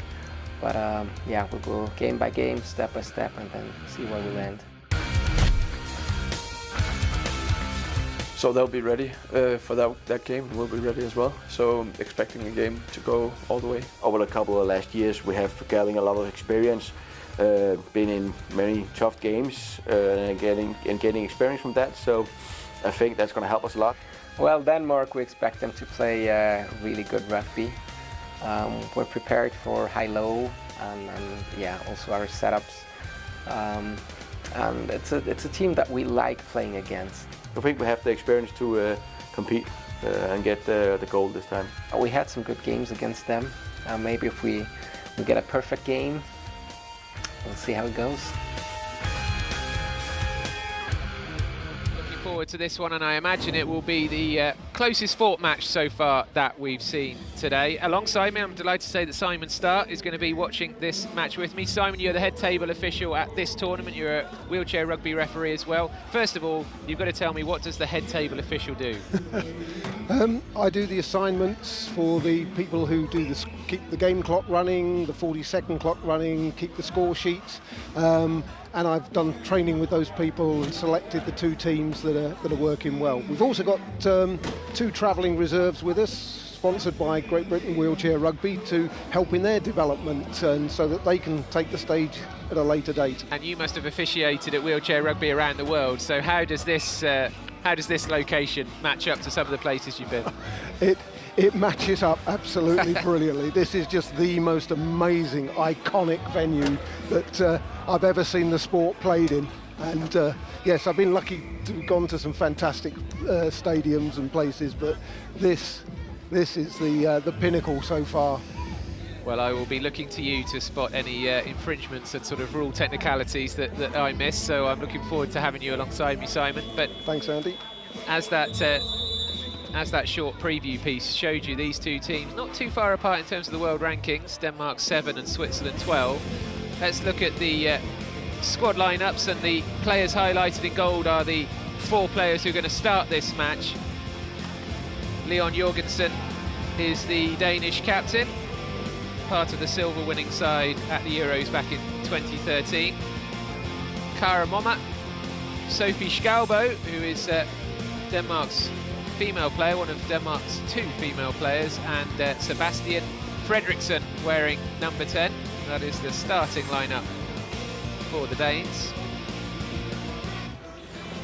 Mark Peters is also, he's not starting, but he's definitely a player we'll talk more about later on for Denmark. And here is the Swiss lineup. Jeremy Genau, the captain of Switzerland, Christian Harnell, Roger Fry and David MZ will be there starting 4. And David MZ, a big character. You saw him there in the preview piece, a great player as well. We will also speak in more detail about him as the match progresses. This is the 3rd of 4 matches here in Cardiff today. And we couldn't really ask to be in a more spectacular location. The court has been purpose-built inside the Principality Stadium. Of course, it's the home of Welsh rugby. So many great rugby union moments have happened in this stadium. And the wheelchair game hoping to add more memories and magical moments here over the next 5 days. The final on Sunday afternoon will be live for you on Channel 4 television. Semi-finals on Saturday. Great Britain and France very much the 2 favourites, but Denmark, I think, will run them close. And Denmark play Great Britain on Friday evening. That already seems to be the crucial match in Pool B. So we are waiting for the players to emerge, and here come the flags, and followed by the officials. That would be you, Simon, if you weren't sat next to me. Proud moment for these 2? Absolutely, yes. They're 2 Polish referees, Paulina Schmidt and Elvira, and they're experienced at this level, and they'll be looking to get their tournament off to a great start. And I'm sure wheelchair rugby referees don't get quite the amount of abuse that, say, a football referee might. It's all probably quite friendly, I imagine. It can be. Yes, I mean, it's an intense sporting environment, and yeah, but the referees are very much in control. Yeah. Absolutely, how it should be. So we wait for the teams to emerge. And here comes the Danish number 9, Christian Bak Eriksen.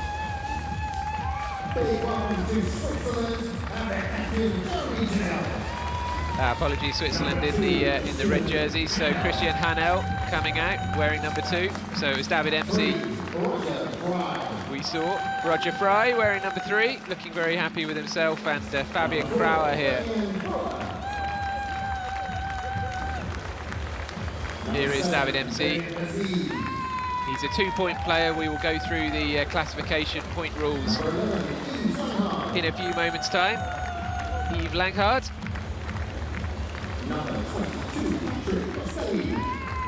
There are some brilliant, by the way, Swiss wheelchair rugby club names for you. These guys play for the Fighting Snakes, the Fighting Grizzlies, the Blue White Eagles. They certainly know how to name teams over there.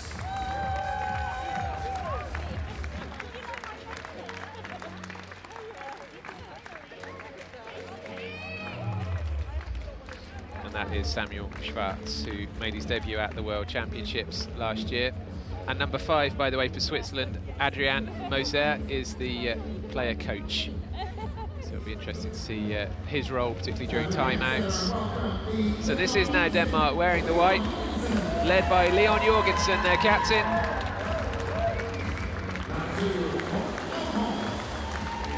Number 2 is Morten Elmholt, 35 years old, plays for the Aarhus Burnouts, another brilliantly named wheelchair rugby side. Jakob Mortensen wearing 4, and Kara Momma.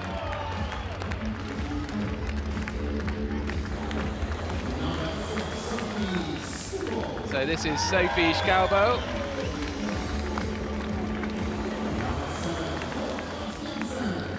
Kurt Busk is 56 years old, is one of the great factors of this sport that you can play young, you can play old, but certainly Denmark's most experienced player. Here is Christian Bak Eriksen, plays for the FHI Falcons in Denmark. Sebastian Fredriksson with the notable facial hair, and this is the star man, the poster boy, if you like. 40 years old though now, so maybe poster man, Mark Peters. Mikael Schuttler.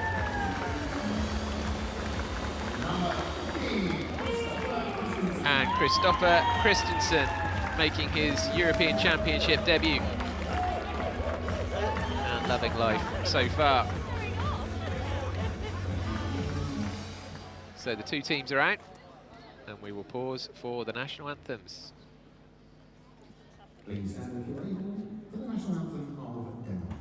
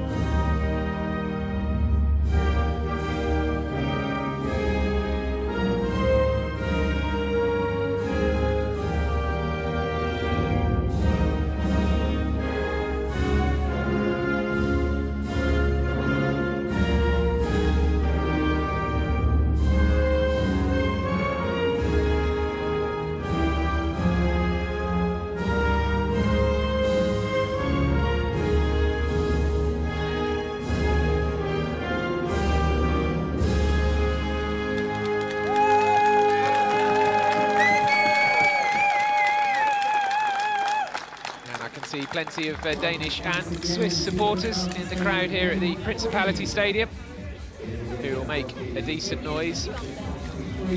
So Denmark in the white and Switzerland in the red.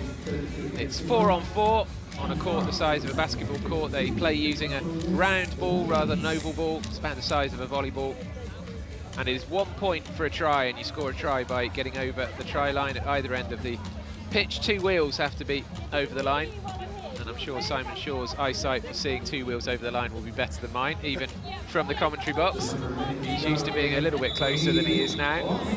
But the classification system, Simon, giving players different points according to their impairment, means that actually you can have different combinations of players on the pitch, but there is a maximum level, and that keeps it fair. That's right, and for every female player that's on court, the team gets an additional 0.5 classification. Maximum is 8, but if you have 2 female players, you can have 9 points on court.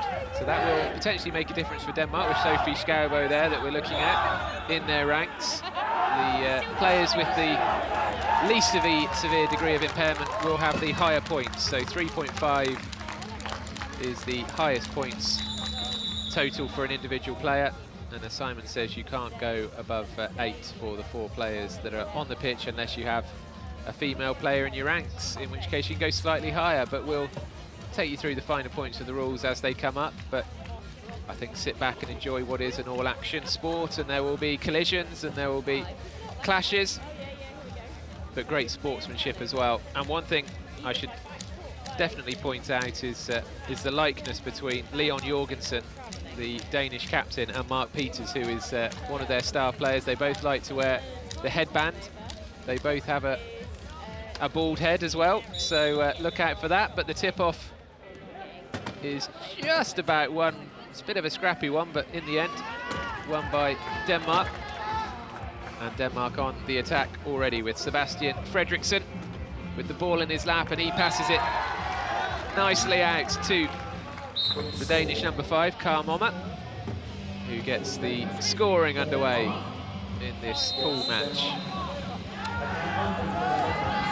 First turnover there, the game.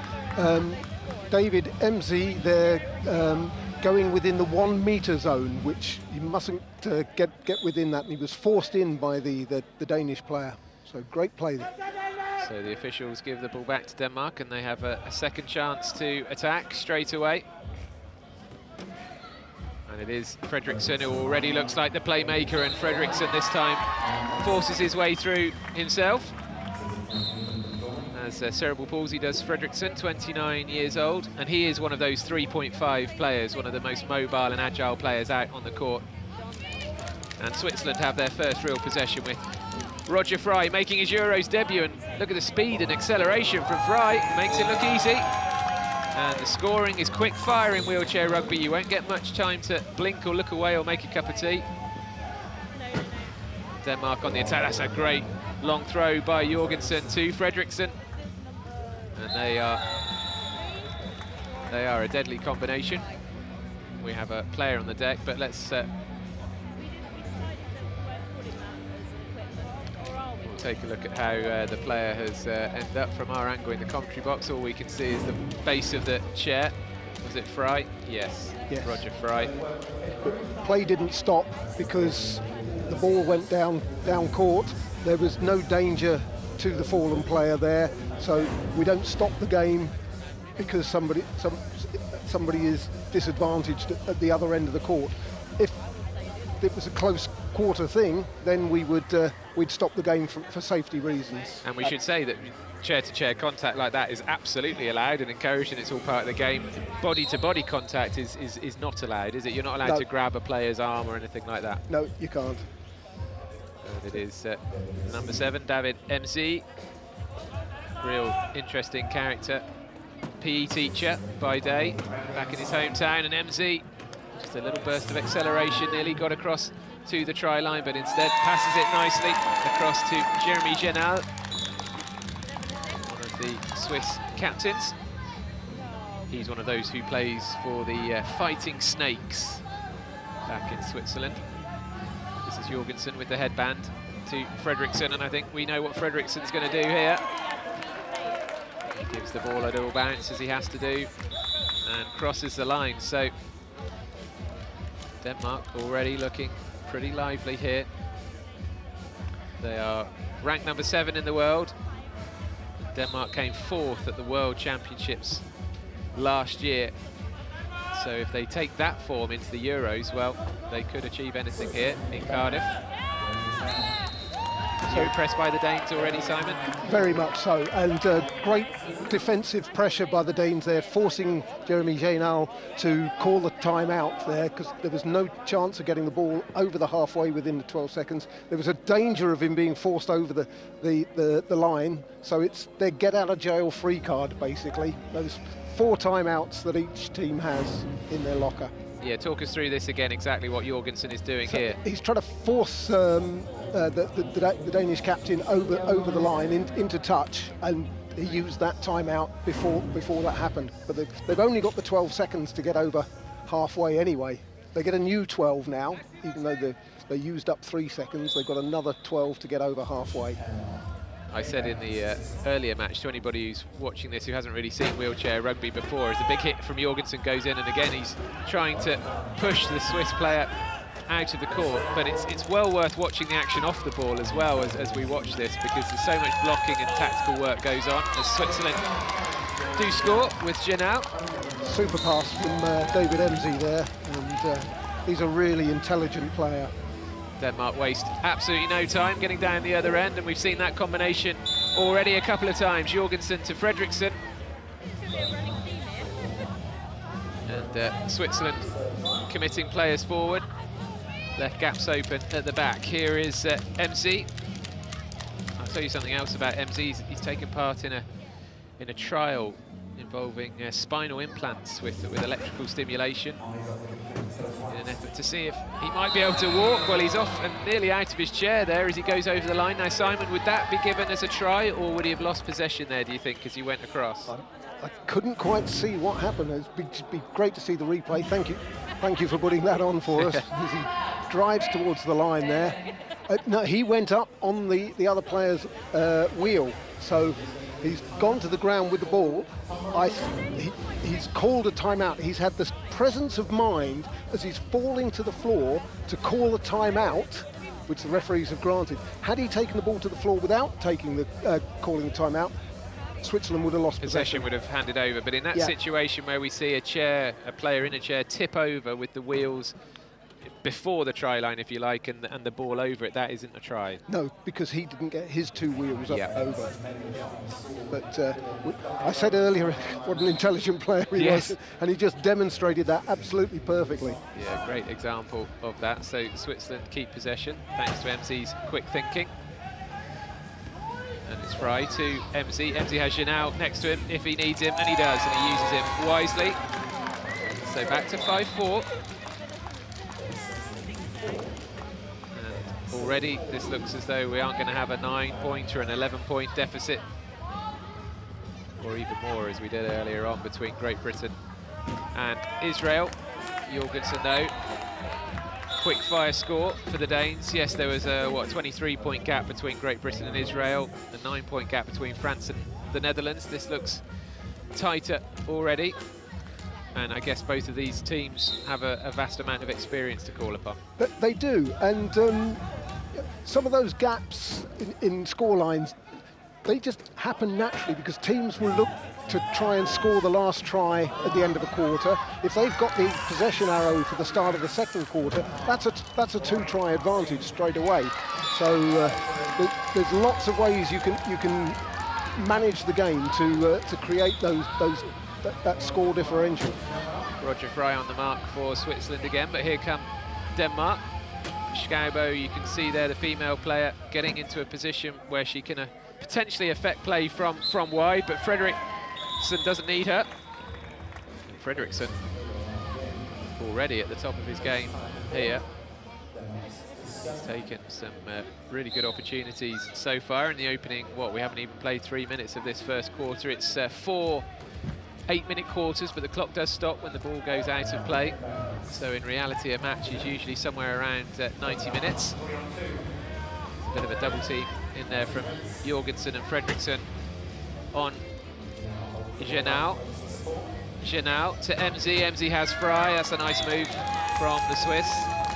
Brings them back to 7-6, and they're keeping in touch. And the Swiss here going for that high press, sort of saying to Jorgensen, right, well, if you can find Fredriksson, then, you know, we'll not let you have it, but fair enough. If you can find him with a long pass, then so be it. Yes, there's a big contrast here between the two sides in terms of lineups. The Danish team absolutely stacked full of high pointers. Fredriksson and Peters as 3-5s, Elmholt and Jorgensen as 3-pointers. The Swiss, their highest point player is a 2.5. So it's very much a battle of high-low versus mid-point lineups. And that can be absolutely fascinating. The United States for years played with mid-point lineups. And maybe if we see that one again, Simon, just talk us through this moment when we see the replay, because there's a pass across to MZ here. He's got the ball in one hand down to his shoulder. Is that okay? Try was great. Yeah, he was in control of that ball as he crossed the line. Simon Starr, referee and head table official here at the European Championships, helping us along with learning about the finer points of the game. And the official has spotted something, sent a player to the sin bin here, Simon, so this is your department. Yes, he'll have to stay there. Christian Harnell will have to remain in there until Denmark score, or if they don't score, when he's released after a minute. And that was because of a grab at the arm? Yes, that was the signal from the referee was illegal use of hands, which was that body-to-body contact. He can now come out. Sometimes you'll see the player in the penalty box, they'll put a trap on it. They'll put somebody in front of him. But as he's the inbounder anyway, there's no point. Yes, this is Christian Harnell playing in his 8th European Championships, which is some record. Usually every 2 years. There was one last year because dates have got mixed up because of COVID. That's why we're having consecutive years with the Euros, and obviously a Paralympics on the horizon next year. Roger Fry to Genau, and that's good defence from Fredriksson. So that one was a penalty try because as Switzerland were trying to get over the line, Fredriksson's back wheels went over his own try line, so that was counted as leaving the court, and it's a penalty try. Fredriksson this time being the creator to Jorgensen's charger through to score again. And Leon Jorgensen, with the headband on there, has muscular dystrophy and was part of the silver winning side that Denmark put together at the 2013 European Championships. Very distinctive figure, well, distinctive from everyone except Mark Peters, who we'll see later on. Thank you to the Danish coaches for not putting them on the pitch at the same time so far. They do sometimes take the court together, and yes, from a commentating perspective, that's hard work. But Switzerland are staying in touch here and we're into the last half of this first quarter. But every time Switzerland get on the scoreboard, Denmark just extend the lead once more, almost immediately. And it's Harnell up towards Fry. Fry, one of the younger members of the Switzerland team, but that pass has gone astray, and in fact it's going to go out into touch. So you'll have seen there on the screen, Carl Mommer Nielsen saw that ball going, the pass going astray. He didn't go to get the ball. He let the ball run. He was looking to play the chair of the other players. So very, very tactical. You don't want to try and go for it and fumble it yourself. So there he looks there. He sees that ball's going out of touch, and his first instinct was to block any Swiss player from getting that ball so that Denmark will get the inbound. And the chance for subs. Yes, well, do not adjust your set because this is not Jorgensen, this is Mark Peters wearing number 11 for Denmark. 40 years old now, Mark Peters, and he really is one of the star players at this tournament, certainly one of the most recognisable. He actually found wheelchair rugby through the Invictus Games because he lost his legs while serving in Afghanistan in 2009. So Peters has come through Invictus, and a very proud Dane.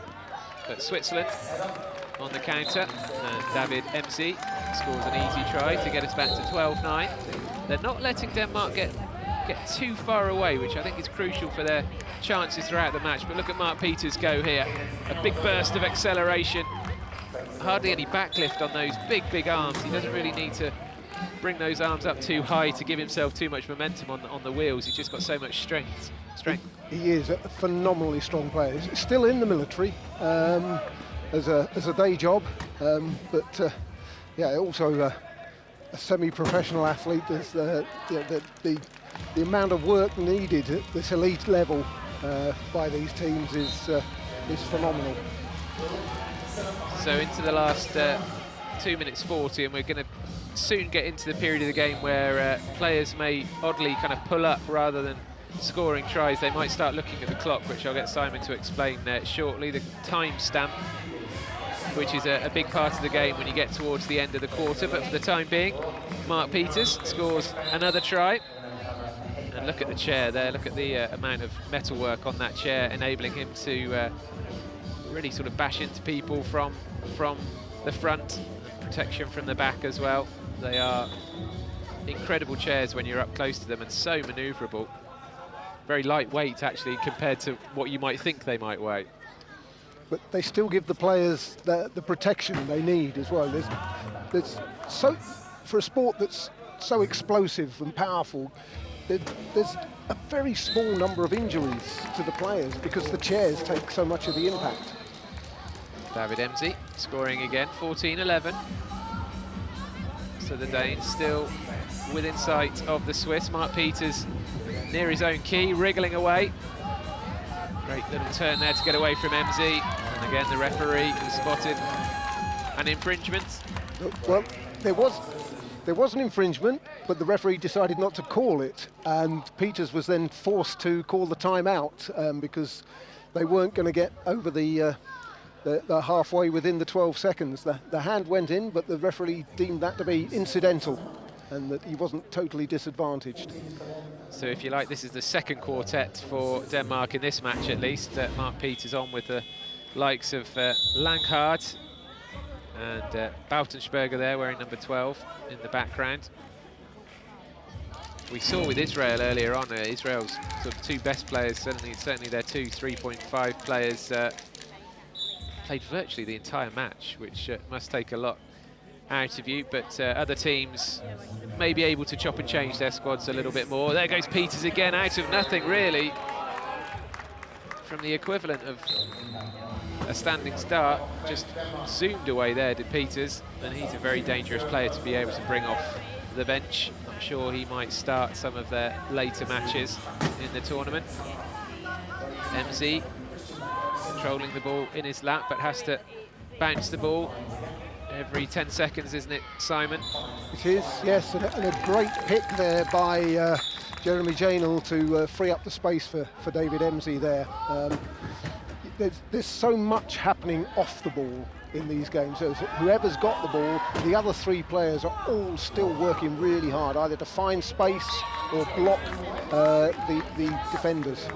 And of course, there is still a turning circle, if you like, that actually, for a chair to be in the right position to block a player, you do have to go round often, don't you, to give yourself the angle to come in and block somebody. You do. Chair position in this sport is absolutely key, and it's the difference on so many occasions. Oh, he did brilliantly.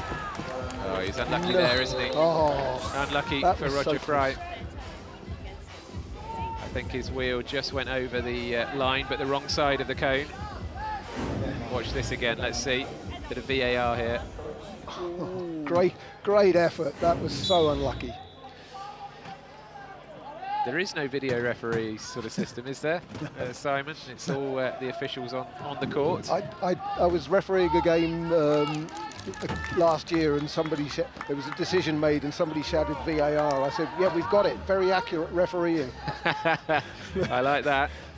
They did smile at that. There's a hand went in there, but it's not going to stop Mark Peters getting over the line. Yes, now Peters delayed there. You think, why did he suddenly sort of almost stop there on the try line? It's because the last team to score in a quarter starts the next quarter with possession, and that can be key. And you'll notice the clock's around about the 55 seconds time, and that's a crucial time for teams to look to score. They'll have a set time in their head that they'll want to score a try, and then that gives the other team 40 seconds, and then they'll be looking to score that last try, and if they've got the possession arrow, again, that's a 2-try gap. So we might see Peters do exactly that now. So Peters could easily score here, but he's just going to put on the brakes slightly and let the shot clock and indeed the match clock count down. The shot clock is running at about 22-21 now, so it's only a couple of seconds ahead of the match clock. And the longer he delays here, he will try and time this score as close to the end of the quarter as he possibly can. So it looks a bit unusual at home, but he's got a very good reason for doing this. He's in a position now where if he can just release himself here, but I'm not sure he can.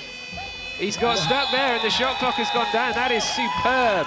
Superb defence from the Swiss, and you can see them celebrating that as if they've won the match, because that was a really brilliant moment from David Emsey and his teammates here. In fact, Emsey, an onlooker at the back there, to be honest. It was Genau and I think Fry as well. Superb, wasn't it? That was absolutely unbelievable. To hold somebody with the strength of Mark Peters, that was just tremendous defence. And yes, you saw how much it meant to them. It's all about small victories, and that 40-second clock ran out for Denmark. and that's the end of the quarter. It is indeed, and Denmark lead Switzerland 17-13, but that little cameo at the end there showed how spirited this Switzerland team are, and they are very much in touch here. Switzerland won the European B Championships, as they're known, in Poland a couple of years back, the sort of second division, if you like, of the European Championships. They're now in the big league. And Denmark, as we are saying, dark horses for this championship. So Switzerland doing very well here. We'll look back at some of the best bits of the first quarter. And the Danes actually started very well, didn't they?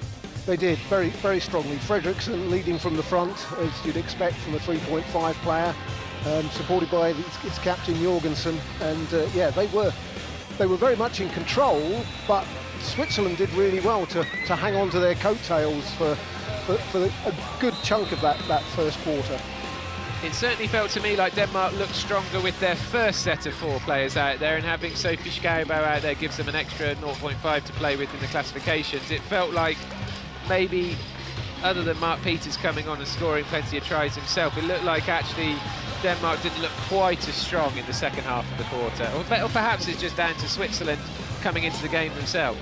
Yes, Switzerland kept the same starting 4 on, and they would have been running out of steam a little bit towards the end of the quarter. But I don't think Denmark, having opened up a bit of a lead, were really putting their foot down and driving it. But it's all about how combinations work, and it looks like we're going to see Fredriksson and Peters at the start of the next quarter.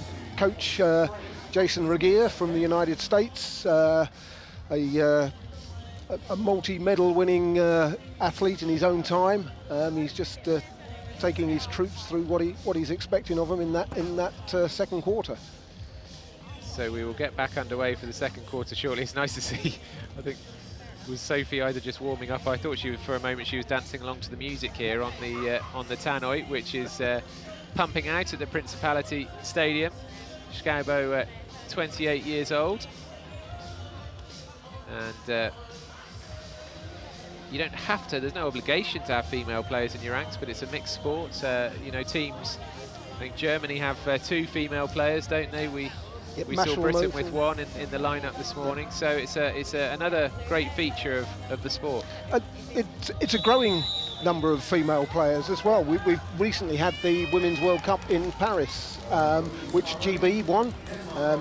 Kylie Grimes captaining the team. She's going to be here as part of the celebrity match. Yes, yeah, we look forward to that Friday. On Friday. Yes. I'm refereeing that one. Ah, right. Well, I mean, God, you're going to get. You might not get abuse from the real players, but you might get some abuse from the celebrities. The celebrities. Probably get some from Kylie and Jim Roberts.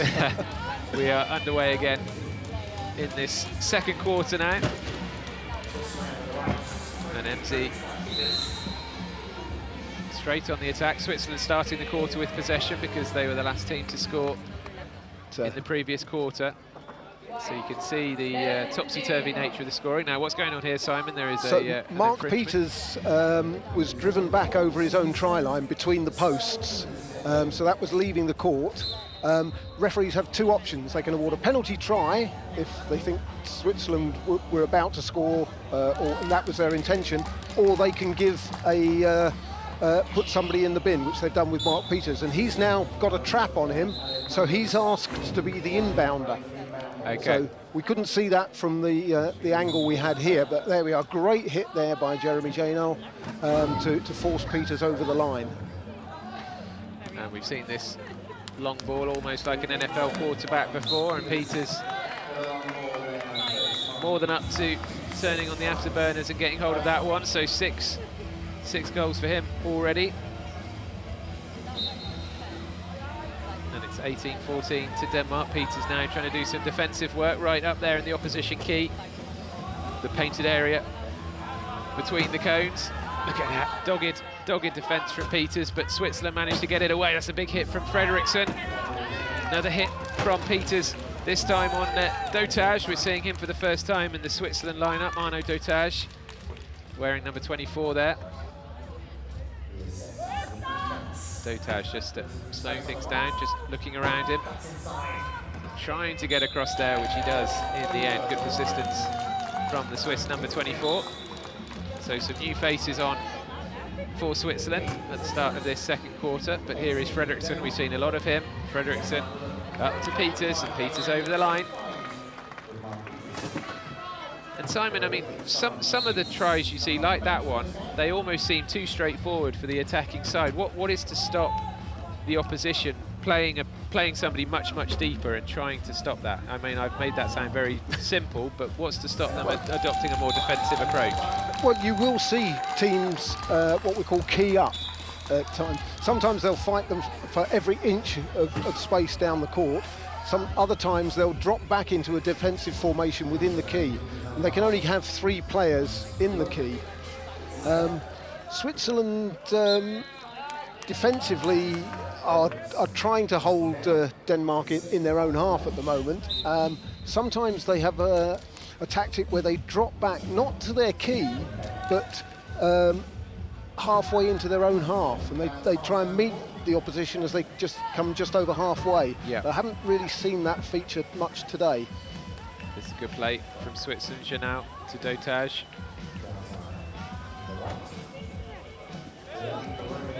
Dotage looking to pick a pass. Go short to Janau.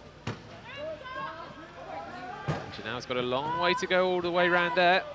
Peters blocks that particular route and then punches the ball out of his grip by the looks of it. So the ball knocked out of the Swiss player's hands. Is the legality of that, Simon? As long as he makes contact with the ball and not the player, that's perfectly fine. It's still a Switzerland ball. Again, very similar to basketball, isn't it, in that respect? You know, a block or a steal in basketball, providing you take the ball cleanly, it's fine. There's a lot of commonality with basketball as a sport. Good finish there from Yves Langhard. He's one of those who plays for the Blue-White Eagles in Switzerland. But yeah, this sort of high press from Switzerland is enabling Denmark to get in behind them once too many times. So referee Paulina Smith from Poland has just signalled that there's a contact before the whistle warning against the Swiss team. Until the referee's whistle blows, you're not allowed to make contact with other players' chairs that is to your advantage and meant to have happened. You know, is a deliberate act. Oh, pass just going astray there. And Simon, the officials are mic'd up, or certainly the referee is. Are they kind of in contact with each other? They can hear what each other are saying, or not? No, they're not mic'd up for each other. They're marked up for the crowd purposes. So when they go to the table to announce timeouts and the penalties, then the crowd can understand what it's been given for. There's so many technicalities as in most sports. It's nice to enlighten the crowd on occasions. So they're trying. It doesn't happen very often that the referees are mic'd up. But well, that's what you're doing to the people listening to us now, enlightening us with the finer points of the rules. As Jeremy Janau comes forward, gives it to Dotage. And number 24 crosses the line, no problem. 28-18. It's following a very similar pattern to the first quarter, this, isn't it? Switzerland not allowing Denmark to get too big a cushion. There's going to be another try here for Mark Peters. And he's racking up the points, isn't he? It's not an unfamiliar scenario that teams will go try, and just match each other for long periods of a quarter, and then all of a sudden you'll get 3 turnovers come along at once. It can be a crazy game. Oh, as he got across, I think it's another one of those where the ball's across but the wheels aren't. So it's called a holding foul because I believe David Emsey must have made contact with one of the Danish players or their chairs as in the act of falling. Yes, he contacted, as he fell to the left there, he made contact, his body, with Mark Peters' chair there. So that's a turner. He didn't on this occasion use up a timeout with only 2 timeouts remaining. He must have decided he'll keep that one in the locker. So it is a turnover to Denmark. So 4 minutes 52 on the clock until half-time. Peters has the ball deep inside his own half. He looks up briefly, tries to pick out a pass to Fredriksson, who always seems to be there. Fredriksson against Langhard, and well, look at what the strength of Fredriksson did there. Langhard did his best to get a block in and has ended up on the deck himself. Just didn't quite have the chair position to really trouble Fredriksson there, and yeah, came off second best, I'm afraid. But they've righted him now, and they have a minute now to make sure that he's fit to continue. But he's back into the fray. It was quite a tumble, wasn't it, for Langhard? But he's fine. And players back underway again with MZ. MZ looking forward, gets the pass to Janau. You can see the blocking work going on ahead of the ball. If you take your eye off the ball for a moment and look at what's going on in front, you can see the constant activity of all of the players. MZ against Peters, that's a contest, isn't it? Oh, great pass from MZ. Really, really good pass to Janau.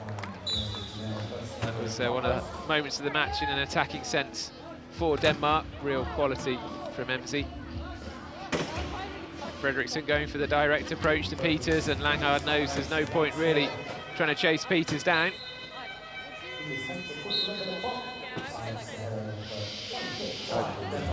I find myself sort of viewing this and thinking about this in football terms, and it seems as though you have one team who will do more sort of pretty passing and shapes, and Denmark are much more direct.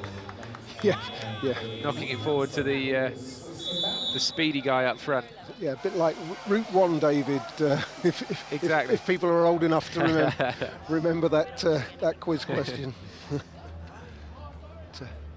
Yeah, Switzerland retaining possession there. I think you mentioned earlier in the introduction, you know, Denmark are a dark horse here. I think they're more than that. I think they're real contenders for the gold.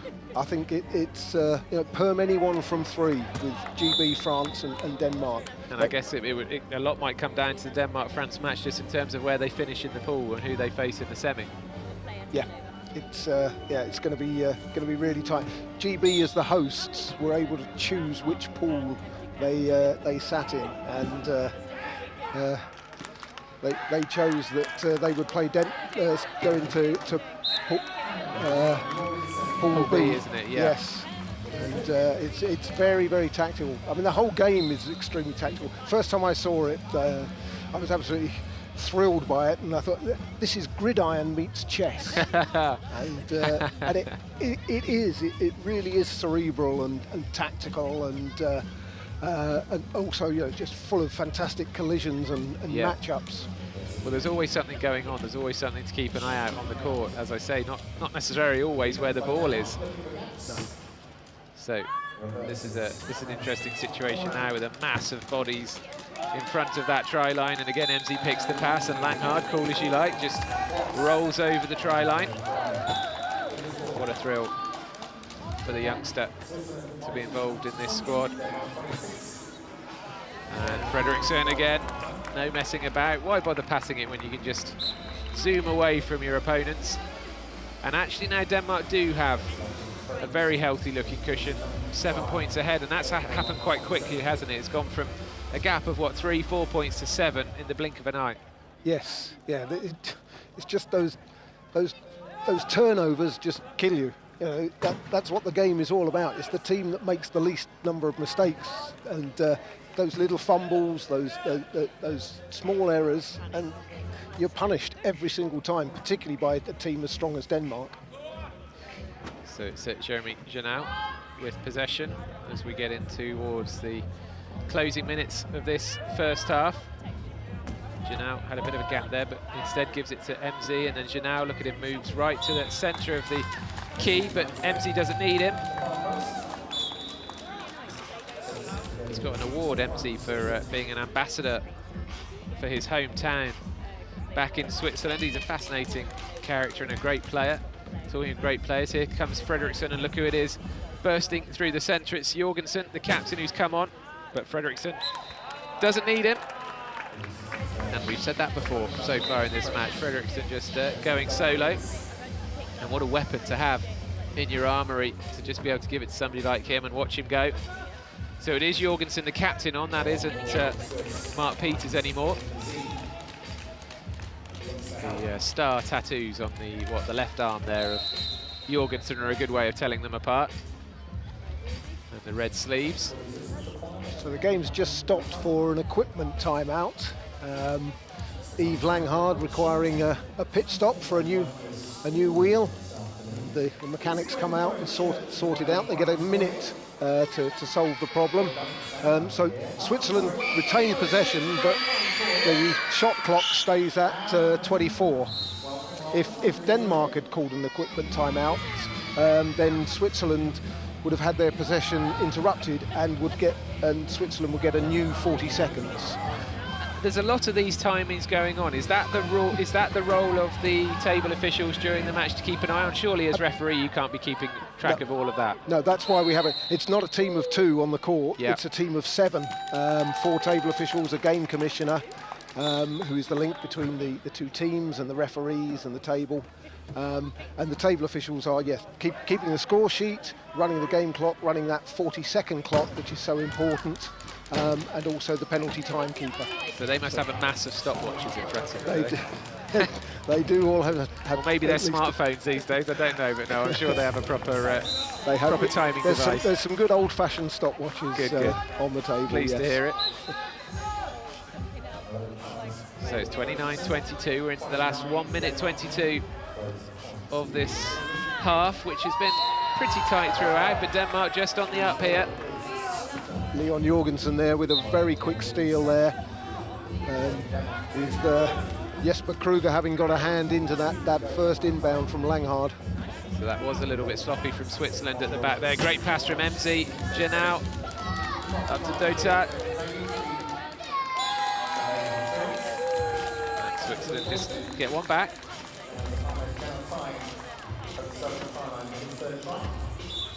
And we're getting into that territory where players will start to look at the clock again now. So 40-second shot clock, just over a minute left in the half.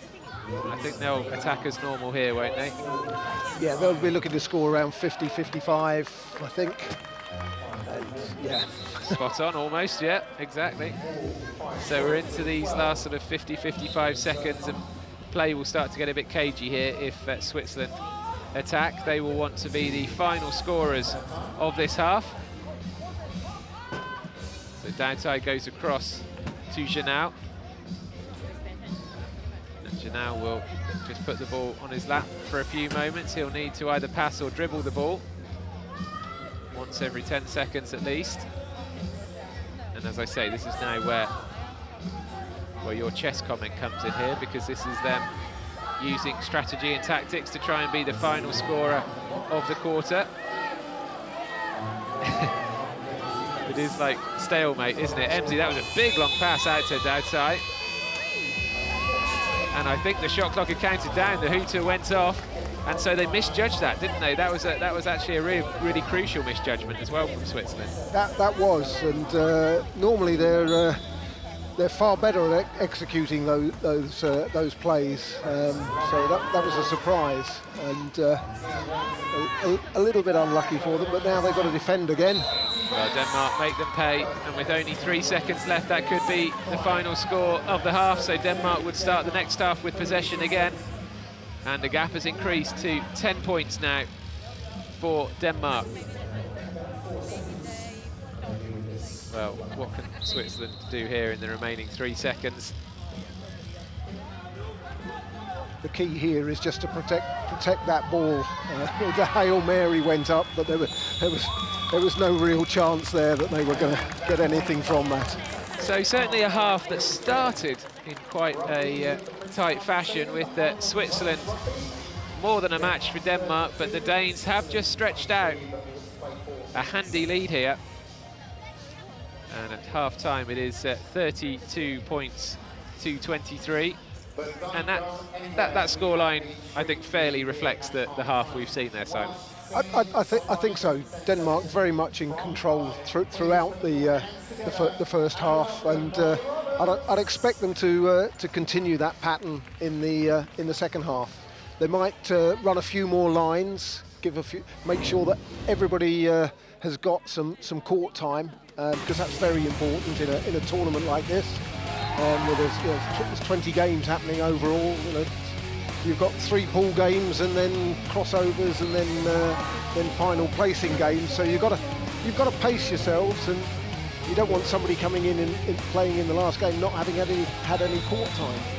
Well, these are some of the best bits of that first half, and the players and officials are off having a little break now and a bit of a drink. And do the officials at half-time discuss the first half? You know how things have gone? Very much so. Yeah. Each interval gives you an opportunity just to reflect on what's happened, maybe any particular incidents, or what are we going to look for in the next half? Do we think there's a bit too much contact going on before the whistle? Do we need to police that a little more closely? Is one team continually reaching in and so forth? What do we need to be vigilant about? And the referees are managing the game in the same way the players manage the game when they're on the ball. And and the relationships between the coaches and the tables as well, making sure that everything's going to plan. And how did you get into officiating yourself, Simon? You said you sort of fell in love with the sport, but how did you get into it in the first place? So back in 2009, my wife was a personal assistant to a player for East Midlands Marauders. He and another player ganged up on me to help them organise a tournament in Nottingham, and the day before the tournament started, they said, oh, you could learn to be a table official, death by PowerPoint for 3 hours on a Thursday afternoon. So I said, yeah, great. And they said, you can be part of the tournament. And I was. Next morning, I was on the game clock for Canada versus Sweden. Wow. I thought, this is amazing. My first game as a table official, and I'm doing an international game.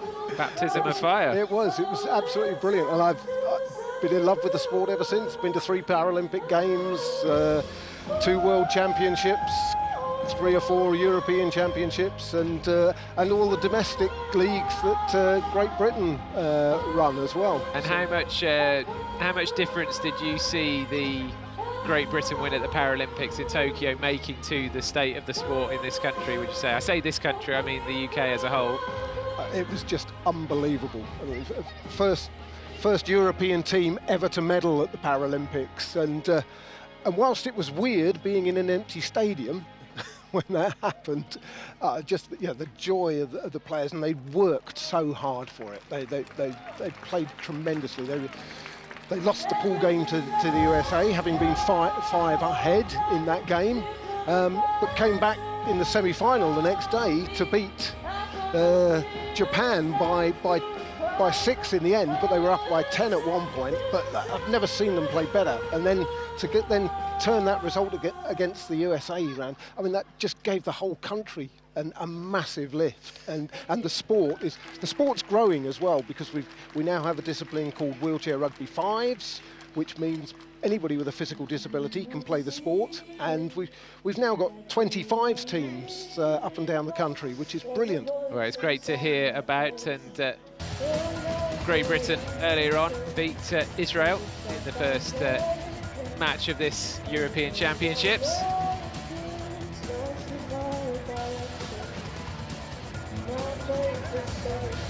And in the end, it was a 55 points to 32 win for Great Britain. And this man, Stuart Robinson, as he has done on so many occasions, running the show really. Aaron Phipps as well, as always, one of the star performers.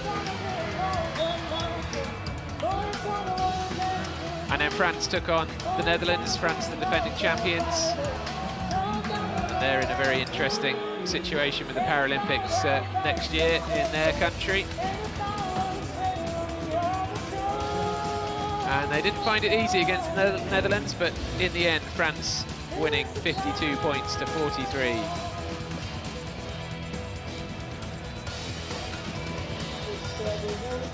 So Pool A looks like that after just one game. Germany and the Czech Republic play later on, 5:30 this afternoon. That one will be with us on the YouTube channel as well. And in Pool B, which we're watching at the moment, so this will just have the Great Britain-Israel result on, but it looks very much like Denmark are going to join Great Britain on 2 points, and we shall see what the points difference is at the end of this Denmark-Switzerland match. You can already see, actually, Simon, I was just looking at the scores there, and one thing that occurred to me was that Great Britain scored 55, France scored 52, Denmark are on, 32 here already at half-time, so actually a similar performance in the second, and they'll be well over the 60 mark. Yes, and hopefully it's not going to come down to try differentials or anything like that. There'll be clear blue water between the teams. Certainly the organisers will be hoping that the mathematics aren't brought into who wins the pool and who comes second in the pool. What would you consider to be an extraordinary points total in a match for a team? Are we talking about into the 70s, 80s or higher? That would be a really, really strong performance. I have been at games. I had to go, for my sins, I had to go to watch the Brazilian Nationals one year, and there were games there that finished 107-5. and the coach of the winning team never changed his starting lineup. Goodness me! Didn't take their foot from the pedal once. It was strange to watch. I bet, yeah. But that's really unusual. Yes, yeah. At this kind of international level, anything above what 70 would be extraordinary. Yes, it would. That would be a really dominant performance. But it's not unusual to see in regulation time scores of 59-58, even 60-61, things like that. So yeah, that team, depending on how the game flows, because you can score tries really quickly, because we have a stopping clock. You throw long passes, and the clock doesn't start until that ball is touched. So if the inbound is a long inbound, you sometimes see tries that only take 1 or 2 seconds off the clock. And so there's plenty of time to score loads more. There certainly is. I was just looking back actually at the previous European Championship final results. So the last time it was France 44, Great Britain 43, famously just the 1 point in it. GB 55, Denmark 45, GB 49, Sweden 41. So actually when you get into those, the showpiece matches where I guess you're expecting the 2 best teams of the tournament, ultimately the scoring actually can be down in the 40s for good reason. They're going to be really tight contests, and it's going to be down to management of the clock, use of your timeouts, getting your from the coaching perspective. It's getting the lineups that work against the opposition lineups, and that's what the coaches will be trying here now. Jason Regier, as we can see in shot there with his Danish team, he'll be working out what lineups are working best against the Swiss lineups, but also working out in his mind how those lineups are going to match up against any GB lineup on Friday evening. It is worth saying, of course, that this is the European Championships. In the world rankings, #1 in the rankings in the world are the USA. Australia still second in the world rankings. GB #3 after their Paralympic win, and then Japan at #4. Denmark we're watching here, #7, and Switzerland #12. So you can see that Paralympic win did shoot Great Britain up the rankings, but they're still only considered 3 because of their poor performance, or relatively poor performance, at the Worlds last October. Yes, they finished 7th at the Worlds in Vejle in Denmark last year, and that dropped them down from 2nd to 3rd in the world rankings as a consequence. So half-time is over. The second half is underway again, and Denmark wearing the white, attacking from left to right, and they're going to be on the scoreboard straight away by the looks of it. And sure enough, Carl Mommer gets across. So 32-23. Switzerland in the red. Oh, and Switzerland are pretty lucky there to keep possession in their own half. Denmark going for this high press again, and it's Jeremy Janau, one of the co-captains, and really he was forced into just almost not throwing the ball away, but going for just a risky, reckless pass. But Switzerland have done really well to get the ball back off Mark Peters. And the referee has seen something, Simon. What do you think she has seen here? I was watching the screenshot rather than the court there, but there's a holding foul being called there. So we've got a new 40 because the Swiss possession was interrupted, and I think Mark Peters, after he's been righted and is now making his way to the penalty box for a holding foul, which means he made contact with the player as he fell to the ground. But actually, in that circumstance, Switzerland were on the attack, weren't they? But the infringement is given, and play has to stop. It can't carry on. If you think there is an advantage and Switzerland were about to score, then you can let play go. But very often the referees will, particularly when there's a fallen player, the whistle's more likely to go. And it was near the centre circle as well, wasn't it, really, rather than in any dangerous scoring area. So Mark Peters is in the sin bin for either a minute or until Switzerland score. And there is a timeout called early in this second half, maybe to discuss how they're going to go up against the extra player. It was good defensive play by number 22, Patrick Costelli, there for Switzerland. He was holding Jorgensen back, and they forced Denmark to use their second time out. So good play, Switzerland. So it is 33-23. We've played just under a minute of this third quarter. Play will restart with an inbound from the Danish number 7, who we've not seen too much of actually in the match so far, Kurt Busk, 56 years young, Denmark's most experienced player. He's missing his partner in crime, Thomas Pay, who's not with the Danish team at this tournament. He's also over 50, so when those two are on the court and Denmark are playing a high-low combination, they've got 100 years of experience or more between them.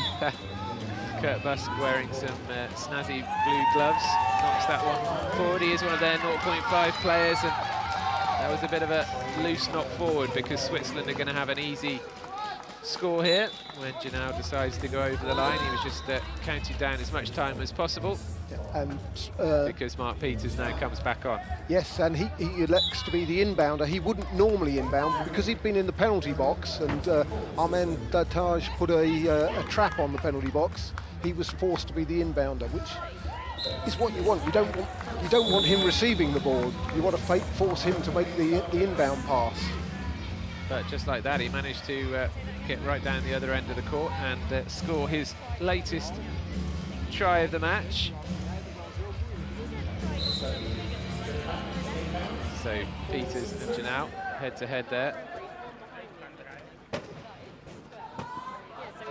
a real tussle between these two. Finally, Janau releases Fabian Kreuer. And Kreuer to Dotage. New wheel required there by Switzerland co-captain Jeremy Chenal.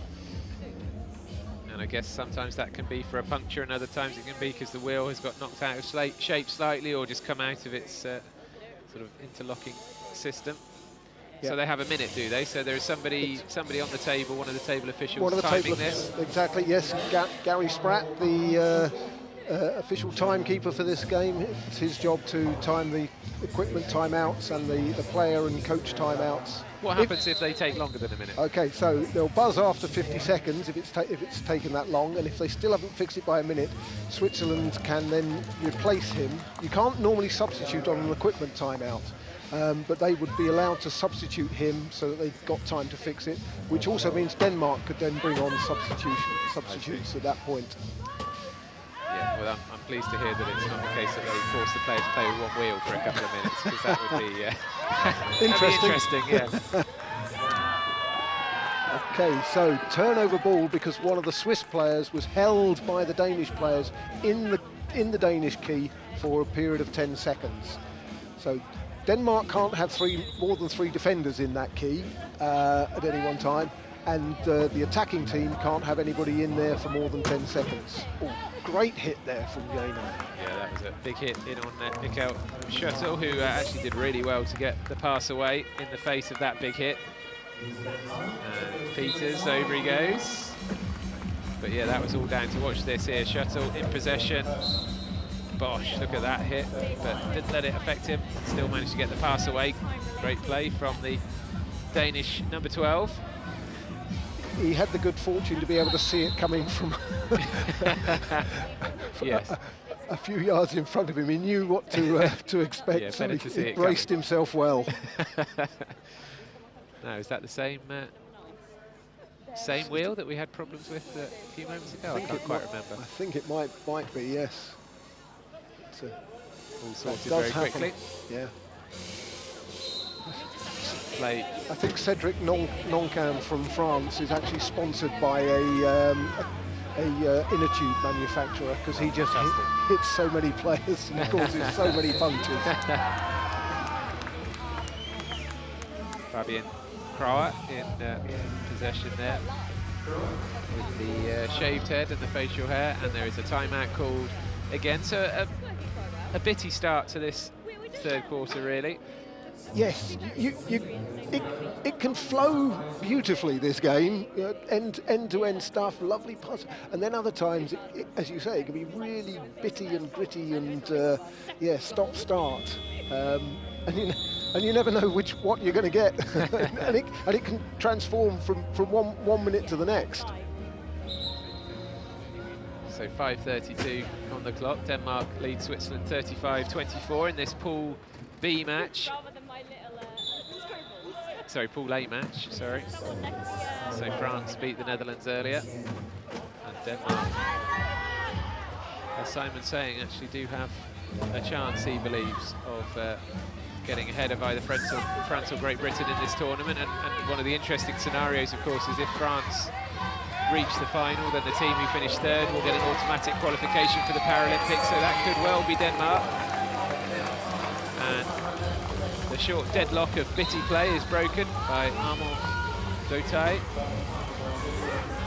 But quick as a flash, right down the other end before you've even spotted it, and Mark Peters scores another one for Denmark. Denmark made their first Paralympics back in Tokyo, and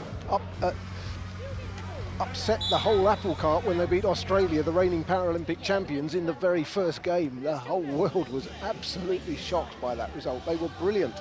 Sadly, the rest of the tournament didn't go as well for them, but they had a brilliant first ever Paralympic Games. And that was just one of those countless moments during the Tokyo Paralympics where you just wish there could have been a full crowd in there too. Yes. So look at that big hit. Wow, that's one of the biggest hits of the day. And Mark Peters very sportingly checking that the Swiss player, I think it's Dautai. Yeah, watch this here. Yeah. Peters, oh yes. Goodness me, that's part and parcel of what people have come to see, really, you have to say. Big hits, that's what this sport is all about. That's fantastic. Well, the tagline of the tournament is big hits, big stakes, so there's your big hit. And I'm pleased to say that Dautai is all right. He did just take a couple of moments just on the ground, I think, getting his breath back. I'm sure he was a bit winded by that, but nothing more serious than that. And here comes Schuttel, who has featured much more in this second half than he did in the first so far. And Peters to Christian Bak-Eriksen, another who we're seeing a bit more of. He's the joker in the Danish pack. He's just a bundle of laughs, that guy. So funny, and he really raises the spirit of the team. But great steal there from Peters. Yeah, superb steal. Alive to what was going on in front of him. Doesn't miss a trick, this guy. Denmark have moved now to 38-26, so gradually over the course of this match, they've just imposed themselves as we stop for another chair repair, another wheel coming on. I'm sure this is all the same. This is Janelle again, isn't it? Yes, different wheel. He's not having much luck, is he? Same player, different wheel. No.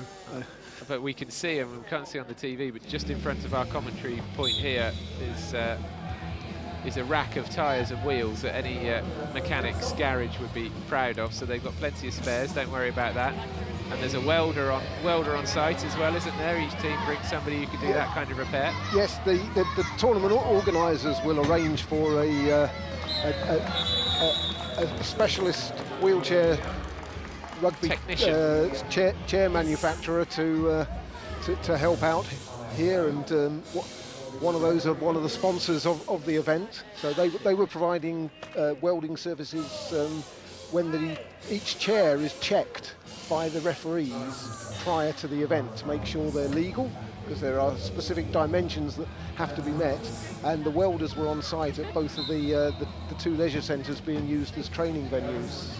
Well, that fella we just saw is working just as hard as any of the players out there, making sure all the tyres are pumped up and wheels are knocked back into shape when they get damaged. But here comes Peters again. Peters, oh, Janao came across. I thought he was going to try and knock him sideways, but Peters got by. And we're approaching 4 minutes to go in this quarter, and Denmark really just stretching this lead now, 39-27. Switzerland have lost a bit of that early impetus they had in the first half, I think. And again, once a game starts to get away from you, and when the writing's on the wall, that's the opportunity for Adrian Moser as the Swiss coach to try his lines up. He's going to have other battles which are going to be a lot more closely contested later in the tournament. He wants to know what works well. That was a good take there, wasn't it? Sorry, from Kotai, almost behind his head. But yeah, we haven't seen Moser. Just looking at the Swiss bench, he's not put himself on the court yet, has he? No, he hasn't kitted up. You can see him with his tracksuit on there. But we've just had a coach's timeout from Jason Regier. He's used it not to impart any pearls of wisdom in a tactical sense. He's just used it to change his lineup. So he's brought on Fredriksson again, along with Carl Mommer Nielsen. Well, as I mentioned, Switzerland may be just beginning to lose a grip on this match, and then Denmark bring on Fredriksson. So that's not great news for the Swiss, as Mommer, Carl Mommer, 31 years old, a 1.5 player. Yeah, Fredriksson now back out on court, and that is the last thing you want to see if you are a Swiss supporter. But for the neutrals, it's great to see, because he's been one of the most exciting players in this match so far. That's a long ball to Janao, and Janao moves onto the ball and takes it in one fluid movement. Beautiful pass, absolutely threaded the needle there. And it's difficult, I think, or perhaps I should say actually easy to not realise the skill in just manoeuvring the chairs, let alone the work with the ball, you know, the hands, the catching the ball. It's the manoeuvrability in the chairs which is the most impressive thing, I think. It is. The chair skills of these players are absolutely unbelievable. When you see the likes of the French captain Jonathan Evenat with his dipping shoulder style, as he always just brushes the wheels nonchalantly, but moves down the court and evades players with supreme ease. It's fantastic to watch. Well, I commentated on the Wheelchair Rugby League World Cup in the autumn, and Evenab played for France in that competition. Silver different medalist. code, different sport, and he was one of the standout players in that here in the UK as well, of course, back in October, November. England, rather Great Britain, England won that Rugby League World Cup against France, but another big hit. Yep, and this time on Fredriksson. And a perfectly timed hit, because it caused Fredriksson to taken the ball into the front court, got over halfway, and then was forced to check, and he rolled back into his own half. And the referees loved that call. It's called over and back. You can't take the ball into once you've taken the ball over halfway into the other court, you can't bring it back into your own half. Or you can't be forced back into your own half, I guess, back, which yes. is... that's what that hit did. A little bit sloppy from Switzerland. Krauer couldn't quite reach that one. He's a big guy though. If you wanted somebody to reach a pass, then you'd probably pick him, but he couldn't quite make it. The Swiss number 4. And Fredriksson in an unfamiliar position here, back in his own key. Being double teamed there because he's such a threat. Switzerland are putting 2 players on him and trying to force him to stay deep. And he's making those long balls, but yeah, it's still very difficult to contain. Denmark 42, Switzerland 30. Just over 2 minutes to go in this quarter. Looks like the result is secure for Denmark, but what will the scoreline be? They've kept up their scoring rate pretty well, actually. As I say that, Switzerland just pull one back. They move on to 31.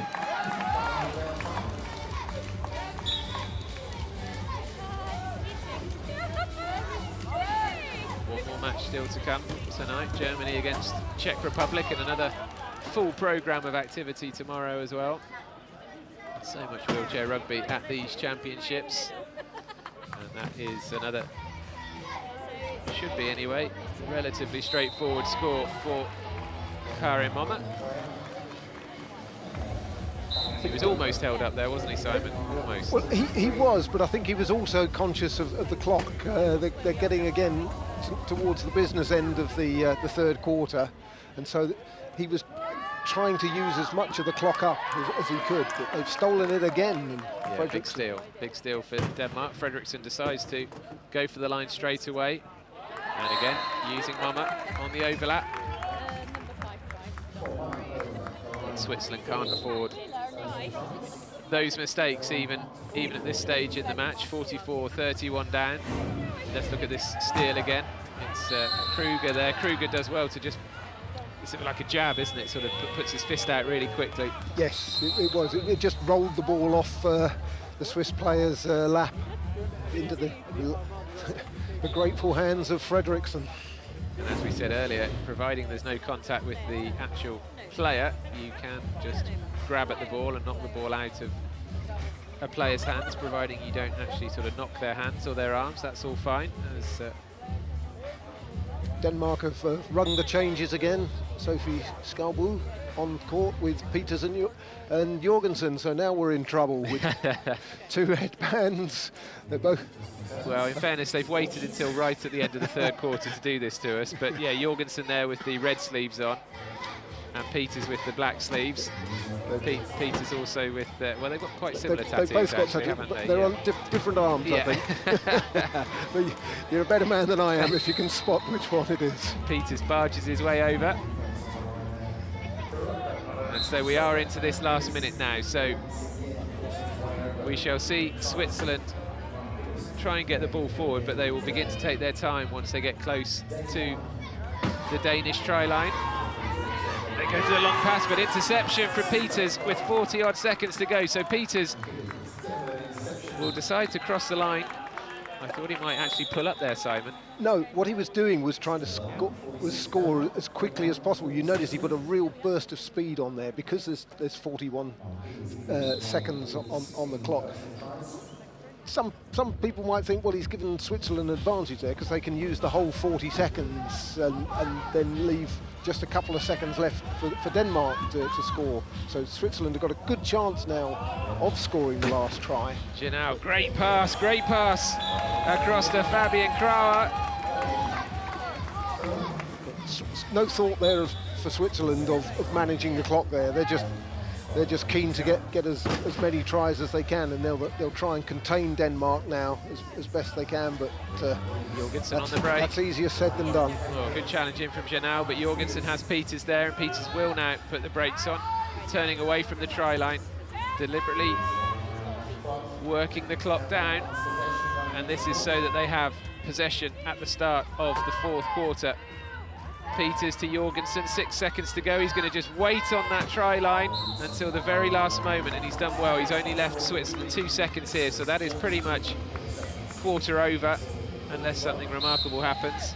I'm not sure it's physically possible to get the ball from one end of the court to another in 2 seconds, so Denmark have done their job. And they're Well, in fact, we have, what, 0.07 seconds left? I might be made to eat Well, my words here, Simon. Well, the clock won't start until the ball is touched by a player or it hits a chair. So the ball can be in the air, the clock's not going to start, so that's too long. You can see what he was trying to do. Yeah, it was the right tactic. Well, there we go. Oh. So lots of technicalities to get to grips with, but it's an enthralling watch this. Denmark 47, Switzerland 32.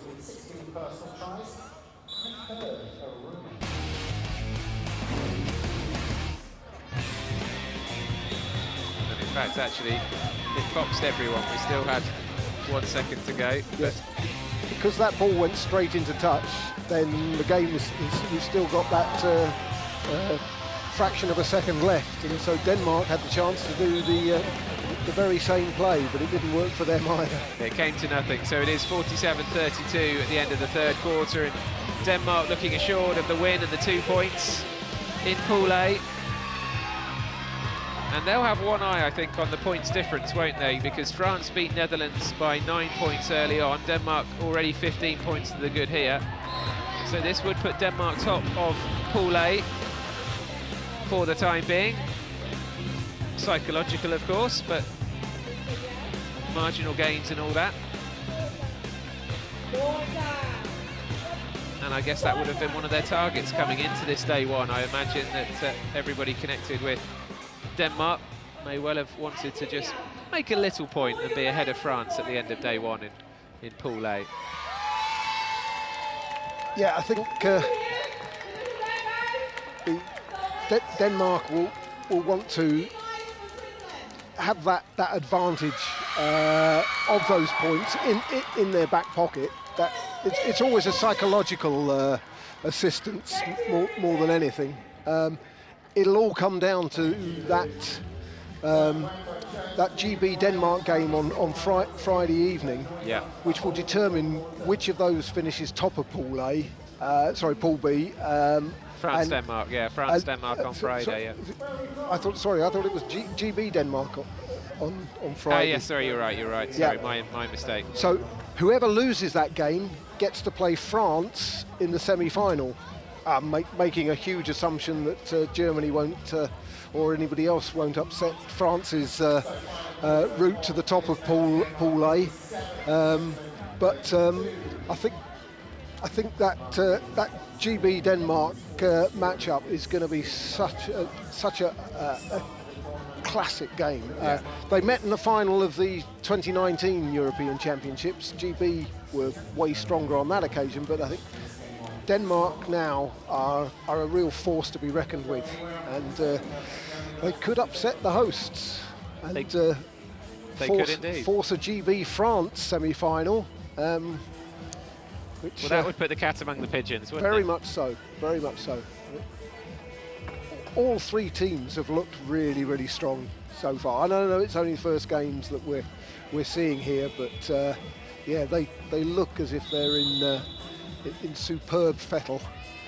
Yes, I had my pools round the wrong way for a moment there. I never scribble down notes, always type them out because I had them scribbled in the wrong place. But we're underway in the fourth quarter, and Denmark will be looking to press home this advantage and get as many points on the board and as big a points differential as they can. The Swiss will have other ideas about that, of course, as MZ comes forward.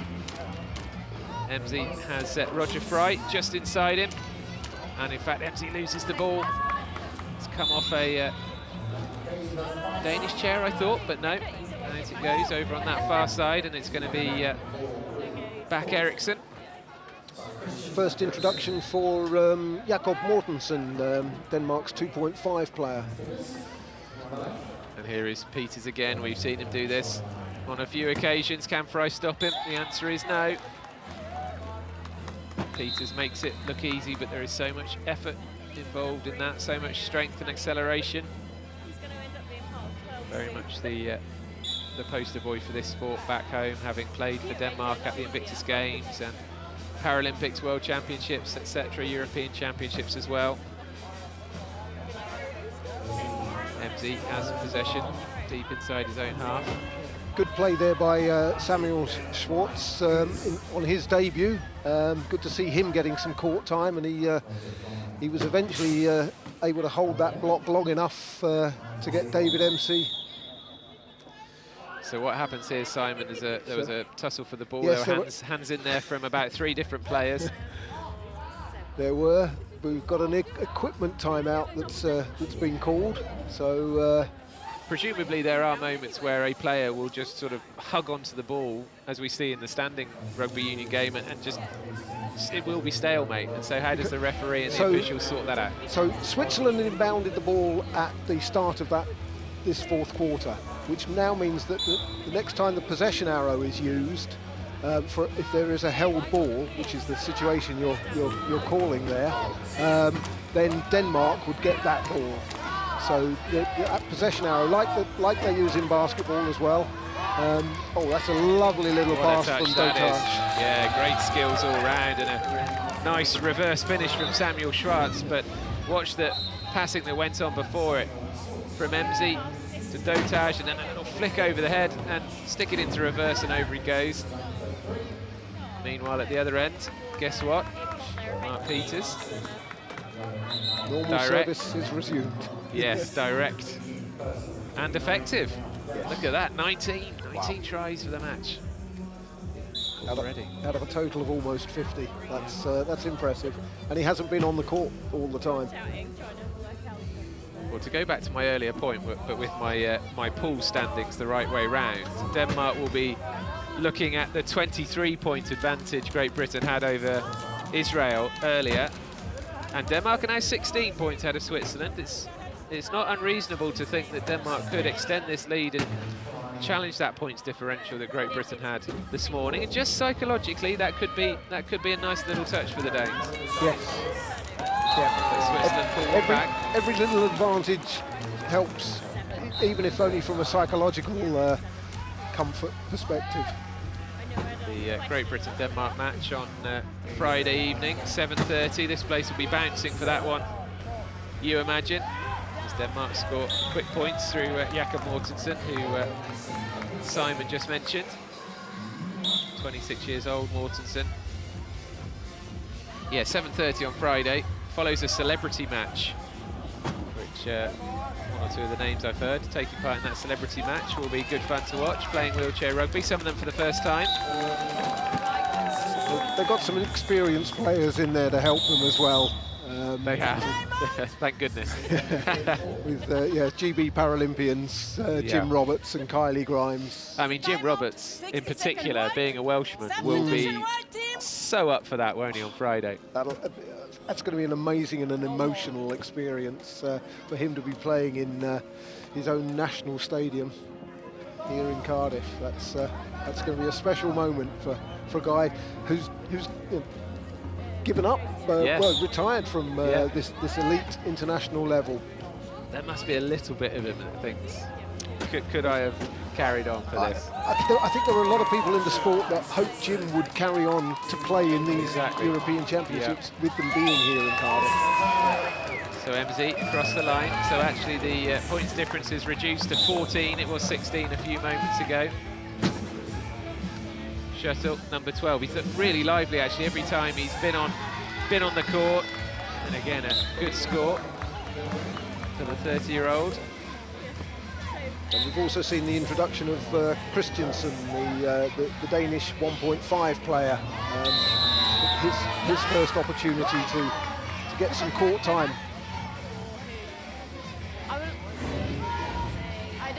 And MZ forced back over his own line. We've seen that a couple of times in this match. What would MZ be claiming there, Simon? Amy, David would be saying, "Ref, didn't you hear me call time out?" And if they don't hear it, they can't give it. So players will often claim that they called time out, and maybe they did, and maybe they called it, but it wasn't in time. He was already over the line before he had the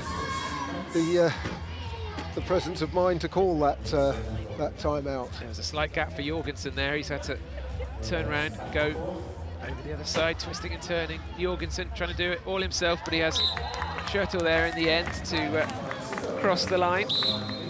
And And again, the gap is back to 16. A couple of quick fire scores for Denmark.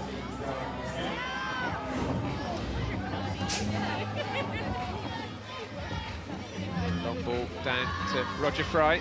Fry is held up by Jorgensen. A great play by Shuttle there, wasn't it? Shuttle getting his hand in there to stop Samuel Schwartz picking that ball up for an easy score. That was a great hit, and he not only got the hand in, he got the hit on as well. So yeah, watch this again here. The hand first of all, and then Bosch.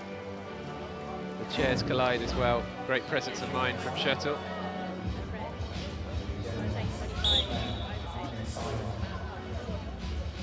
So Denmark deep in their own half, and here we go again. Shuttle, no problem. Over the halfway line he goes, no stopping him. And it is 53-36 now, so the lead moves to 17. Shuttle's not a player who gets a lot of attention because of the big names around him, the Peters, the Fredriksons, the Jorgensens, who do so much of the work. A lot of the work he does is understated and often goes unrecognised, which is a little unfair because he's a great player in his own right. And there was another player who probably could say the same thing, Roger Fry. Maybe sometimes his work not registered fully, but he took that ball really well to score a try. But Shuttle at the other end replies immediately. And a natty little tattoo there on his left knee, I think it is. I can't quite make out what it is, but lots of tattoos on show here. And Switzerland on the attack again. Jorgensen comes across with a decent attempt at a block, but the ball was passed across with perfect timing to MC.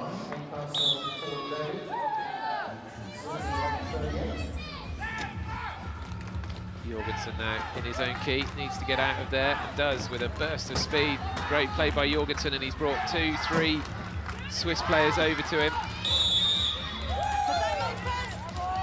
And there was hands in there. So I think they got the call in for timeout. They were concerned they weren't going to get the ball over halfway in the 12 seconds, and you can see on the shot clock that there are 28. Well, we can see anyway that there are just 28 seconds remaining. So they were right to use that time up out. They've gone to the bench, and they've brought Kurt Buscon as a substitute. And also this man there, Christopher Christensen, making his Euros debut. He plays for the Red Baller Bucks in Denmark. It's Jorgensen. In fact, it is Morten Elmholt who has come on as well. Elmholt with the ball in his lap there, couldn't quite see it through the forest of players, but Elmholt, the Danish #2, makes it through, and Switzerland on the attack again this time. Great pass from Dotage, which Fry takes really nicely. High bouncing ball, not easy from that low seated position, but Fry wisely used both hands to try and grab that one. Did well. So we've known for some time that... Oh, well taken by David MC. That was a great pickpocketed. He did. You can see it here again. He just flicks it off his lap and bounces it and gathers it. Did very, very well. We've known for some time that Denmark were going to win this match. It's just a question of by how many. And again, a great take by MC, this time in a defensive role. And MC just has a little burst of speed, looking for a teammate now. Oh, that's a powerful pass. No chance of an interception or any kind of blocking on that pass. Fired across to his teammate Dotage. The different levels of functionality of the players will also determine how hard and powerful and how far they can project the ball down court. So you know if the ball's in a low point hand, it's unlikely to travel half the length of the court. But the high pointers have got a lot more functionality and can really launch that ball very, very powerfully. And it is a fascinating element of the sport, isn't it? The different classification players, mix of impairments, mix of functionality and ability. And you know, it's got the name rugby attached to it. It's not unlike forwards and backs in the standing game. Different skill sets on show, different physicalities on show, of course, in the standing game. Absolutely. Yeah. Denmark have keyed up, but they've left a huge gap there for MZ. Right the way through the middle there, like a knife through butter, David MZ. I suppose if he's Dave, is he Dave or Dan? Dave, but Dave MZ, but David, I would have thought. Jorgensen. Whoa. Whilst he's in Cardiff, he's David. Yeah. David MC, yeah, I like that. Elmholt wearing number 2 for Denmark all the way round. Well, he had to take the long way round, but he gets there. You can spot the fresh player. Yes. Absolutely, yeah. No sign of fatigue with Morten Elmholt.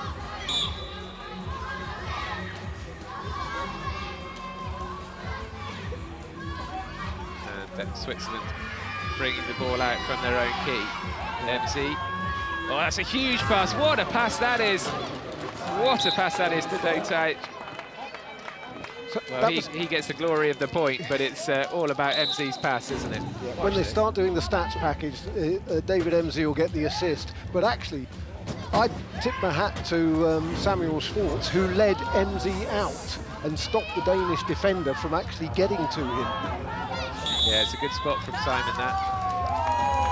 And by leading out, of course, you mean sort of being in front of him and acting as the blocker in front to clear the pass for the pass. But very much so, and yeah, that's where the gridiron analogy, the American football, the blockers comes in. It's very much a feature of this sport. We go to a coach's timeout. Didn't quite see. I think it was judging by the fact that Switzerland are still on court, it was clearly called by Denmark. And we're into the final 2 minutes of the match.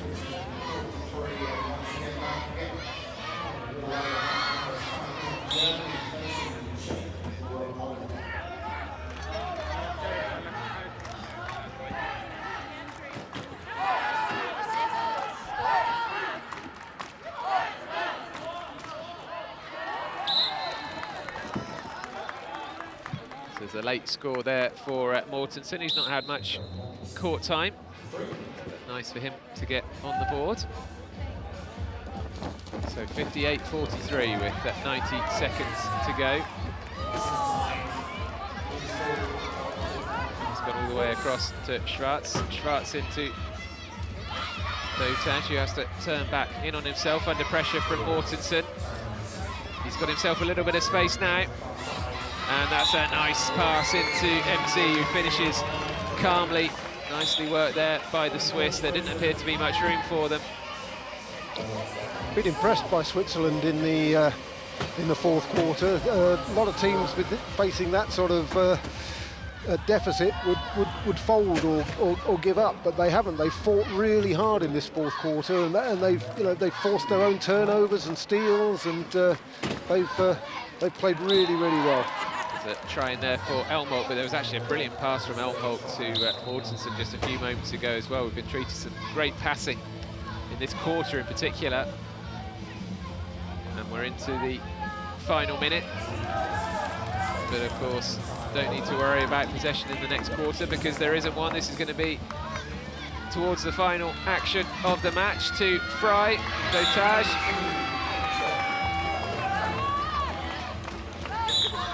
59-45. The Swiss fans proud of their team's effort.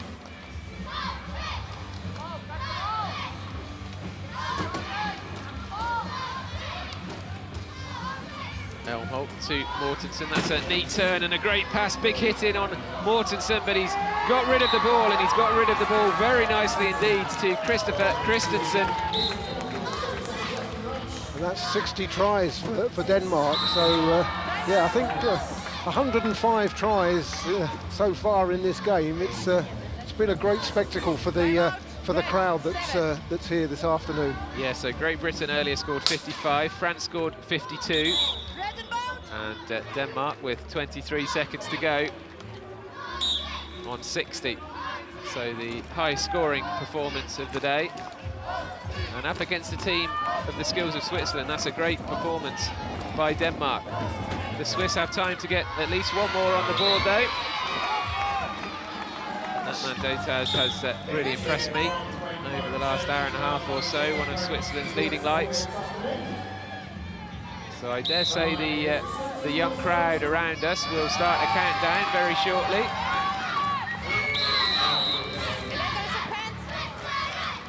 They're cheering on Switzerland at the moment, the locals, the children next to us in the commentary box. They've been given a Swiss flag, that's why.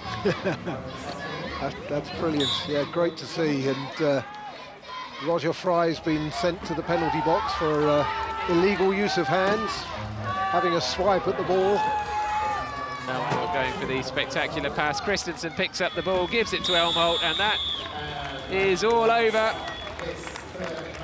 And Denmark, a convincing win. And we talked about them, well, I talked about them being dark horses. Simon thinks they could be a bit more than that, and 60 points to 46 against Switzerland. Well, very interesting performance from the Danes. Speaking to Drew earlier on, you know, we were talking about how you couldn't necessarily tell much about Great Britain's position from their win against Israel, but I think you can tell quite a lot about how Denmark are approaching this tournament from that performance there. Yeah, very strong performance. Went entirely to script for them. Started with a 4-point lead at the end of the first quarter. They built on that by with an additional 5 tries difference in the second quarter. So yeah, they'll be very, very pleased. Switzerland won't be overly disappointed with that. They put in some really good play during that game. Denmark are just too strong for them, but Switzerland will have some real tests to come. The game with Israel, I think, is going to be an absolute corker. I know the Israeli team will be targeting that game in particular. That they both have to win that game. And actually, I think, you know, Switzerland might give Great Britain a run for their money as well. Also happening tomorrow.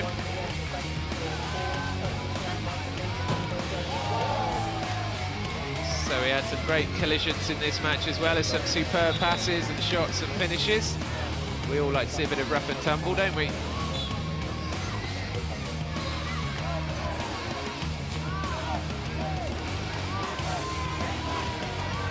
So just to confirm, earlier on this morning, Great Britain 55, Israel 32, and just now here, Denmark 60, Switzerland 46, and it sets Pool B up very, very nicely indeed.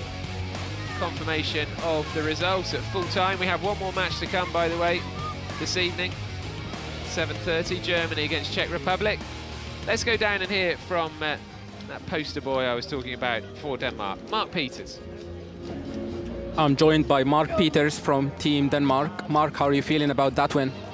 I'm feeling pretty great. Everybody got to get a little game time, and I think everybody played well. So just got the nerves to the surface, and we're pretty good. And how excited are you for the Paris Paralympic Games next year? Come again? How excited are you for the Paris Paralympic Games next year? I'm pretty excited. Hopefully we qualify for that. That's our goal, to get to Paris. So pretty excited about it. And how did you feel about the atmosphere playing in Cardiff? Well, the first time I'm here, the venue is unbelievable. All the spectators and the fans, great. I'm pretty looking forward to playing against GB. Gonna be a massive fans here. So, thank you so much. So Mark Peters, like the rest of us, already looking ahead to Denmark against Great Britain on Friday night. That will be an absolute corker. But as I mentioned, we have one game still to be played here this evening.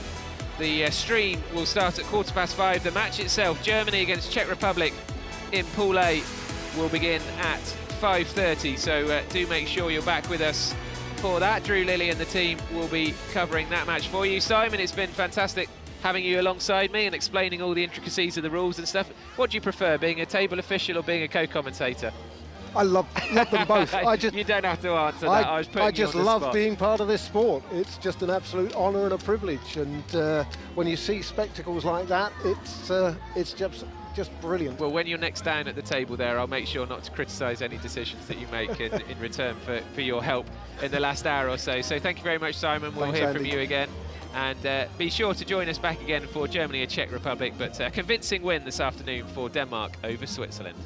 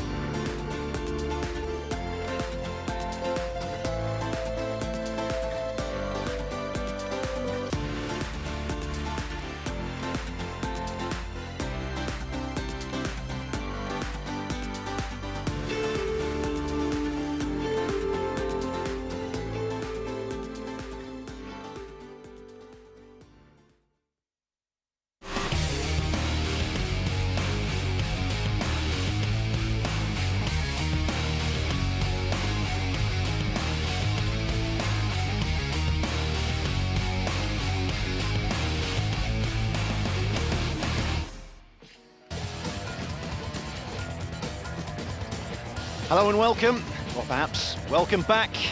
Hopefully you've been watching throughout the day. This is day one of Euro 23, the European Wheelchair Rugby Championship in Cardiff. Look at that, the River Taff and the magnificent Principality Stadium. And this is what we've had to get our teeth into today. We've had that man there, Stu Robinson, playing for Team GB.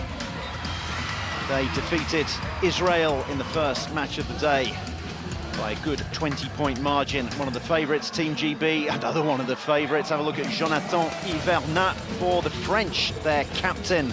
They had a good win over the Netherlands. And then, if you were watching just 15 or 20 minutes ago, you'd have seen Denmark. A lot of people's outside hopes for the title here, getting past Switzerland.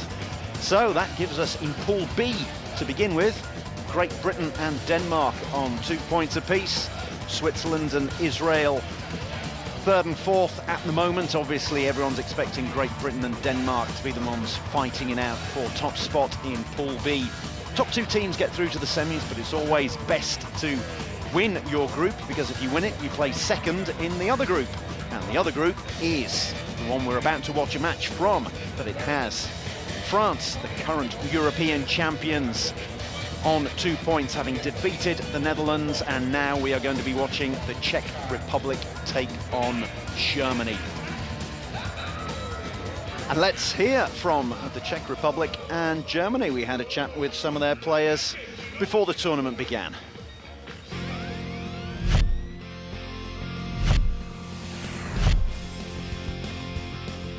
It's a big honor for us, because for me it's the second time in European A. First time it was in Belgium 2013. So now it's 10 years after the European A again. It will be a tough game at the beginning, and most of the time it will be tough. But I think we will beat them, and yeah, be prepared good for that. Germany, we know the coach, we know the players. We had some friendly matches 1 or 2 months ago, so we know each other, and it will be good match, good start for us. It's a tough opponent, but not as big as France, for example. So we can get into the tournament and yeah, get a good start. I think that Germany is for us the closest team, because we know each other, we play against each other, but they have really strong players. We do a lot of work, and it's nice to hear that we are the underdog for some teams. And I think we'll make a good show for them. We have a good team spirit, and that's very important. And yeah, we are one team, so that's very important. And if you are one team, you can reach a lot, yeah? And you can beat everyone, yeah, if you want. And yeah, we show that in history. So yeah, everything is possible.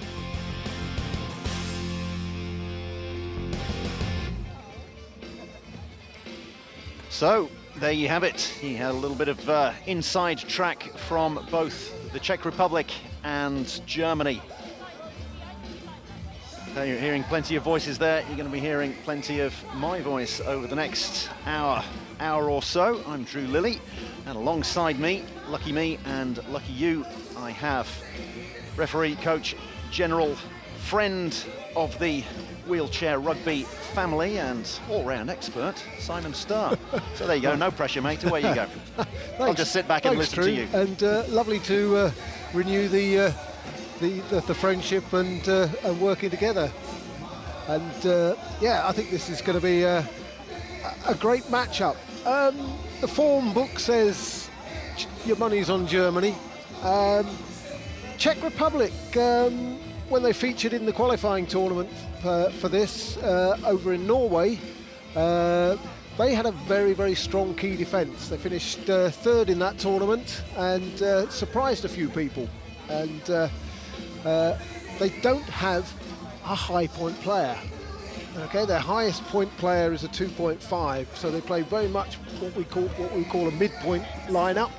Whereas for Germany, you'll see their high pointers, Marco Herbst and Michael Wolter to the fore.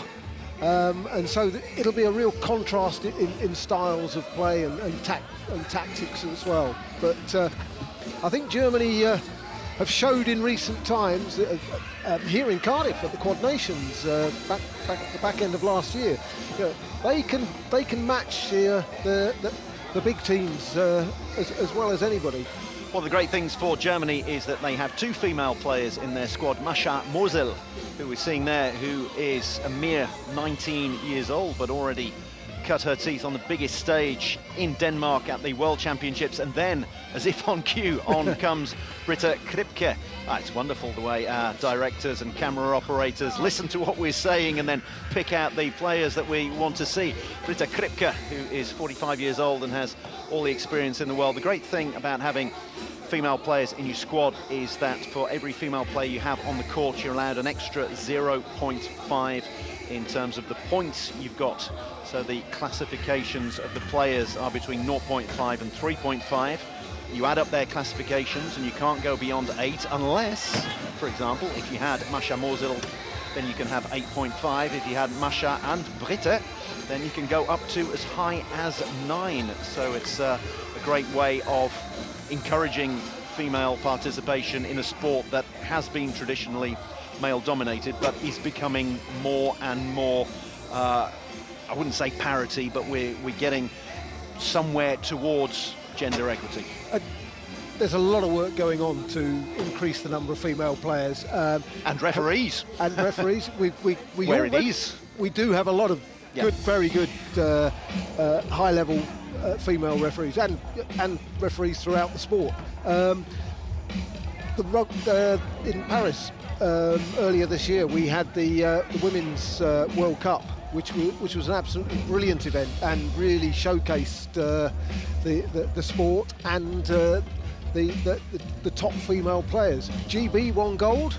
Kylie Grimes captained the team. She's playing here in the celebrity match. I think that's on Friday. I'm disappointed she's only in the celebrity match.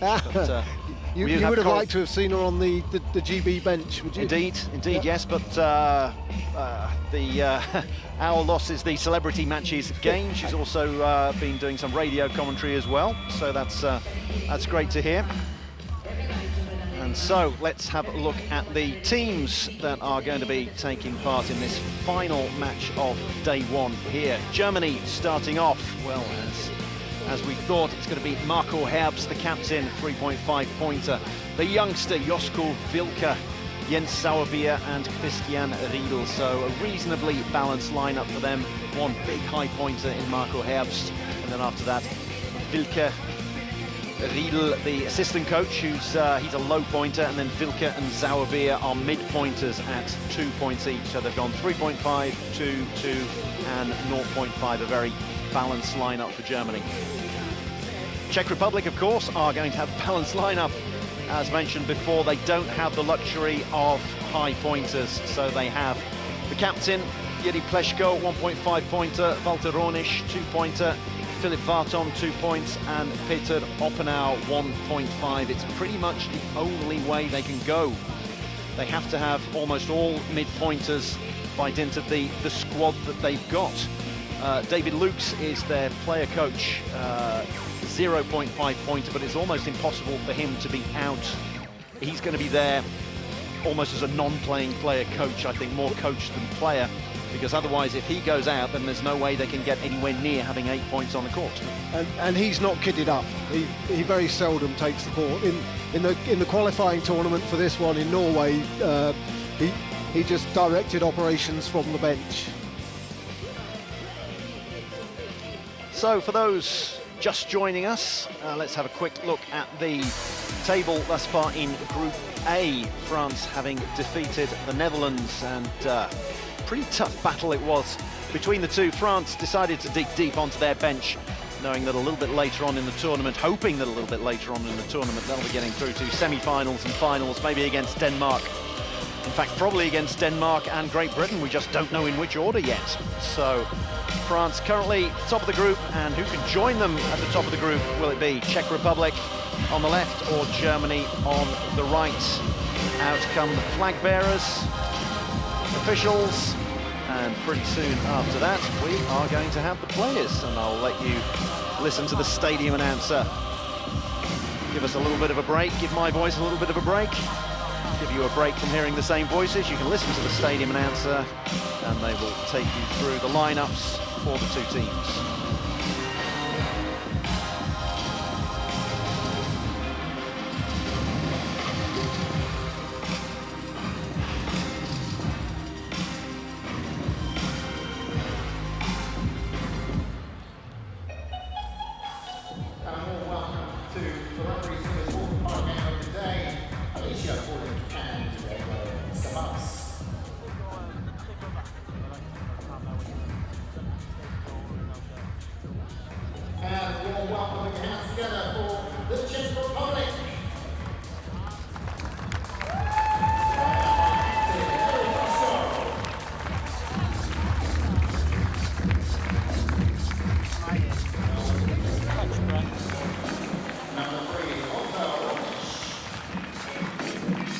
Starting lineup is coming out first for the Czechs.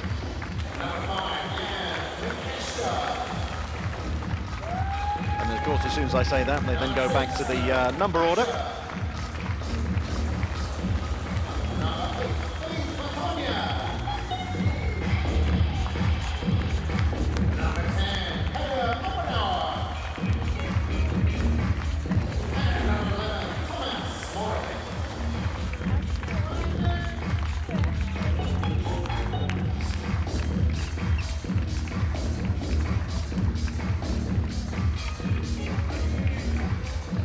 See there, yes, the Czech Republic, very much a short bench.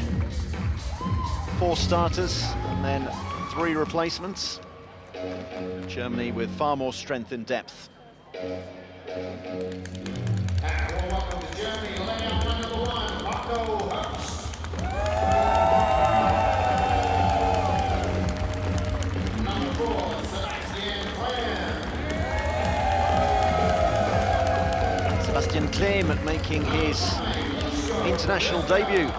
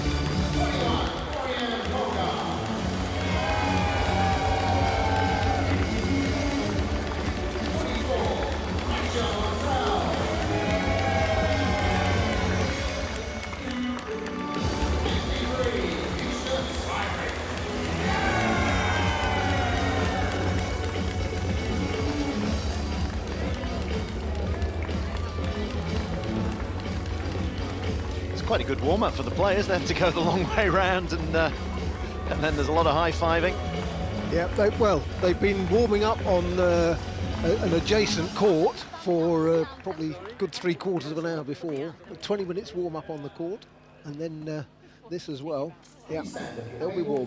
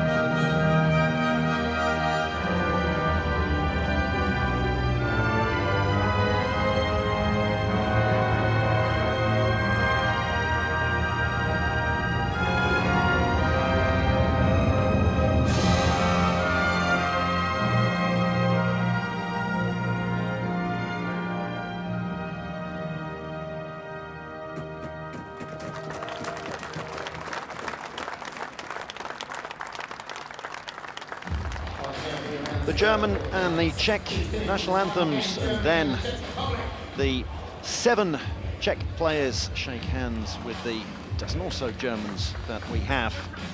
Very full lineup for Germany. You're allowed 12 players here, and they have the full 12, making the most of it. Czech Republic will struggle once they start tiring in the later stages, you might think. Or perhaps it's going to be a case of their starters. They're going to play their absolute best ones all the way through, see what can happen. But there's a very balanced team. They've got a 1-pointer, a couple of 1.5ers, 3 2-pointers and a 2.5. So the hope for the Czechs will be that they can keep this balanced lineup. There won't be too much of a drop-off once they bring substitutes on. Christoph Werner, the German coach, having a last chat with his 12-strong squad. The coach who is allowed to take a couple of 1-minute timeouts during the match, while the players themselves have 4 30-second timeouts at their disposals. You can see on the back of the sweatshirts there and the t-shirts, Rollstuhl Rugby Deutschland. Rollstuhl meaning literally a rolling chair, so a wheelchair.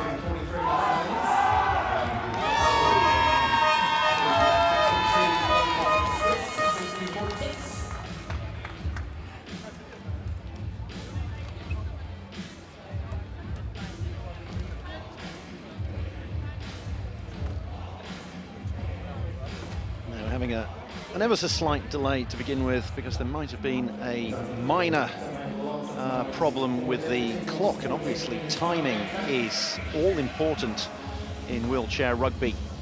You're allowed 40 seconds in which to score. That's the possession clock. After that, there are things like the first 12 seconds of any possession, you have to make sure that the ball has crossed the halfway line. Every 10 seconds you have to bounce. So the clock is absolutely critical here, and we seem to have a minor issue with it, so the table officials are trying to sort that one out.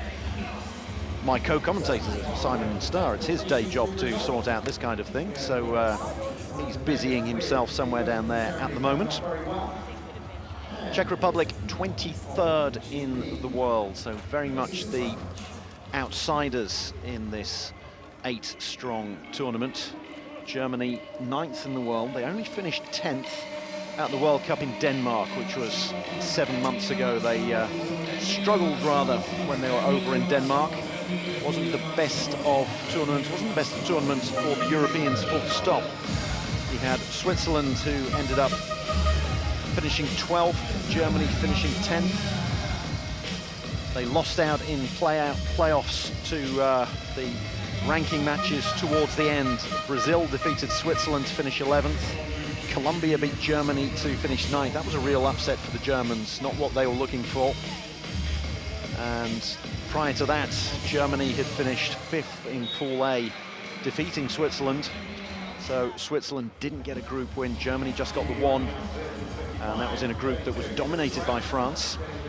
But in the end, in the semi-finals, it was Australia just getting past Denmark, USA beating Japan, and Australia beating USA in the finals. Japan beating Denmark in the bronze medal match. So no joy for the Europeans there at the World Championships. But here at the Euros, there's a good German contingent in the crowd. Various members of families. We've got parents, brothers and sisters, partners, even kids of the family who are all out here, as we have a quick look at some of the Solent Sharks family and entourage. It's very much a big family, is wheelchair rugby, and that's why you get a lot of family members involved.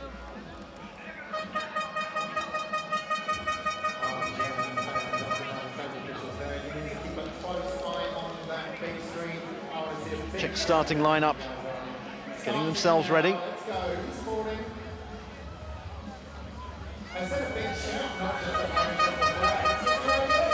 And there's my co-commentator Simon Starr. one who looks the spitting image of Patrick Stewart. And he's got a clock in his hand, so hopefully we're going to have a working clock sooner rather than later. If anyone's allowed a timeout, I think it's Simon. You would think that it's the kind of thing where you could say, well, let's just get going without the clock and we'll let the referees decide it, but so important to know for the players how long to go, the possession clocks, the timeouts as well, which will be on there. So very important for Simon to, and his team of course, to be able to sort out this minor delay. Let's check starting lineup. Walter Ornish, the number 3 on your left, number 8 Filip Varton, number 4 Jiří Pleško, captain, and then number 10 Peter Oppenauer.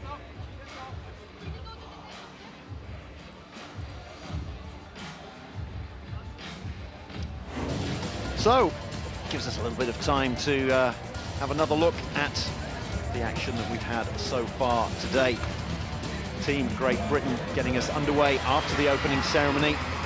Stu Robinson, who better to get us underway with a try and a victory for Team Great Britain over Israel. Jonathan Hivernat there, the French captain, leading the way for the current European champions as they beat the Dutch. And then finally, Denmark, the best placed European team at the World Championships just 7 months ago. They defeated Switzerland. And here we are. Never tire of seeing the River Taff and the Principality Stadium. So that is how Group B looks at the moment. Great Britain and Denmark on 2 points. Switzerland and Israel yet to get off the mark. And a reminder that the top 2 teams will make it through to the semis. Winners of Pool B play the runners-up of Pool A, and then vice versa. And another reminder, there are 2 spots up for grabs at the 2024 Paralympics in Paris. France have qualified automatically. So if France make it to the final, it will be whoever they play in the final and whoever wins the 3rd place playoff. So it could be everything to play for. France currently top of Pool A, having defeated the Netherlands, and then we're waiting for the Czech Republic versus Germany to get underway. Now, I've heard there's going to be a 10-minute delay due to the clock power problems.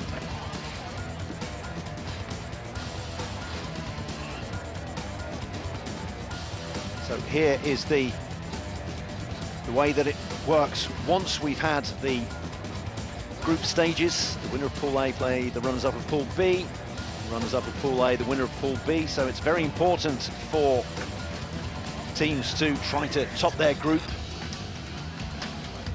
The likes of Germany desperately trying to get up there, but Great Britain, Denmark, they'll play off at 1 point in the group stages, and they'll be looking to top the group so that they theoretically don't play France in the semis. And then the winners will get through. We've got the 5th and 6th place playoff for those who come 3rd in their pools, 7th and 8th for those who come 4th in their pools, and of course a bronze medal match for the semi-final losers, where there will be a bronze medal and potentially, as I said, a spot at the Paralympics up for grabs.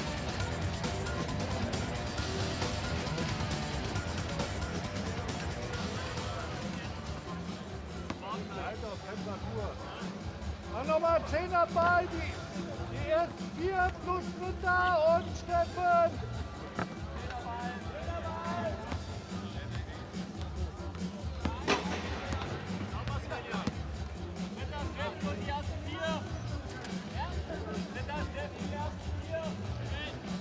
Germany having a good look at their squad there. They're desperately trying to keep warm. They've been warming up for quite some time. Now, a little bit earlier, as we saw in the highlights, Team GB got us underway with a victory, and I actually popped over right after the match and had a quick chat with their vice-captain and captain on the day, Stu Robinson. Here's what he had to say. Stu, congratulations. You've got your campaign underway with a great win. How difficult is it playing against a team that you've probably never really even seen before, let alone played against? It was a good opportunity for us to, obviously, like you said, play against a team that we've never played before. but for us it was all about going out there, getting our own patterns right, getting the fundamentals correct, and making sure that we did everything we went out to do. And no matter who we're playing against, whether it be someone we've never played against before or a seasoned opposition, we'll still try and do the same fundamentals. You're talking about fundamentals and patterns. You seem to be going through a lot of different patterns on defence, the way you were setting up and working on your timestamps and things like that, and also a lot of the team getting a lot of court time today. Yeah, I think one of the objectives today was to get a lot of the guys through. For some people it's their first opportunity to play at a tournament like this, but as well it's a great thing for us to work on a lot of things that we've been doing in training and stuff like that. So to play against the opposition, to come across with the different lines, gave us a great chance to work on a few things. So, yeah. And what was the atmosphere like? Were you expecting it to be this good? It was pretty amazing. Obviously, from when we scored the first try, the crowd were going really wild, and just to hear the noise and the atmosphere created in here, it's an unbelievable experience. Congratulations, got a win on the board. All the best for the rest of the tournament. Well, the Germany team are being put through their paces here by their coach, Christoph Werner. And the advantage for them, to a certain extent, is that they can go out and do some drills because there's 12 of them in the squad. You can only play 4 at any one time. So there are plenty of people out there. You can see the likes of Britta Kripke. She's the one there with almost the puffer jacket on. There's the youngster, Josko Wilke. He's one of the young up-and-coming players in this team. Justus Heinrich there, the number 53. But they'll all be looking to get as much court time in as possible, because the way the court plays is different from one venue to another, and we're in the huge and imposing Principality Stadium here. And there's a different atmosphere, different atmospheric conditions even though we're obviously under a roof. Every venue, every hall plays differently, so everyone's looking to get out there, get training sessions in, and this is almost an improvised second training session for them. They're having a good scrimmage in there. You can see Britta Kripke, she's got a couple of a puffer jacket on there just to keep warm. So she's not one of the starters and wants to keep herself warm while she's wheeling her way around, 45-year-old.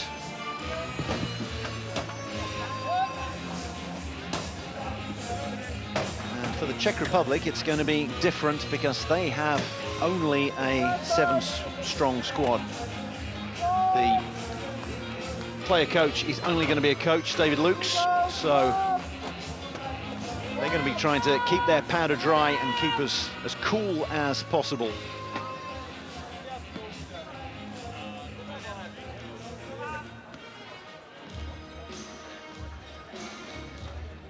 Germany, their best European Championship finishes second, runners-up in 1999, 2005, 2007, so that's quite a while ago for them, and they're down on the fringes, but still qualifying for World Cups as they did last year. Czech Republic, it's their 6th appearance at a European Championship, and they're in for the first time since 2013.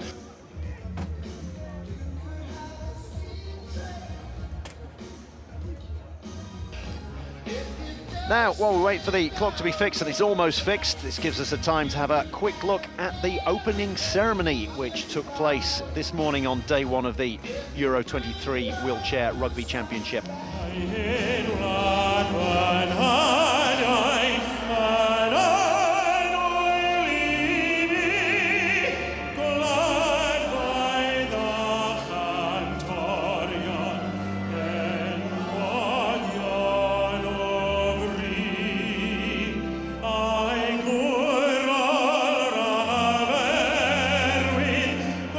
It is a great honour to open the 2023 Wheelchair Rugby European Championship. Thank you.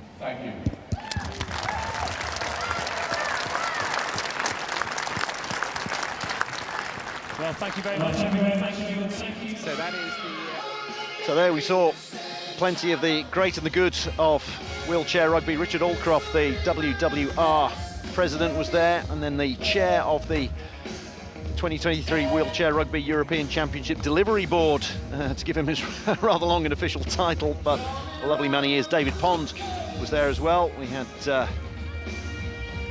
anthem being sung by Wyn Evans, and a great opening ceremony we had as the Czechs make sure they keep themselves nice and warm. And this final group match of the day should be getting underway any minute now that we've managed to sort out the problem with the clock, well, the power for the clock actually.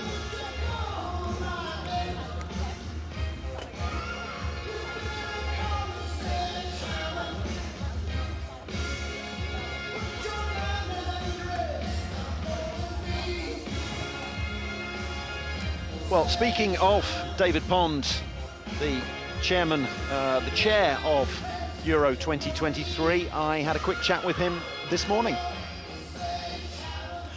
David, you've brought wheelchair rugby to an absolutely mythic venue here in Cardiff.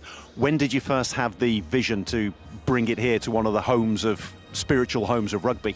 About 8 years ago, really. We started to partner with able-bodied rugby, and this seemed a natural place to bring it. It's such, as you just said, it's just such a fantastic stadium. So you've been working on this constantly for the past 8 years, and now it's all going to come to fruition. How are you feeling at this precise moment as the tournament's about to start? Well, not quite working on it for 8 years. There's been lots of ups and downs during that time, and but certainly for the last 3 years we've been putting it together. I mean, it feels amazing, doesn't it? I mean, just look at it. Who could believe you could transform this incredible stadium into this arena for wheelchair rugby? Big hits and big stakes is the tagline for this tournament. There's big stakes, obviously, teams trying to win gold here, but there's also something a little way down the road. We've got Paris 2024 around the corner.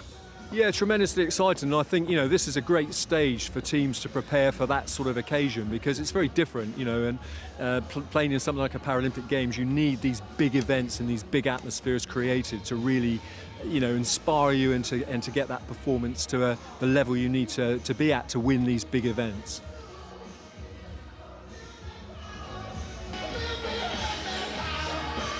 So Germany is still out there, keep themselves warm. All 12 of them. There to the right in the rather familiar grey, silvery grey of Germany. And then to the left we have the Czechs, just 7 of them, also going through the drills.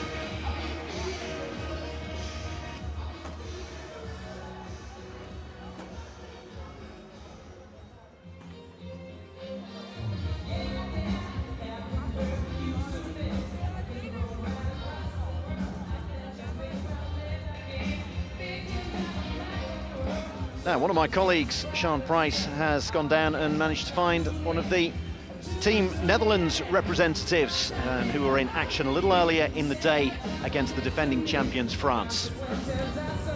Redder, bit of a tough game today. How did you think that went?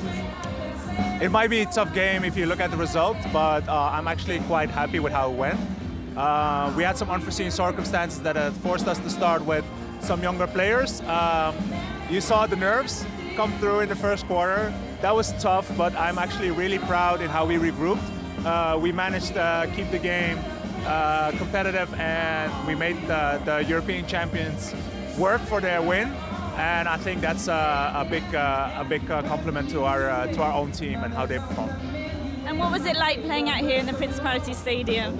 Yeah, amazing. It was like super impressive to see the grandeur of the venue and to be on the court and all the noise. We couldn't hear each other. We couldn't hear the bench. There was so much atmosphere. And France is a great competitor as well, so it's always fun to play against these guys. They play hard, they play fast, but they play fair. It's always fun. So yeah, it was a great start of our week. Brilliant. And just a word on the match now. What do you think is going through the players' mind with this delay? Obviously, it can't be helped, but as players, what do you think is going through your mind? I think both teams want to start off strong. It's going to be the first game, so you want to play what you want to do.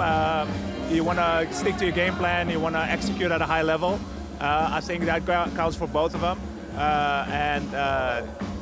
Yeah, Czech Republic is the underdog here. They're looking to create an upset, and I think yeah, Germany will look for a strong win to start off their competition.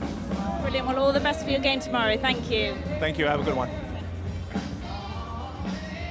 Well, thank you, Sean, and thank you, Reda Hawam. She managed to dig out the Dutch captain for us, so that was a rare treat. So you got to hear from the Dutch captain on what it's like to have to sit through an unexpected delay, but this unexpected delay looks to be coming to an end. The clock now seems to be back working. Very important part of wheelchair rugby. I'm quite surprised that the stadium DJ is playing Jamiroquai. I expected him to be playing Clocks by Coldplay. They've been doing that for most of the day, every time there's been a timeout. But now we have the clock fixed and we are back in action, and who better to tell us what was going wrong with the clock and how it was sorted out than the man you've seen on your screen off and on for the last few minutes, Simon Starr. It's good to be back. You're telling me. Out of the cauldron, into the fire. I'm out of here, I'm off for a cup of tea, I'm parched. So, yeah, my job as head table official is to make sure that everything's functioning on the table, but we had some problems with the clocks. We had a power issue. We had a loose connection. We also got a backup clock already plugged in, should this one go again. But Sue Aldridge did a great job and managed to get the main clock to reset. So we have a working, functioning scoreboard. It means the big scoreboards at either end of the court can be seen with the timings on and everything else. So yeah, a bit of a delay, but we're underway. A great job done by the head table official, that's what I say. Not me. No credit deserved in this direction. So we are finally underway after, I wouldn't say much ado, but there we go. There's that clock flashing in the background. You can see the little clock underneath it as well that says 40 seconds, and that is the possession clock that's ticking down now. So we're going to have to keep a close eye on the clock that Simon's just helped to install, because our clock on screen isn't working at the moment, but we will sort that out for you. But the main thing to know is that Germany have got us underway. Josko Wilke getting the opening try, and that's 1-0 to Germany.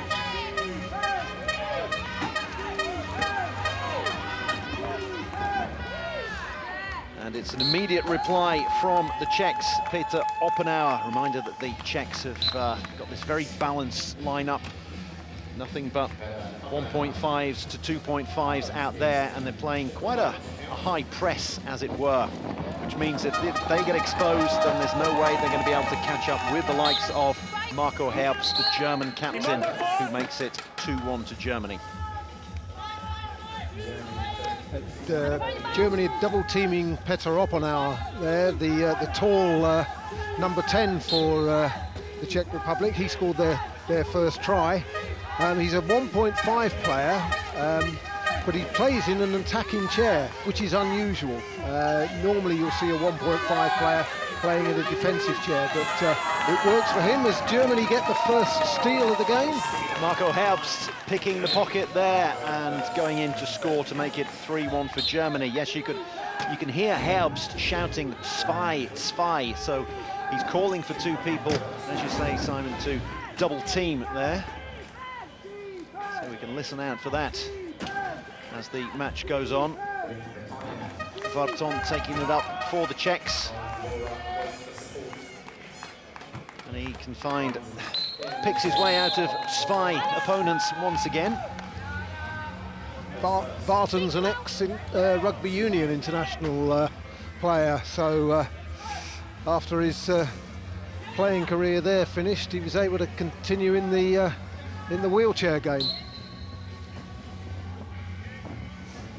So Germany leading 3-2, a minute and a half into this game. We'll get our own clock sorted out for you as soon as possible, but in the meantime, we'll very much keep you up to date, both with the score and the timing and timeouts available. Popped over the top by Herbst, and he finds Jens Sauerbier beautifully, and that's 4-2 to Germany. So the Czech Republic had dropped back into a key defence there. Their key defence in Norway in the qualifying tournament was exceptional in the early stages of the tournament. It let them down a little bit there, and they've the pressure from Germany there has forced the Czech Republic to use their first timeout, their first get-out-of-jail-free card, as we call them. Gives you a chance to introduce the referee. Or one Okay, of them. that's Alicia Paulik from Poland. She's joined by Diego Ceballos from, Ceballos from Argentina. There we go, a truly international lineup. So they've used their first timeout, the quick 30-second one, because the Czech Republic weren't going to be able to get the ball over the halfway line within 12 seconds, so they're one timeout down. Now desperately trying to get it forward once again and finding themselves boxed in, and they're going to have to throw out a bit of a Hail Mary, and that was going nowhere fast, unfortunately for them. So real pressure there from the Germans, and it pays off. The very experienced Sauerbier there, playing the chair and not the ball. Just let the ball run as Josko Wilk goes in to score, the young Wunderkind from Germany. He is indeed, yes. He's one of these great youngsters, very much the future of the game as far as Germany is concerned. Josko Wilke. There were a lot of eyes on him when he played in Denmark 7 months ago at the World Championships. Got up best in class, so best in classification awards at the World Championships and also the Quad Nations in Cardiff. And there, the other end of the spectrum, the experience of Sauerbier, Herbst.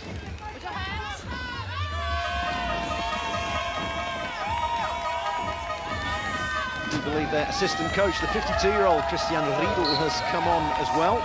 The number 6 flies his club rugby in Frankfurt. So that makes it 6-2 to Germany at the moment. Got some nice hands there. We'll see Czech Republic get it back to 6-3. Peter Oppenauer, the 1.5er. As Simon pointed out earlier, playing with an attacker's chair. You can have a look at the different type of players' chairs. There's a low pointer and a great example of a defensive chair there for Christian Riedel, the assistant coach. And then we have some of the more intermediate or attacking ones there on Oppenauer and Sauerbier. 7-3 to Germany at the moment. And there's a steal from the youngster, Wilke, and he's going to go coast to coast. And that's why he gets best in class, because he, despite his tender years, he reads the game beautifully, like a far more experienced player. And that was a great example of seeing exactly where that pass was going and then getting in before it could arrive. Great interception there. Those of you who watch the NFL, that was a pick 6. He picked it off and ran it in for a touchdown. So, struggling at the moment, the Czechs, they find themselves 8-3 down. We're halfway through the shot clock on this particular possession. Varton looking for a way through. Germany trying to block the key there. Riedel getting in the way. Yeah, penalty try there, as Riedel was driven back over his own try line between the posts. So good play by the Czech Republic there. Referees just policing the 1 metre area there, making sure nobody encroaches on the inbound.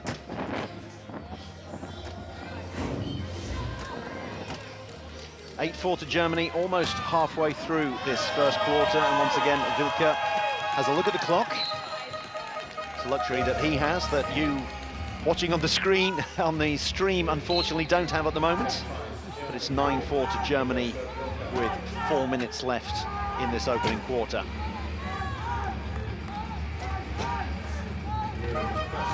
Once again, they're finding themselves boxed in. The Czech Republic, they need to get it over the halfway line sooner rather than later. They just about do it.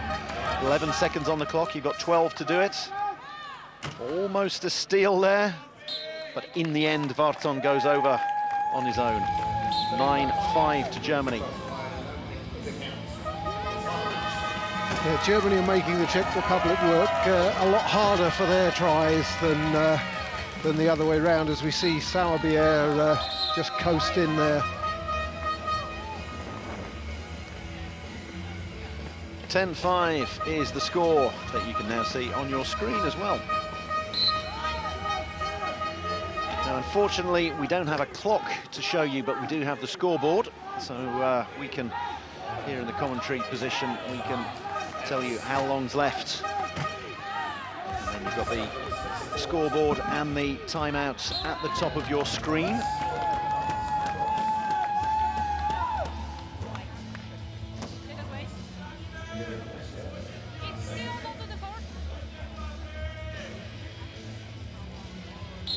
So as you can see, 4 timeouts remaining for Germany, 3 for the Czech Republic. We've just ticked one off there. Sauerbier. Wilke. Was he flicked behind the axle there? Yes, wait to see what the referee's going to call there. I think, yes, it's going to be a spinning foul. Did catch him, young Josko, behind the back axle, resulting in that spin. And if that's done with malice, then it can result in a flagrant foul. But I think that was just more clumsy than anything, and just player trying to get chair position and not quite managing it. Yeah, just didn't get there in time.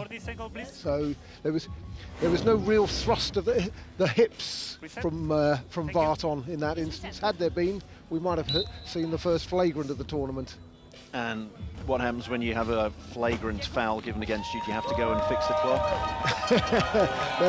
There's far worse punishments for a flagrant foul. You're in the penalty box for 3 consecutive sessions, or 2 if it's a penalty try awarded. So you can spend a long time in there.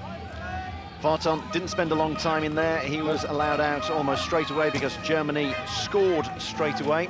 So 11-6 to them. Almost a turnover there, but it went off Wilke's chair. Great communication there between the referees. Alicia Paulik was unsighted as to whether the ball went, whose chair that finally went off, but Diego Cevachos giving her a very subtle little signal there just to let her know which way to signal. So great work there by the refs. Trying to say you refs are the masters of subtlety and present company accepted. Varton over. They're working as a team, which is great to see. And yeah, it's a team of 2 on the court, but in total there's a team of 7 out there with the table officials and the game commissioner.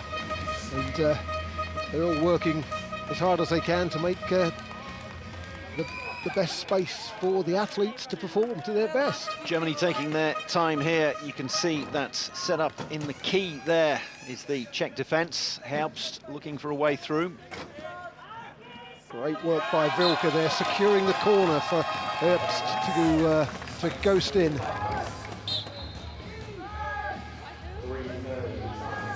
.7, we're going to get the inbound from Pleshko, the captain. Well, that worked out very well. It didn't actually go to plan. The initial pass was missed, but Oppenhauer managed to get on the end of it. And then Ronisch corralling that one beautifully. 12-8. They're keeping pace with Germany at the moment. Germany rather ran away with it to begin with. By the time we got our own scoreboard sorted out, it was as if the Czechs had sorted out their defence and their formation a little bit better. As we can see, they're trying to box the Germans in themselves, but Wilke popping that one over the top to Herbst, who looks around, checks on the clock and sees that there's 1 minute 48 to go. So it's not quite into the time stamps that you get that teams start to think of. Occasionally they will start to think at around the 2 minutes 15 mark and try and work out which particular time stamps they've got, what their coaches have told them to do, when the coaches ideally want them to score. As far as David Lukes, the Czech coach, is concerned, he just wants his team to score, and that one goes astray.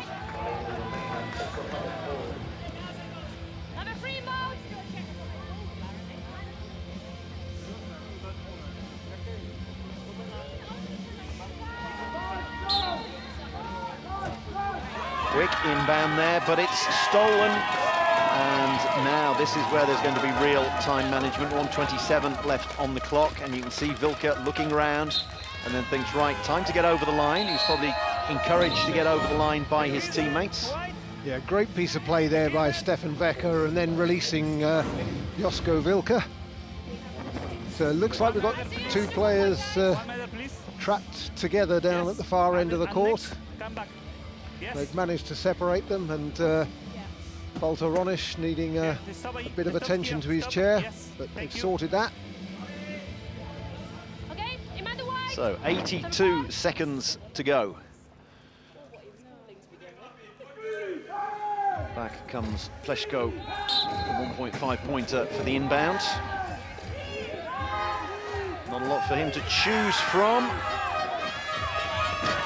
Oppenauer manages to get it. They need to get it over the halfway line. They need to do it now-ish. It's done. 30 seconds to go on the possession clock. Was that now-ish by Ronisch? And there we have it, Oppenauer over the line. Get the deficit back to 5-ish. So, 65 seconds to go. Looking for a quick score. Take it down to 55 on the clock is usually what they like to do. Being pushed over there, so no choice, and it's 53.8 on the clock. So that means that Germany should be guaranteed one more possession, with possessions lasting no more than 40 seconds. And the Czechs wanting to make sure that they use as many of the 40 seconds as possible.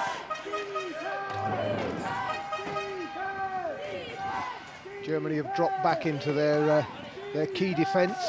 Only 3 defenders allowed in that key area, but it's not enough to stop Ronisch from crossing the line on this occasion. 30 seconds to go, so Germany can run down the possession clock. So Wilke is going to fire that one forward. And now, how long is Wecker going to take to get over the line? He gives it to Herbst, thinking that Herbst is the better kind of player, a high pointer. He's more mobile, and he's the kind of person who can duck and dive as the clock goes down under the 8-second mark. 5 seconds to go, and he's going to go over as late as possible. 3.5 left on the clock. Germany lead it by 6. Czech Republic decide not to give the ball away, because that's another danger as well. You can Hail Mary it forward and lose it and give up another point, but they haven't done that, so it's Germany leading 16 points to 10 for the Czech Republic at the end of the first quarter. Germany would be delighted with that first quarter. A good, strong start.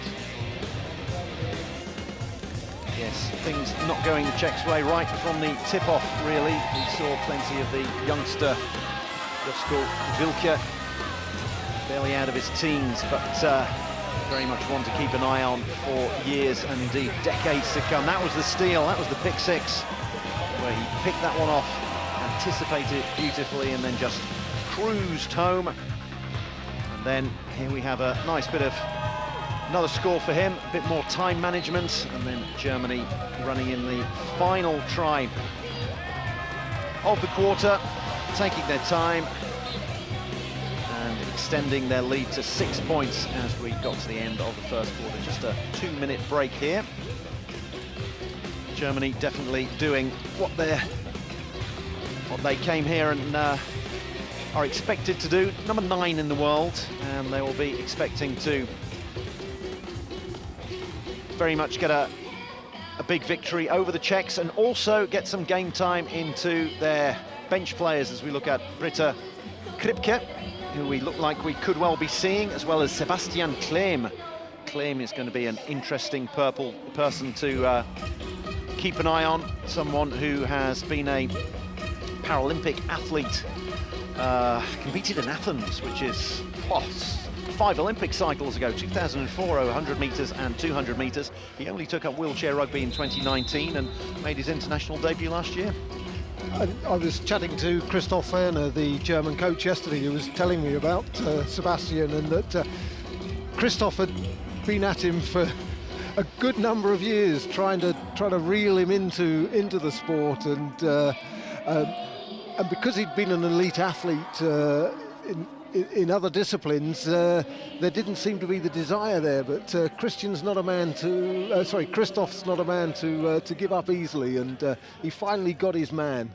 Much along the lines of people like Aaron Phipps, who competed in other disciplines and made other achievements. And Aaron Phipps, who originally took up wheelchair rugby because there were wheelchair rugby players training at the same gym as him, and they said, come on, it's a bit of fun, and it alternates. It's a different way of training and a different way of getting some fitness, and then you get a lot of people who come to it and think, wow, I really like this, and you get a lot of fans who come to it and think, wow, I really like this, and a lot of commentators who think, oh, I wish I'd been doing this earlier.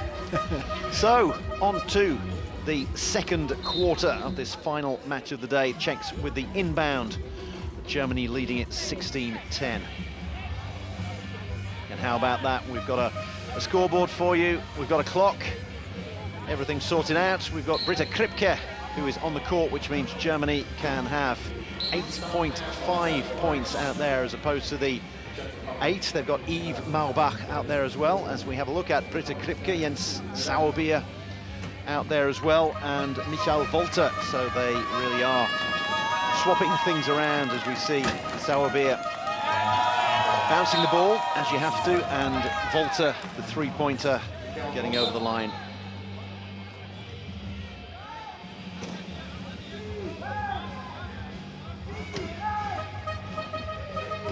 Czechs finding themselves boxed in. It's a giveaway. Volter picks that off, and that resets the possession clock at 40 seconds, so Germany can take their time a little bit. They're backing off, resetting.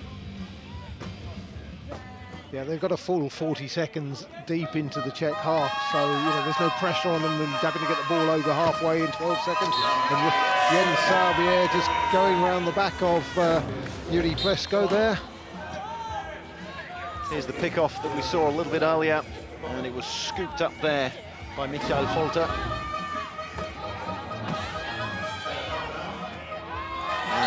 The Czechs really at full stretch here.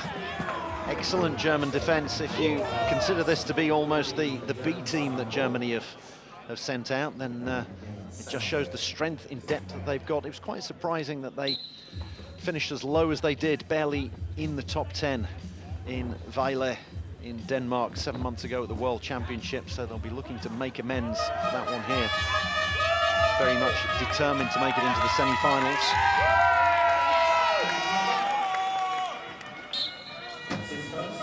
Maubach, the 25-year-old from Bochum, up around Cologne in the Rhineland, in the Ruhr area.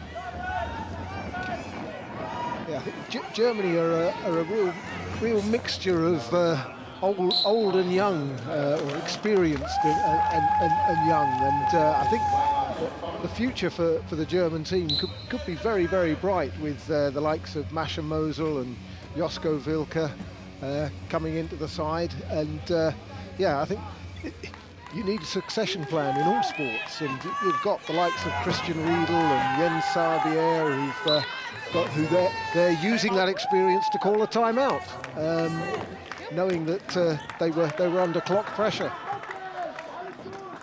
Timeout, Gray, number 12. The referee's mic's working. Can you hear the song that's being played? Yeah. Are we allowed to say clocks? Oh. Or is that going to set you off? Is that going to be triggering? Yeah, I won't punish you. Well, we've got clocks. You said we've now got clocks. We've got clocks, multiple. We've got many of them. One working. We've got backups ready. So, and we've got a clock on the screen as well. Yeah.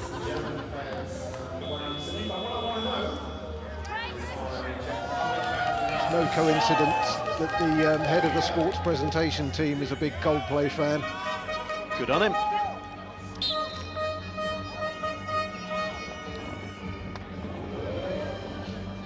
Yves Maubach takes the ball over the halfway line.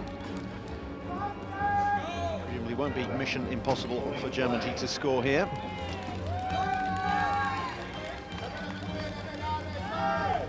Pops over the top, and Volter is there to finish it off.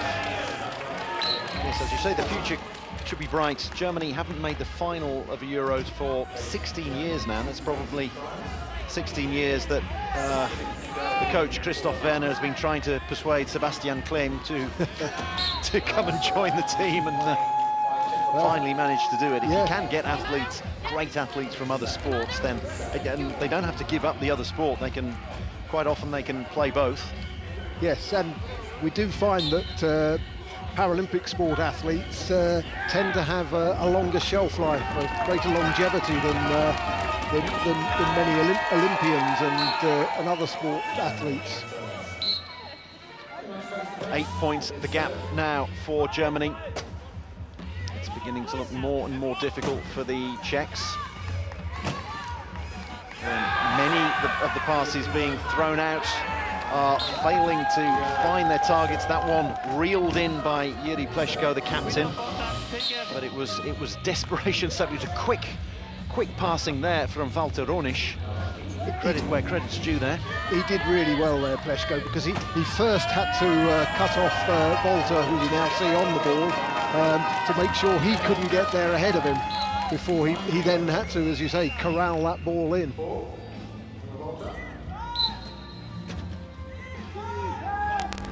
Chair position is king in this sport. Forton pops the ball over to his captain, Pleško. Fires it forward to Ronisch.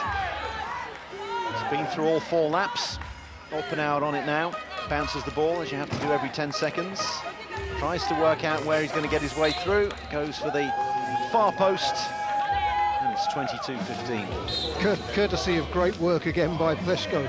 He'd secured that corner, stopped Walter from being able to cut Oppenauer off, and yeah, there's so much work goes on off the ball. It's like you can work much harder without ever touching the board in this sport. Work harder and work smarter. The Germans doing it in the smart way by having Britta Kripke on the court at the moment, the number 7. Just in the backcourt there behind Oppenauer. It's enabling them to play with 8.5 points out there at the moment. Sauerbier is 2, Maubach 2.5, Folter 3, and Kripke 1. So that adds up to 8.5. Britta Kripke there. But if you have a female player on court, well, for every female player you have on court, you're allowed an extra 0.5. So maybe at some point we'll see Mascha Morsel out there as well, the 19-year-old.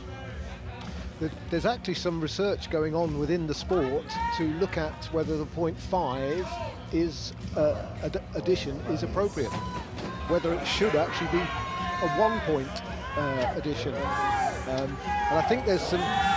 They're also looking at what happens at different classifications as well. So is that is 1 point more appropriate to a low point or a higher point, and so forth. No try there, signalled by Diego Ceballos. Yes, Kripke she juggled that, and she got the ball in a possession. It bobbled up out, and her wheels were over the line by the time she'd grabbed it back in. So eagle-eyed refereeing there. See Marek Vasser enter the fray. He's the inbounder now for the Czech Republic.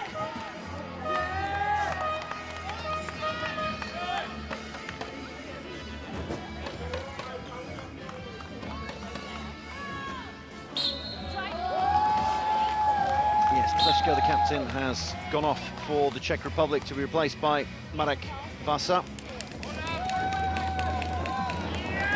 Vasser there, trying to get a hand to that, but just beaten to it by Michael Folter. The 3-pointer outpacing the 2-pointer and then giving one another a bump.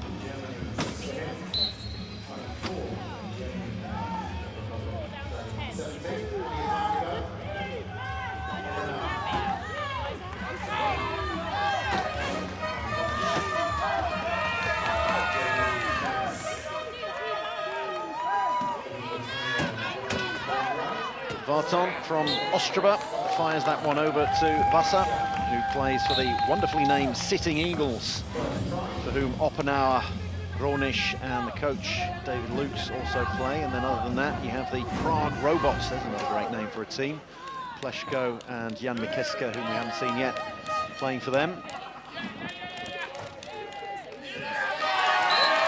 fired out, and there is Folter in, Malbach in absolutely perfect position to pick that one up.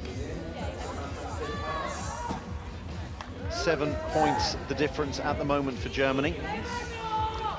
Yeah, great line taken there by Philip Barton to ensure that Ronish was able to go coast to coast there. Great play.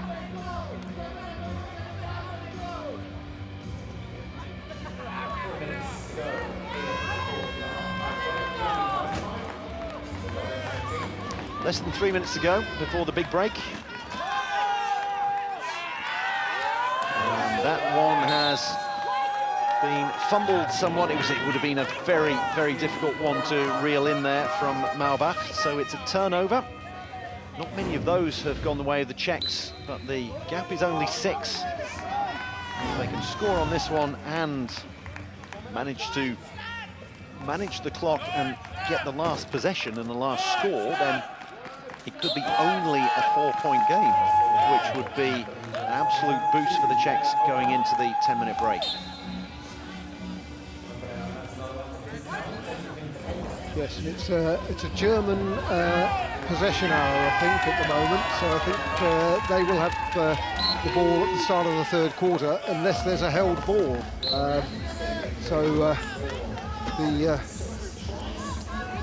The Czech Republic team will be looking to create a held ball situation if they can, but Germany have come up with another steal, so once again they pressurise that line.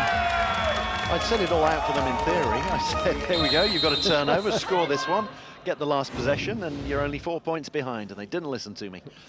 Obviously, it's not as easy in practice as it is in theory.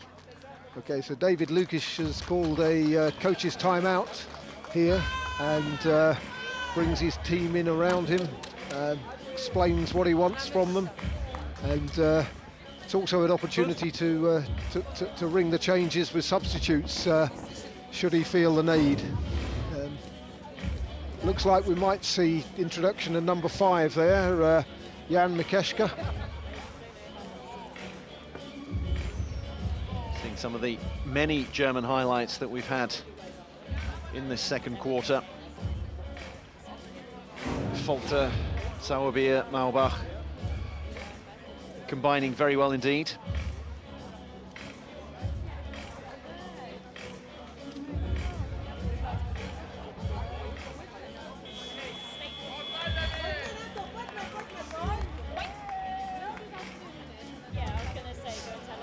So there indeed is Jan Mikeshka, and he is going to be the inbounder.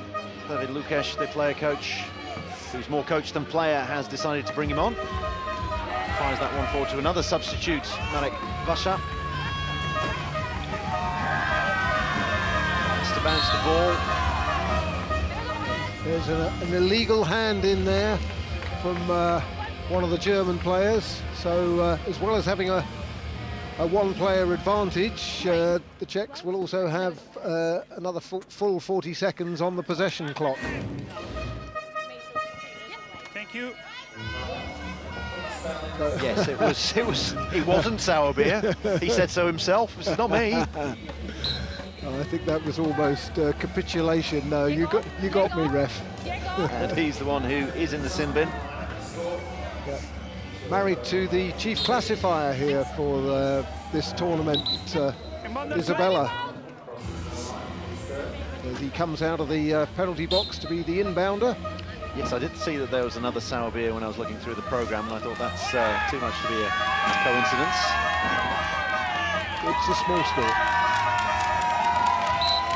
But growing day by day, and hopefully the viewership is growing as you watch this, and then go and tell your friends and send them the links to the streams and tell them to watch it when it's going to be on live television on Friday, Saturday and Sunday, as the Czechs try to get possession of that. Oh, nicely popped over the top for Oppenauer. That was beautifully done there by Varton. Oppenauer got his reward there because Oppenauer had made sure that ball reached Varton in the first place with just a little shovel tap pass. And they've got another one that's come loose, and it's Sauerbier. He's going to be pretty sour about this. That's a couple of times. One gives away a penalty, and this time loses the ball.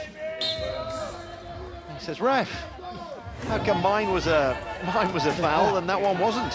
Well, to me, that looked like he got the ball first. The ball came free, and then yes, he made contact afterwards, but he wasn't in possession by that point, so no foul, and they've got it again. That was fired forward for Kripke, but Kripke was never going to have the wheels to make that one. She's only a one-pointer, so it's all getting a bit loosey-goosey from the Germans towards the end of this first half.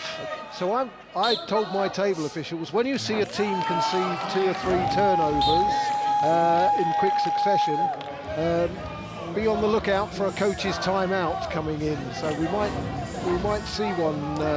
Certainly, if there's another turnover, I think we'll see Christoph Werner asking for a coach's timeout.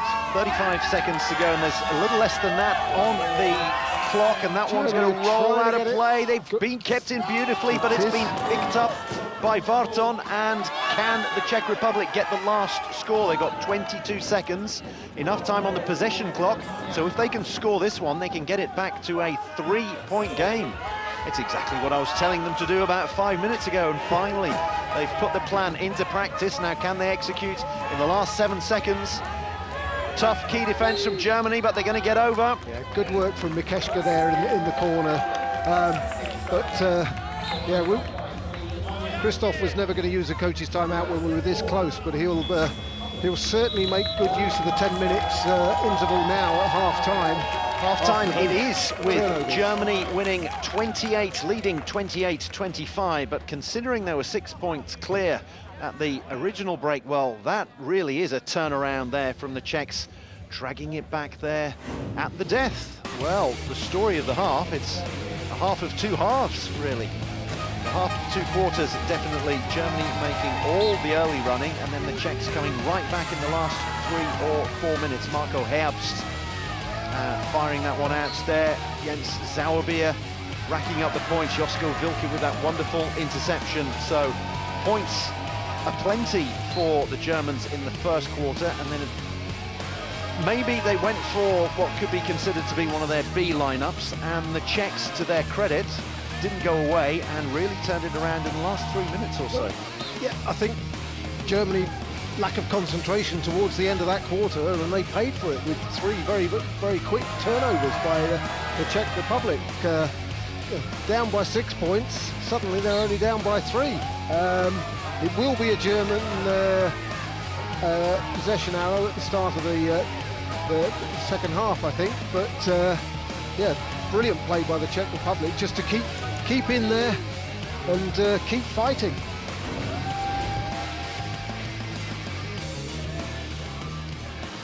Yes, so the possession arrow alternates at the start of each quarter after the, depending on who wins the original tip-off, but as you mentioned earlier, Simon, if there's a held ball, then whoever has the arrow gets the possession then, and possession changes after that. So Germany will get it at the start of the third quarter, theoretically the Czechs at the start of the fourth. So with only 3 points between them, a lot could come down to game management. As we have a quick look at the man we've been talking about earlier, Sebastian Klehm, it could come down to game management for the Germans to make sure that they get the last possession at the end of every quarter and get an extra point here or there. They weren't expecting it to be as tight as this, I'm sure. No, certainly as they were going into that last minute or and a half of the second quarter, they thought they were coasting. They were they were looking to go in with a 6, 7, maybe even an 8-point lead, and it really hasn't played out that way. So, but that's sport. It can come and bite you at any moment. So this is the fourth game of the opening day of this tournament, the Wheelchair Rugby European Championship. And it's the fourth match of the day. We've had plenty of action throughout the day thus far. Started off with Team Great Britain. We have the opening ceremony, and they're on home soil, and Stu Robinson was one of the main men in an ultimately very comfortable 23-point victory for Great Britain over Israel. Slightly less comfortable for the French, but Jonathan Yverna, you're always reasonably comfortable if you've got him in your team. Yverna, the French captain, getting a 9, helping them to a 9-point win over the Dutch, and then Denmark pushed by the likes of Armin Dautai that we saw there from Switzerland, but coming out with the win here in Cardiff at the what was the Millennium Stadium, the Principality Stadium now. So in Pool B, Great Britain and Denmark, they're the ones expected to finish in the top 2, and when they play on Friday, then better make sure you're watching that one. And it's going to be on Friday at 5:30 local time. Switzerland and Israel yet to get themselves off the mark in Pool B. Pool A, obviously, at the moment, we are halfway through the match between Czech Republic and Germany. 28-25, as you can see, the half-time score there. France having defeated the Netherlands, as we mentioned earlier, by 9 points. France, the defending champions, but pushed pretty far by the Netherlands. Very, very early days at the moment. The French, you'd expect Germany to, they'll be hoping to get second place there, but between Germany and the Netherlands, it could be a tight one to see who finishes second. That's going to be an absolutely cracking match. The Netherlands, who won the qualifying tournament in Norway, went undefeated over there back last September, and they were second best to France today, but they've still got plenty about them, and some great players. Davy van den Dop and Rezel Karabulut can really push their team onto great things. Yes, the couple of high pointers that you mentioned there. The Dutch winning the qualifying tournament. Czech Republic, who are out here at the moment, they finished third in that qualifying tournament, so just about managed to make it here. To their credit, and it's their first appearance at the finals in 10 years. So since 2013, they finished 10th back in 1997, a long, long time ago.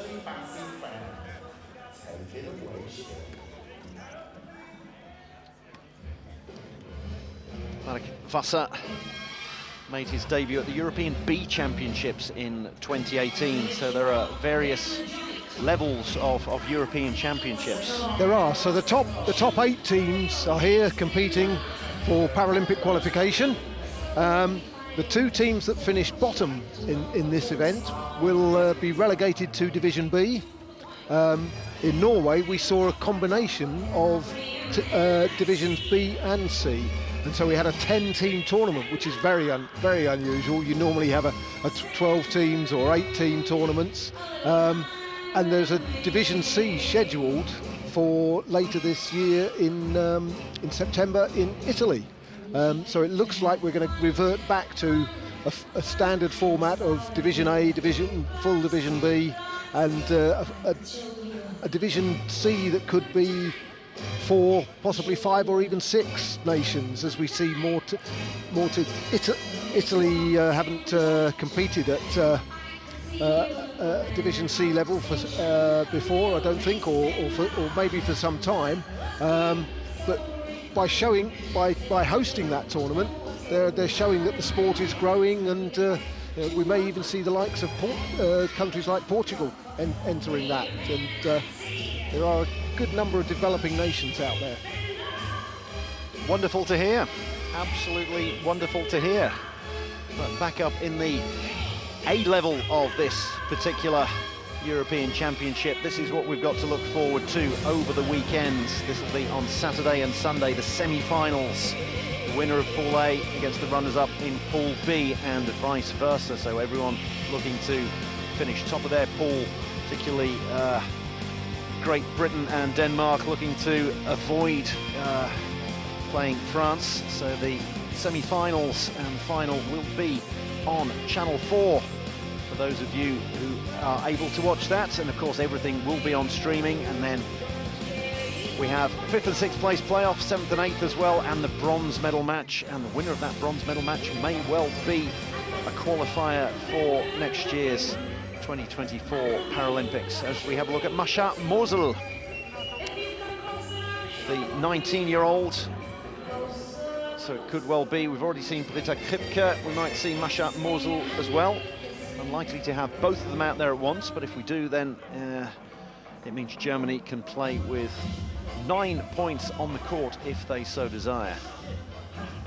We did have in the GB leagues a number of years ago, the team from Brighton, the Buccaneers, fielded an all-female lineup, which they were able to have a full 10 points on court. But it was just brilliant to see for the first time 4 female players taking the court for a club side. Something that we probably won't see at the international level for probably many years, apart from the all-female tournaments such as the World Cup back in Paris. Indeed. In March, I think that took place. Coral Beatty getting involved there, and we saw her earlier today involved with Team GB, Team USA, who made it through to the final of the World Cup just 7 months ago. They've got Sarah Adam and Liz Dunn, and occasionally the two of those were out at the same time. But let's get back to the action here. And it's Josko Wilke is first in possession for Germany, who indeed did have the possession arrow. Germany not with any of their female players out at the moment. They've got Wilke Riedel, their veteran captain, the greybeard. And that one's fired over the top to Sebastian Klehm. So we are finally seeing this claim to fame. Let's see how famous he can get in the world of wheelchair rugby, as we have a very quick wheel change. Well, he's got off to a great start. His first touch, and he scored. So he gets a point every 15 seconds. This fella, he's amazing. Right. Yeah, I'm really excited to see him in action. It's always exciting when you get new 3.5 players on the block. But God, great pulling in of the ball there by Marek Wasser.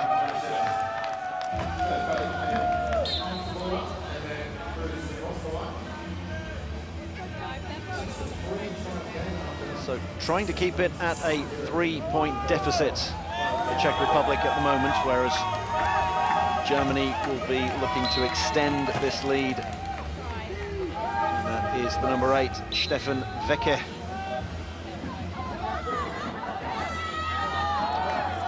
Clean there, already showing that despite his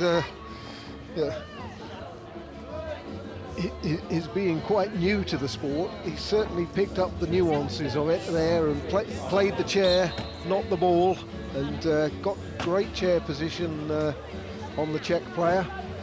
Shepherded the Czech off the ball, and that is a turnover for Germany. And this is exactly what the doctor ordered, and it's what Christoph Werner, the head coach, ordered, because all of a sudden it's a 5-point game. Yes, they're making amends for those for that lapse of concentration at the end of the last half.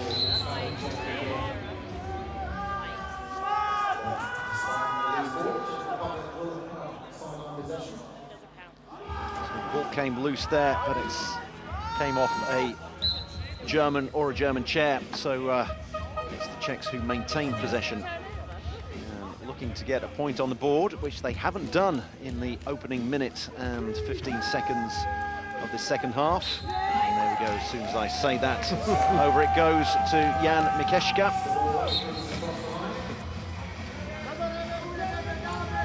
Short inbound from Riedel and Mikeška. Bit of contact, a bit of chat as well. 0-0 there, finds himself in the penalty box.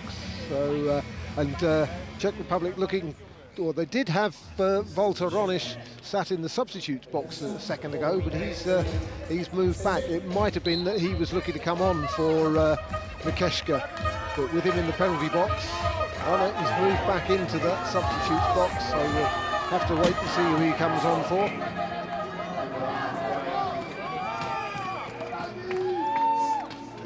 Germany's here. Yeah, and Wilke taking his time so that Christian Riedel can set up a trap on Mikeška and force him to be the inbounder. But given that he's been the inbounder most of the time it's a pretty academic exercise, to be honest with you. So Riedel had blocked Mikeshka from coming out of the sin bin. You can place your chair in front of them, and one way of getting out, well, one way is just waiting. The other way is informing the referees that you want to be the inbounder, and then you are allowed to be released. So usually it's done against, if a high pointer is in the sin bin, then that's you can get them blocked in and force them to be the inbounders, and you don't want your high pointers to be inbounding because it's a waste of a quick player. Yes, you want those high pointers receiving the ball. When it's always, every inbound is a challenge because you've got 3 players who can receive the ball being marked by 4 defenders. So it's always a power play, isn't it? It's always a 4-on-3. Yeah, every inbound is hard work. And you want your high pointers to be able to get free and find the space to take that inbound. So here's the most recent try, tapped forward, but it was desperation stuff, and then picked up by Wilke, who cruises in the corner to the Mannerborn. We're just seeing coach's timeout happen at the moment. Christoph Werner there, explaining what he wants, sending his troops back out to do it. He'll be very pleased that they've turned things around since the start of the second half. Yes, they've doubled their advantage since the big break. They were just 3 clear. Since then, they've scored 4 and make that 5 to the Czech Republic's 1. So it's been a real turnaround. 29-26 has become 34-27.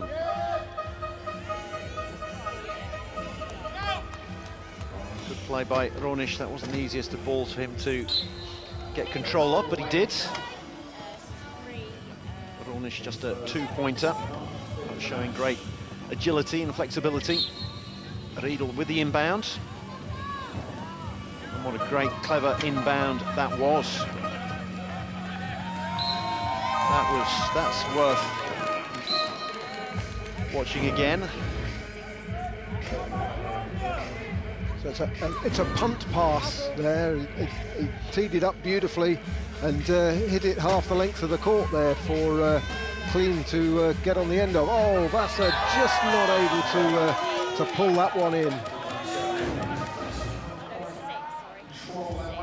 Vassar again a 2-pointer, so it's not always easy for certain players with certain levels of impairment to get full control of the ball.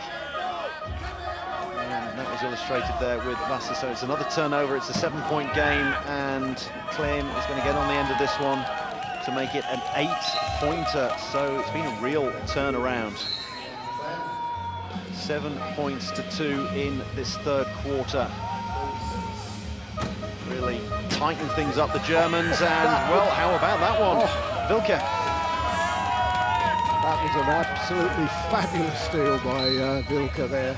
Really brilliant. It wasn't even an interception, it was a steal, I think, wasn't it? It had reached its target, and then he just, it was like an iguana or a frog flicking out a tongue and just picking off a fly.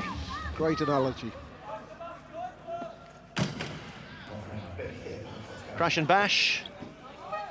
And good defence there. Klein coming all the way back, showing he's a great player at both ends of the court. Riedel making good contact. Okay, but no try, because that was out and in. Walter Ronish got one wheel over, but before he could get the second wheel over, his first wheel came back into court. So no try. Great spot there by Alethea Paulik. And by you, if I may say, and some great work from the co-coach Christian Riedel. So here it is again.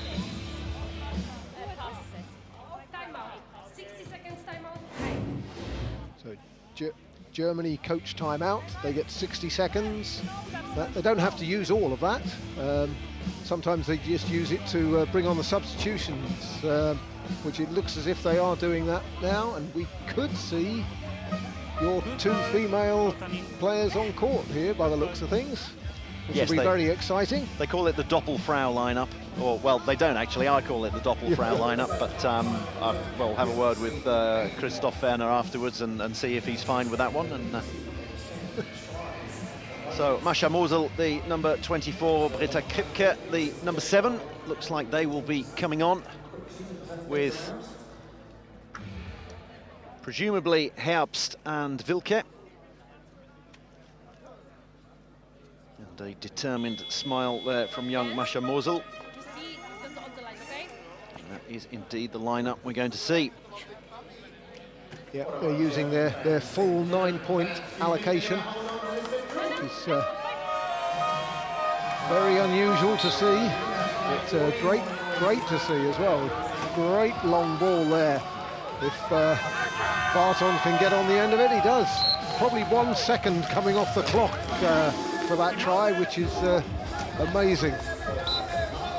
Let's see how this Germany Doppelfrau lineup with 3-5, 2-5, 2 and 1 will fare. 9 points out there, but the advantage of having 2 female players.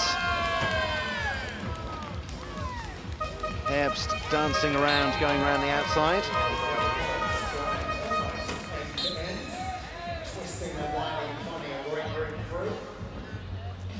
And then powerful swarming defence from the Germans now. They can absolutely force the Czechs to throw the ball in desperation. Oh, that was a brave effort, I think I'm going to say, from Josko Wilke, putting his hands where others wouldn't. He got lucky as well with it bouncing off the Czech chair. Lucky in terms of possession, as it will be for the German inbound, and lucky in terms of not damaging his fingers there. So Mosel with the inbound. Yeah, I'm always surprised by how few injuries there are to players' hands and fingers. I mean, they strap them well, give them as much protection as possible. They'll wear gloves and have strapping as well. But it's a lovely little pass there from Wilke to Kripke. That was absolute class. Fantastic to watch. And again, Czech Republic using this long ball tactic, and it reaps its reward as Barton crosses. Fired forward there. It's taking us almost by surprise and getting that really quick one fired forward there. Well, you'll be at home now. We've got a tennis score, 40-30. There we go. Mascha Mosel getting on the score sheet there. Just getting inside the cone there. That was incredibly agile from her. I was just trying to remember you saying that everyone wears gloves, and I was trying to remember if it was a Brazilian or a Colombian player that we saw at the World Cup. There was one that didn't wear gloves. I'm trying to remember who it was, but there was one player who didn't wear gloves, and it was absolutely amazing. Must have had hands like scouring pads, because as we can see, there is, well, it's having a good look at the gloves there. That was perfect. It was absolutely ideal there. So it was Mikeshka showing us the gloves. Yes, Alicia Paulik initially signalled foul play. You could spot that from the clenched fist. However, Diego Ceballos, who was face-on to the player, Mikeshka, clearly heard him call for a timeout, which we used the phrase in the previous game, presence of mind, that these players have. As they're about to be smashed into the floor, they managed to call timeout so that they can retain possession. Had he gone to the floor still in possession of that ball, then it would have been a turnover.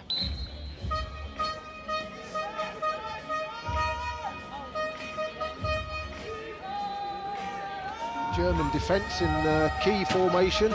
2 players out initially, but they've got 4 in the key there. It's Diego Ceballos spots, and a penalty try is awarded.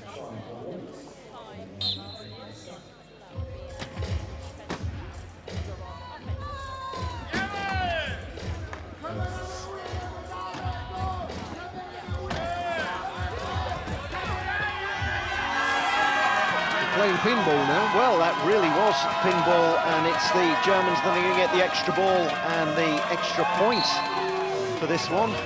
An extra life, but they were living life on the edge there. That was barely half of it after Kripke managed to get hold of the ball and get it into a German set of hands. And there we go, Kripke almost getting it again.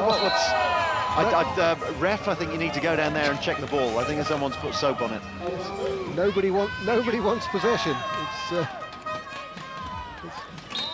It's a hot potato at the moment.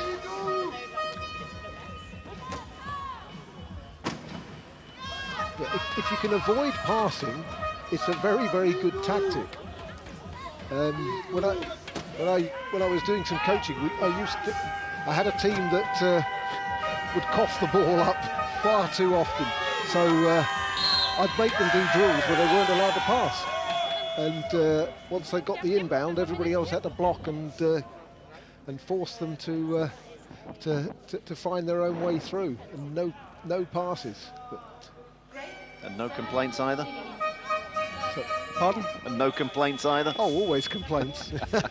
And Britta Kripke's in the penalty box. Germany are bringing on Jens Sauerbier.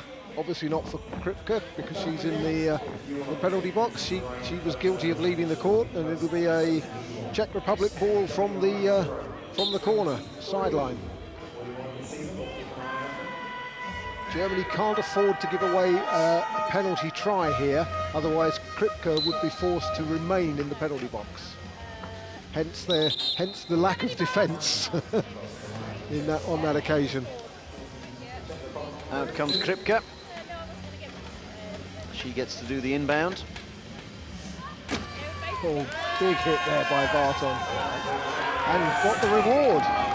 It was fired forward towards Masha Mosul, but well, that's a couple of points in a row there. Gets the deficit back into single figures.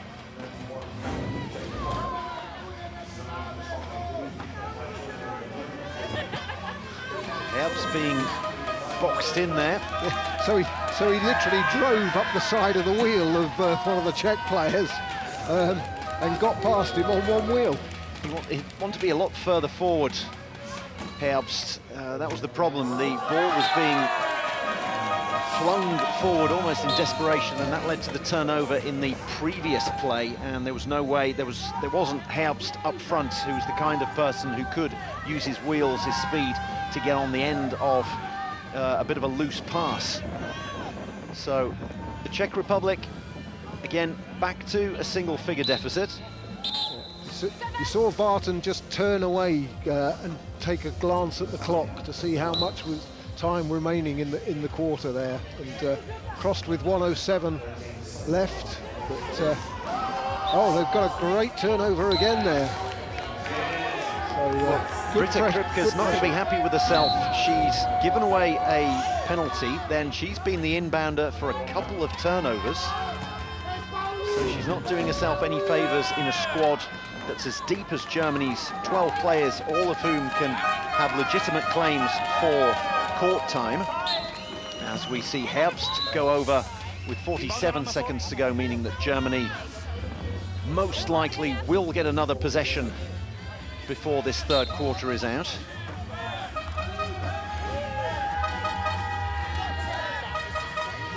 Czechs looking to take as much time off the clock. They've still got a timeout, so if they want to use that, they can let the possession clock go down. But no, they just want the points. Because, and let's face it, points look a lot better on the scoreboard than timeouts. They do, and when you're trying to manage the clock, that can sometimes come back to bite you. You some good defence, and suddenly you haven't got that last try. And you haven't got the point either. You haven't got the point either, no. Yeah. Czech Republic do have the possession arrow in their favour, so if they are able to get the last try and the first possession of the fourth quarter, that could cut the deficit by 2.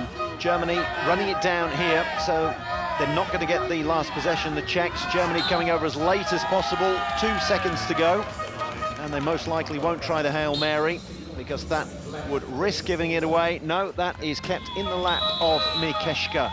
So 45-36 is the scoreboard.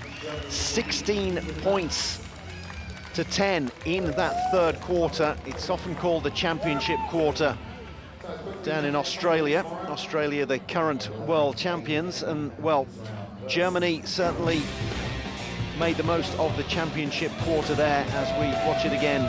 Josko Wilke, who has been an excellent player, and yes, we got to see Sebastian Klemm early on, and he scored within 15 seconds and made a huge impression as Germany really came out of the blocks flying. They did, yes. We said they'd performed poorly at the end of the first half, but came out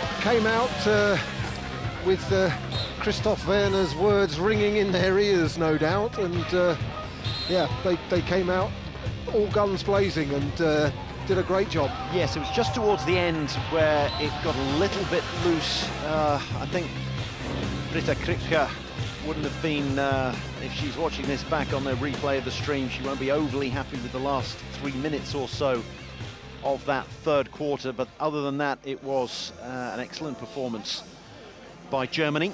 It'll be interesting to see what kind of lineup they come out with in the fourth quarter, because they've gone almost all the way through their bench, I do believe. Perhaps we haven't yet Justus seen Heinrich, and Heinrich Florian and Bongard, yes. Everybody else has seen some court time. Yes, 10 out of 12 have played so far, so we may well see Florian Bongard on the left. A little bit more Coldplay. Yeah, very much looking like the final two players going to make it from the bench onto the court. Yes, 21 and 53, Bongard and Heinrich. Britta Kripke has got that puffer jacket back on. All smiles from Mascha Mosel, chanting away with Stefan Becker. And it's Germany back out. Czechs with the possession arrow, but they find themselves 9 points adrift. It's a big ask for the final 8 minutes now underway in this final match of the opening day of these 2023 European Wheelchair Rugby Championships. And very surprisingly there, Germany asleep at the start of that quarter. They didn't defend their own half there. They came out and the Czech Republic had a free run in to the try line, so a terrible lapse in concentration there.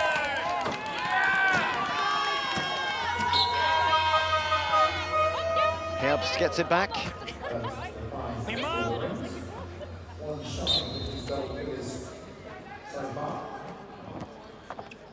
That's an inbound all the way over the top there. There's enough pace there from Marco Herbst, the 3.5 pointer, to get back. But Mikeshka, who's given a very good account of himself since coming on as a substitute, runs in for the try. Good pick up there by Malbach, because it wasn't the greatest of inbounds, and well, whilst the ball was flipped out of his lap, Germany still retained possession. The Heinrich to inbound.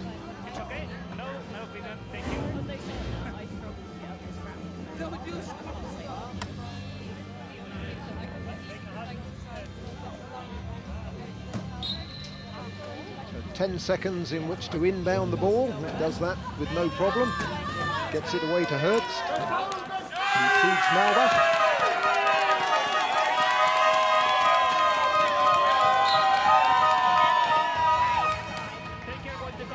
And Morovic on for the Czech Republic.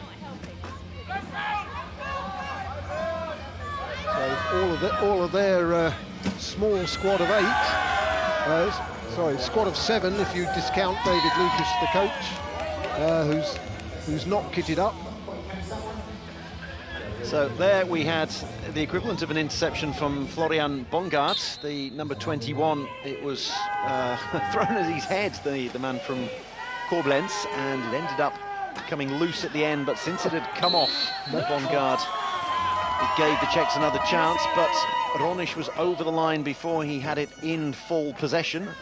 So it's, I don't think either coach is going to be particularly pleased with the way this fourth quarter has got underway.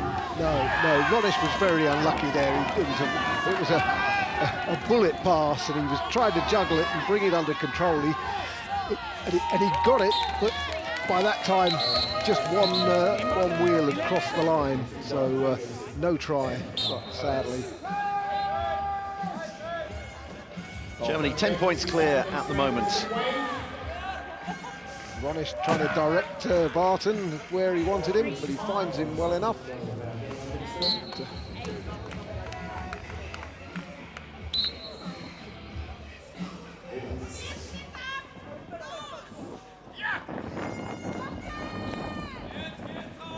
Herbst managing to stay inside the confines, and Maubach couldn't quite pick it up, but it ends up being a 1-2. A little give and go. Herbst ready to come back and pick that one up.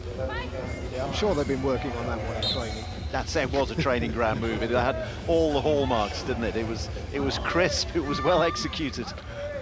Maybe not.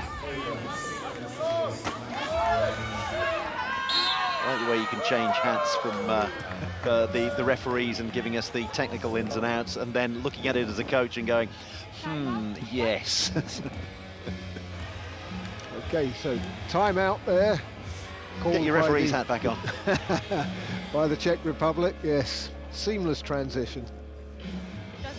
And transition is a word that's used frequently in wheelchair rugby because it is literally end-to-end stuff. You're on the offence at one second, and then immediately, even before you've scored that try, your players are transitioning into defensive positions, ready to block the opposition for when they have the ball.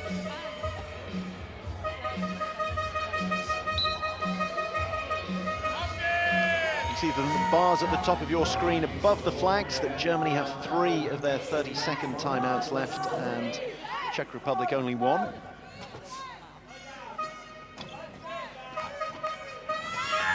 It's going to come loose, and it's going to be a wheel race, and it's going to be a race between Herbst and the sideline. It's the sideline that wins.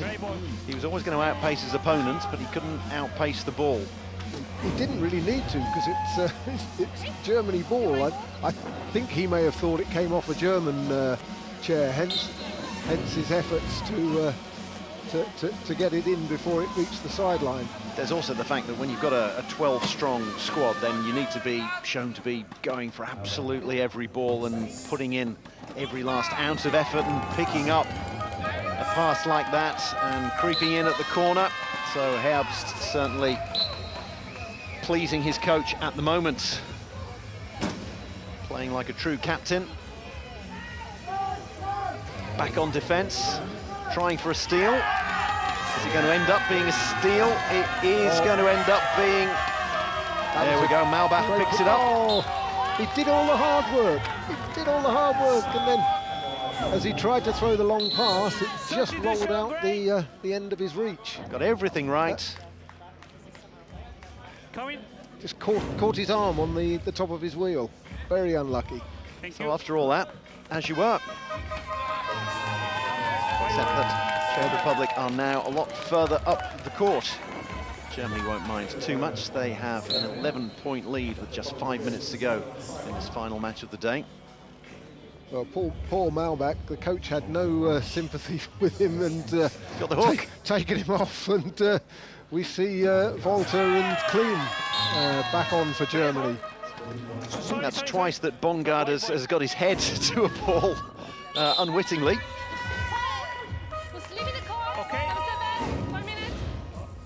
Okay, so although the ball's gone out on the sideline, and it was going to be a German ball, Alicia Paulik has spotted Christian Riedel leaving the court between the posts. She's put him in the penalty box, and it'll be Czech Republic ball from the sideline.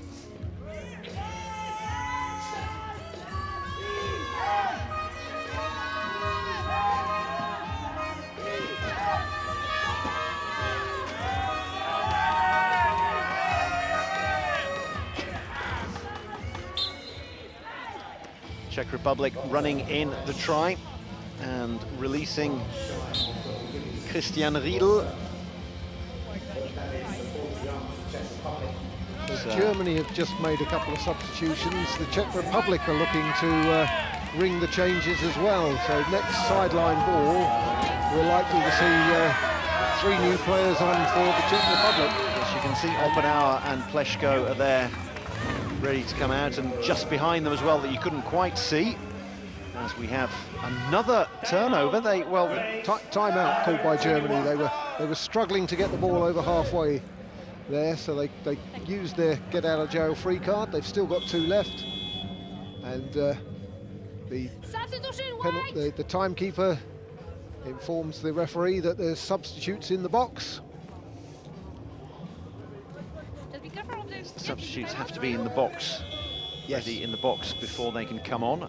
The teams have been told that. There was a technical meeting last night, and that was reinforced by me as head table official, and also Dave Woods, the head referee. 3 in the key for the Czechs. Inbound from Bongard. Folter on the ball, taking his time. Looking around. Almost popped out. Yes. Basser got a cheeky hand in there, but it found a German lap, sadly, for him. Riedel tries to block, and in the end, it's a wonderful block from Volter, and it's some great evasive action there from your colleague. Yes, you have, as a referee, you have to be pretty nimble on your feet. Because in comes Clem there, and that was excellent. That was river dancing, but backwards there, I think. From Alicia. 11 points the gap at the moment. Czechs looking to reduce it to 10, and it's the number 10 trying to make that happen. Oppenauer gets it to Wasser. Clem couldn't quite push him over the cone.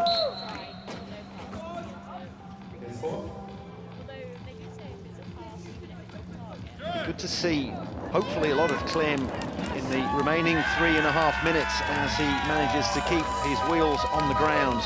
He rode that challenge very well, and because the challenge was technically just behind the back axle, which but it didn't actually cause him to spin, or wasn't dangerous because he did so well. And he's sitting quite low. He's a big guy, but he's got quite a low centre of gravity, and that enabled him. But there's another steal there from the German team.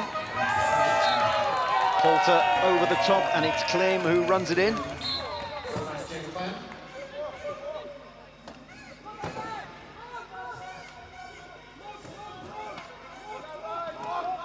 Swarming defence again, boxing in Oppenauer, who has to take that final timeout, because as you can see, it says 32 seconds on the possession clock.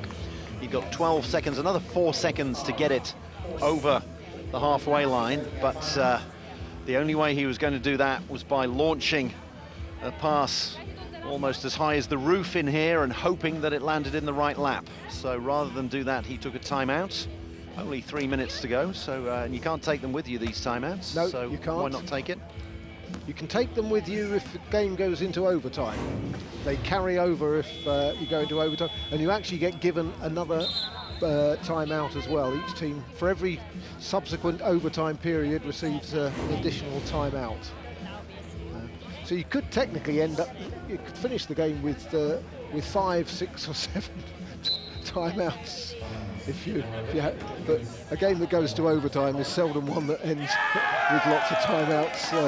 I had to say, if it's gone to overtime, you should have used your timeouts. Generally, that's bought a point or two with them. Yeah. Technically, or mathematically, it's possible, but yeah, seldom reality.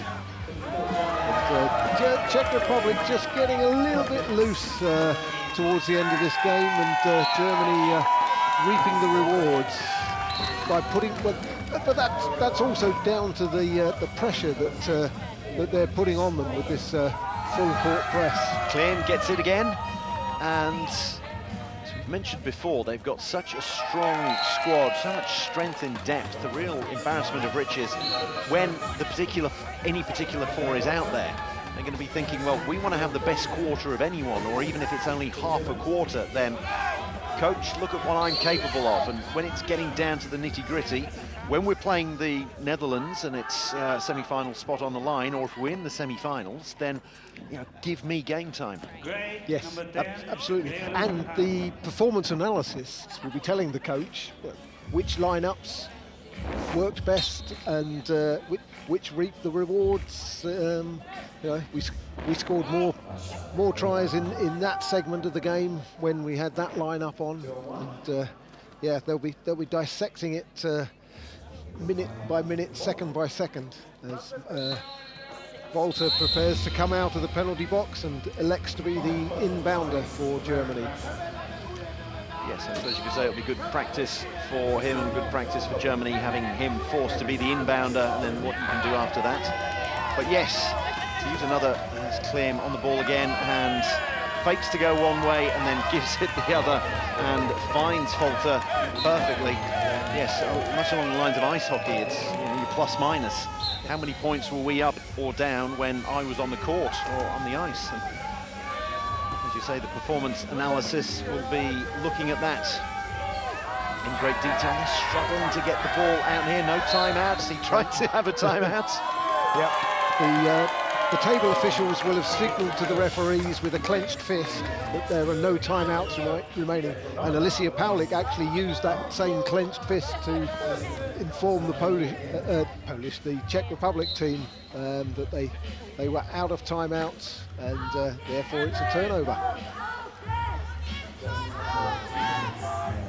So we're into the final 2 minutes of this match.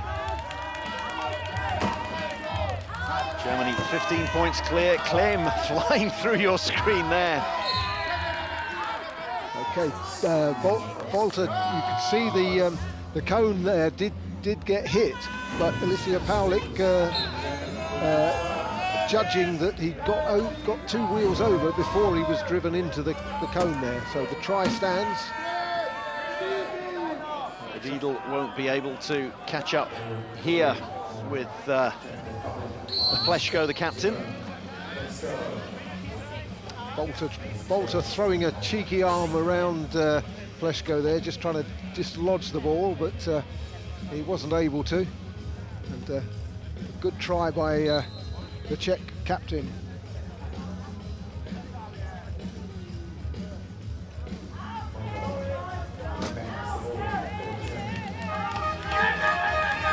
Clean, away he goes. Former 100 and 200 metre athlete. Clean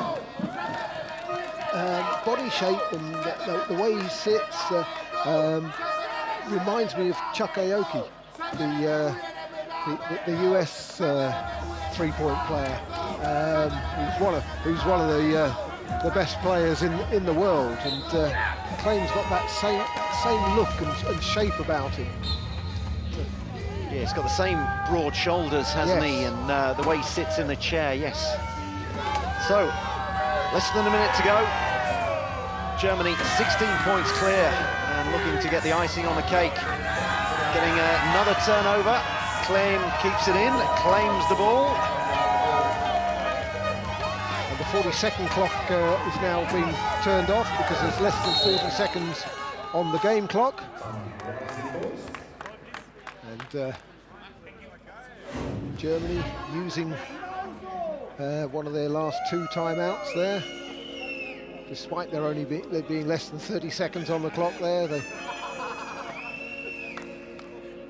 Yes, Clem wasn't managing to get out of the vice-like grip of the defence of Oppenauer there. So, timeout taken, and they have 30 seconds left to put the icing on the cake and rack up a 60th point.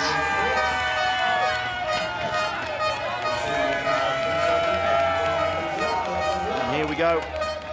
Czechs almost letting them do it at will and then deciding to push Folter over the line and give themselves the final possession and see if they can get a 44th point.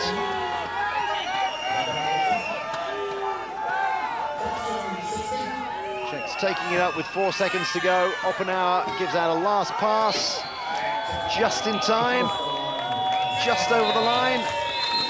It is given, and so the final score of the match goes to the Czech Republic, but the victory very much for the Germans. They've taken it 60-44. That will put them equal top of their group. A great performance from the Germans. So the story of the match, Germany, not a perfect performance by any means, but they dominated from start to finish, and then they made some mistakes. I think their coach, Christoph Werner, will be happy with that performance. Yeah, I think so. A solid workman-like performance. The typical German efficiency. Everyone got some court time as well, and most people shone when they had that court time. Yeah. He'll be delighted that he's been able to run a variety of his lines. You can see they're all happy there where they're clapping each other's hands at the end of the game. Czech Republic, some brilliant play at times, but it was never going to be enough against this very strong German team. They forced Germany into a few turnovers every so often, and for a couple of 2 or 3 minute periods at the end of a couple of, well, there was a little bit of looseness at the start of some of the quarters, but in the end, Germany tightening things up and winning by 16 points means that they actually sit atop the group overnight. So that's going to be nice for them to look down on France, their neighbours from the other side of the Rhine, top of the pool.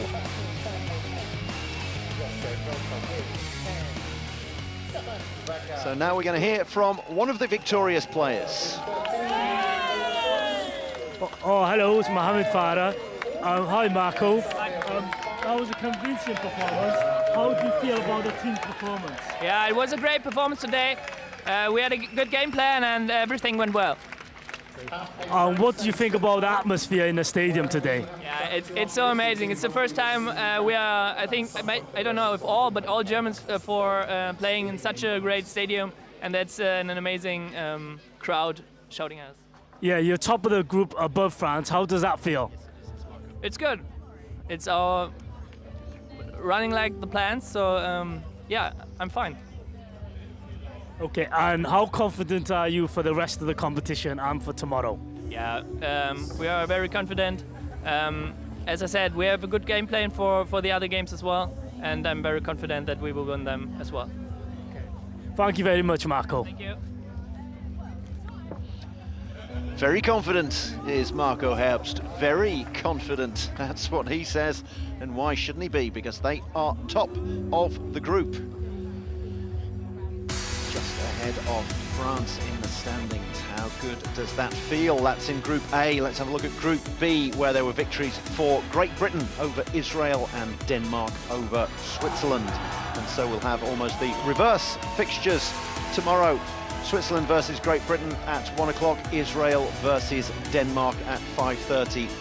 Simon, you've had a busy day today, but we've had some real fun to watch today, haven't we? We have. We've had some great games. So first day of a tournament, you do get some big scores because top seeds in a group play bottom seeds in a group, and that can make for some large deficits. But there've been some great matchups in every game. As expected, the top 4 teams in the world rankings all won their first games. They'll be pleased to have those under their belts. The other teams are going to be wanting to get a victory on the board tomorrow. They will indeed. They'll be looking to get a victory on the board tomorrow, and we hope you'll be on the board tomorrow with us as well. We will be back at a 11:15. That's Thursday, 10:45. Thank you for watching with us today, and we certainly hope you will join us tomorrow and for the rest of these Euro 23 Wheelchair Rugby Championships in Cardiff.